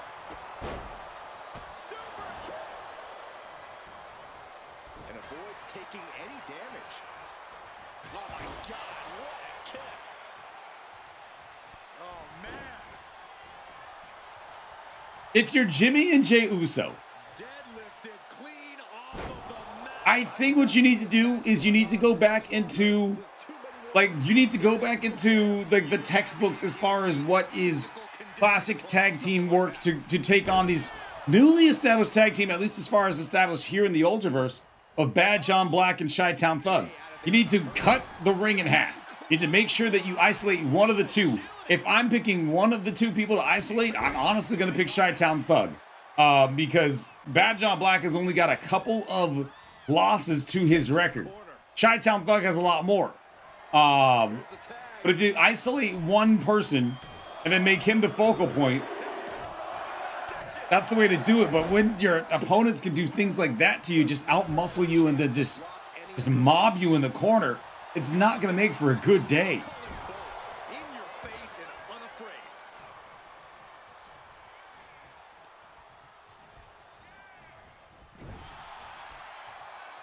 Caught him right in the jaw. What a shot. Of course, as I say that, the irony is not lost on me that the Outlaws, the tag team champions, are doing exactly what I said that the Usos need to do. They're cutting the ring in half. They've cut Jey away from Jimmy. This is the first time that we've seen Jimmy as a legal competitor in this match. Taken down. And, oh, this is classic Uso.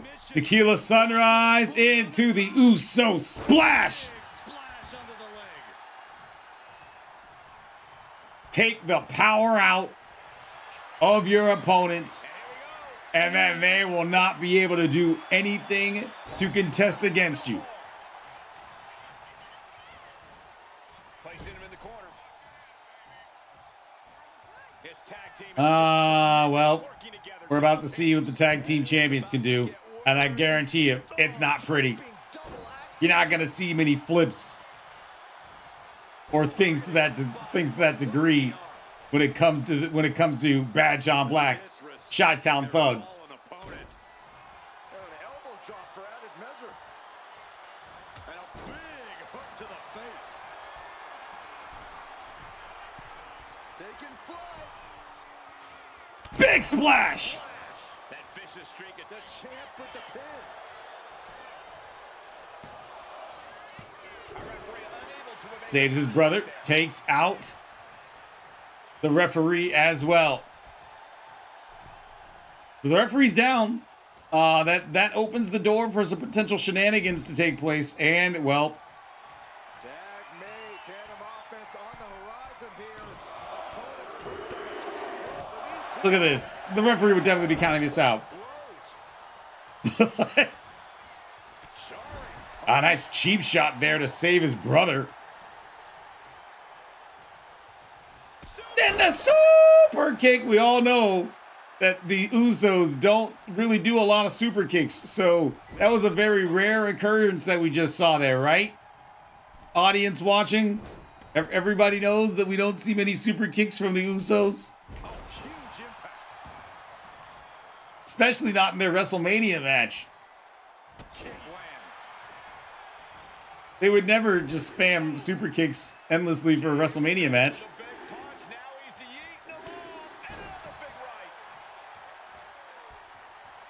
Getting the crowd behind him. But Bad John Black doesn't care about cheers and adulations. He cares about checks and a full bank account. That's what he cares about as your one half of your Ultraverse Tag Team Champions. He cares about the winner's purse. Doesn't care so much about, you know, oh no, these audiences don't like me. What a double axe handle. Super kick. Once again, a rare occurrence from an Uso to drop a super kick like that. Would never have expected to see that. Oh my God! Out of the corner, Bad John Black screaming up to the heavens. And sending Jay flying into the corner. Oh my God! It scared the hell out of Jey Uso. Hand underneath the ropes, only a 1 count. Bad John Black just out of the corner. Screaming to all hell. Almost had a mess running down Jay's leg.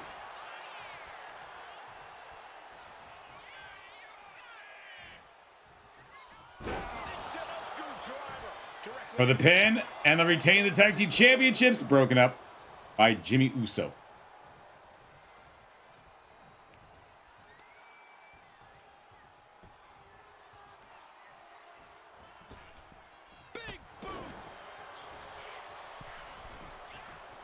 He's getting back up, straight into harm's way. Crash landing. Way to avoid that. Oh, God, what a shot to the face. Super kick, but it didn't do anything. And that just, it was an Irish rip and then an immediate sucker punch from Bad John Black to make sure that Jay wasn't able to do anything. I gotta say, in their first defense of these tag team championships, and the first defense of these tag team championships, tag team champions aren't looking too shabby. Double super kick, once again a rarity, and the Rottweiler already tagged in. Kick to the gut. Oh, not good, not good, not good. Dang! Driver! Violence and aggression with that driver. And if it weren't for Jimmy Uso, Jay would have been out for the count. We did talk earlier in this match about having to isolate one person. And it really seems as though Jay has been that sacrificial lamb. Jimmy has not been in this match as much as Jay has. As they make the tag. This could be the beginning of the end. Jimmy and Jay lining it up. Here it comes. 1 and done with that 1D for the 1 count because let's face it, Chi-Town Thug was right there. He was right there. He was not going to allow that to happen. Pop up, Samoan drop.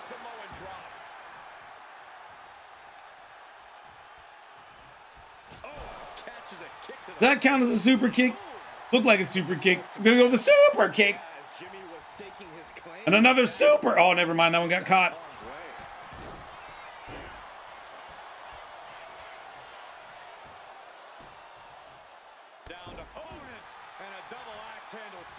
I don't know. With everything that has happened here at the 11-match war, NXT leaving with the Ultraverse Tag Team Championships, I gotta say, for Team NXT, that would kind of feel like a bigger victory than just the bragging rights. If the Usos were able to do this and to pull off the win, they leave with gold. And I think that that's what an NXT by proxy leaves with gold. So when it comes to bragging rights, it's like, all right, you won a bunch of matches that didn't matter. We won the one that did. That's what NXT would probably say.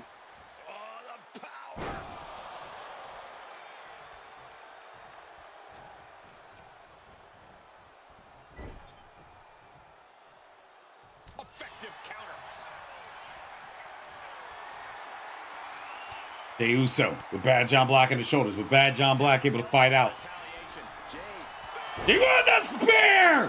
Out of nowhere! Out of nowhere! Only a 2 count. Jey hit that spear like his life depended on it. By the way, Roman Reigns, the Usos' cousin, also on NXT, had to think that was a shout out to Roman. Oh God. And well, he just threw up the ones. Just threw up the ones, and yep, there's Bad John Black. I had a feeling. Spin out power bomb, and that is a 1 count. That was a 1. There was 1 count. A chain of reversals here. Every motion getting cut off.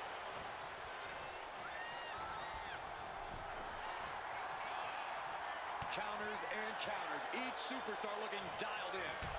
Spinning back fist, series of kicks, overhand chop, kick to the gut. Oh, super kick of his own. And then that deadlift German double pumped it.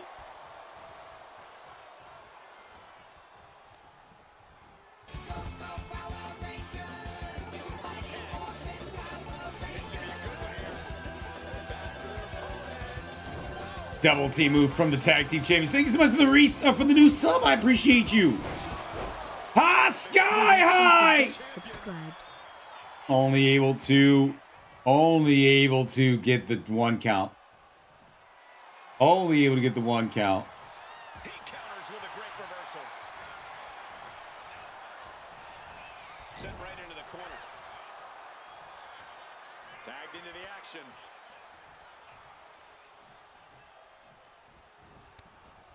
Shoulder, nope, cotton countered. Opening for the Usos. Bad John Black in the corner. Jimmy taking too much time to try to salt the wound.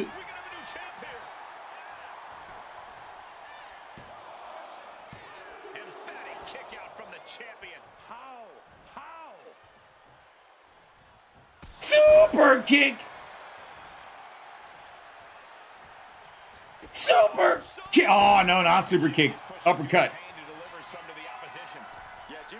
Looking like we got a flaw. Bad John Black saved.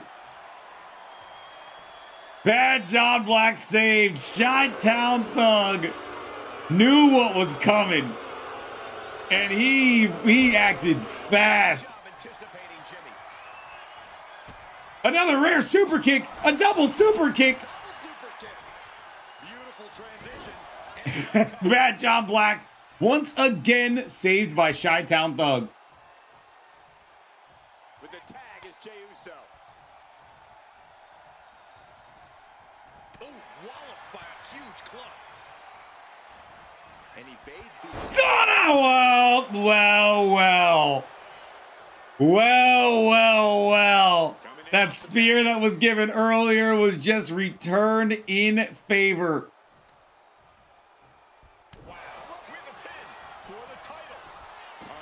And Jimmy Uso just stomped on the back of the referee's head. Just stomped on the back. Like, they didn't even try to break up the pinfall. Just stepped on the referee. 2 more super kicks. Is Jay gonna get like a chair? Referee's down.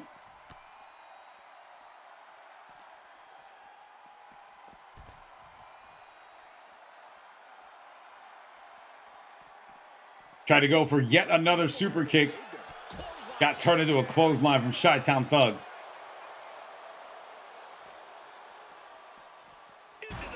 And then into the stairs. Treating this like a mugging that you'd see outside the L train.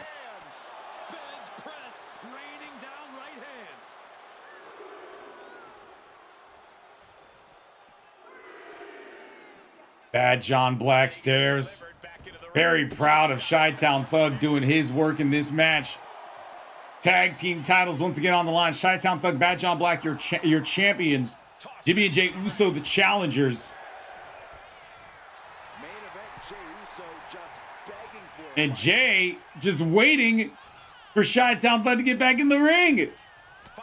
Ran Chi-Town into the referee. Has this referee not taken enough abuse tonight?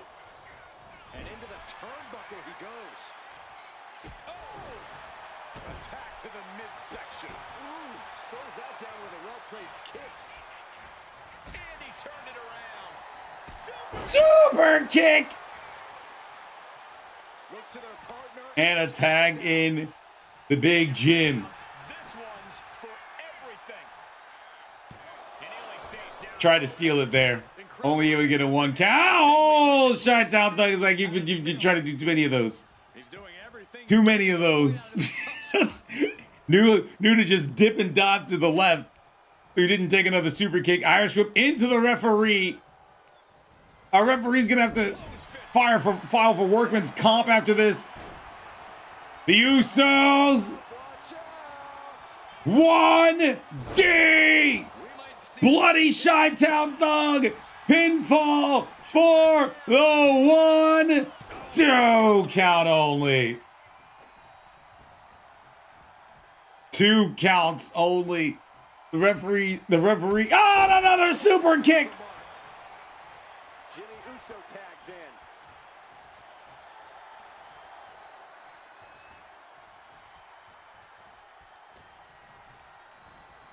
Gets driven into the corner. Double team move. Gee, I wonder what this is gonna be. The Usos. One last time. Oh no! Alley-oos from the Usos. Switching it up on us. And he tosses it back in now.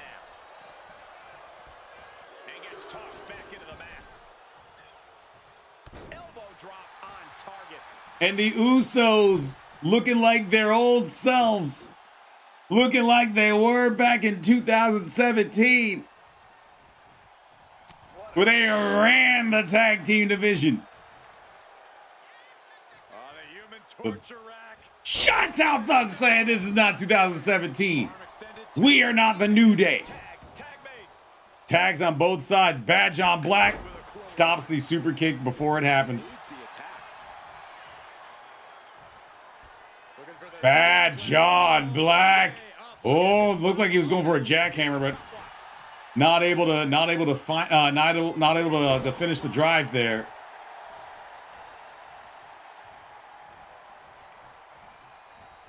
Irish whip. Cheap shot from Jey Uso on the apron. Bad John Black once again not able to hit what he wants to hit. Jimmy with the body control to get out of it, and then a super kick in the corner. And then a super kick in the corner. And then a super kick in the corner. And yet Bad John Black swats it away. Walks it off. Bad John Black. Chi-Town Thug. Goodbye. Good night. For the 1, 2, and a kick out. Jay was not able to make it to break up the pinfall. That was a natural 2 kick out.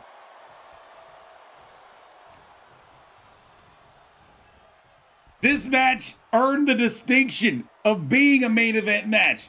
This match has given us all we could expect and more with the tag team titles on the line. It shows you just how important tag team wrestling can be when given a chance to do what it needs to do. The better end. 1, 2, 3. The Outlaws retain. Here's a few clips from the last match for us.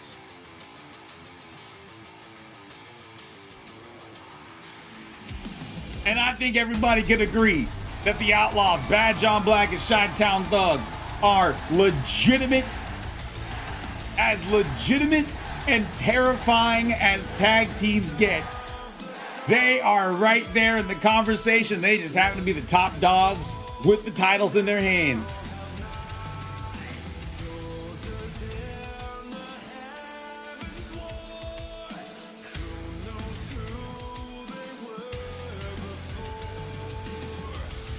What an incredible show. Smackdown does leave with the 11-match war win score of 8-3.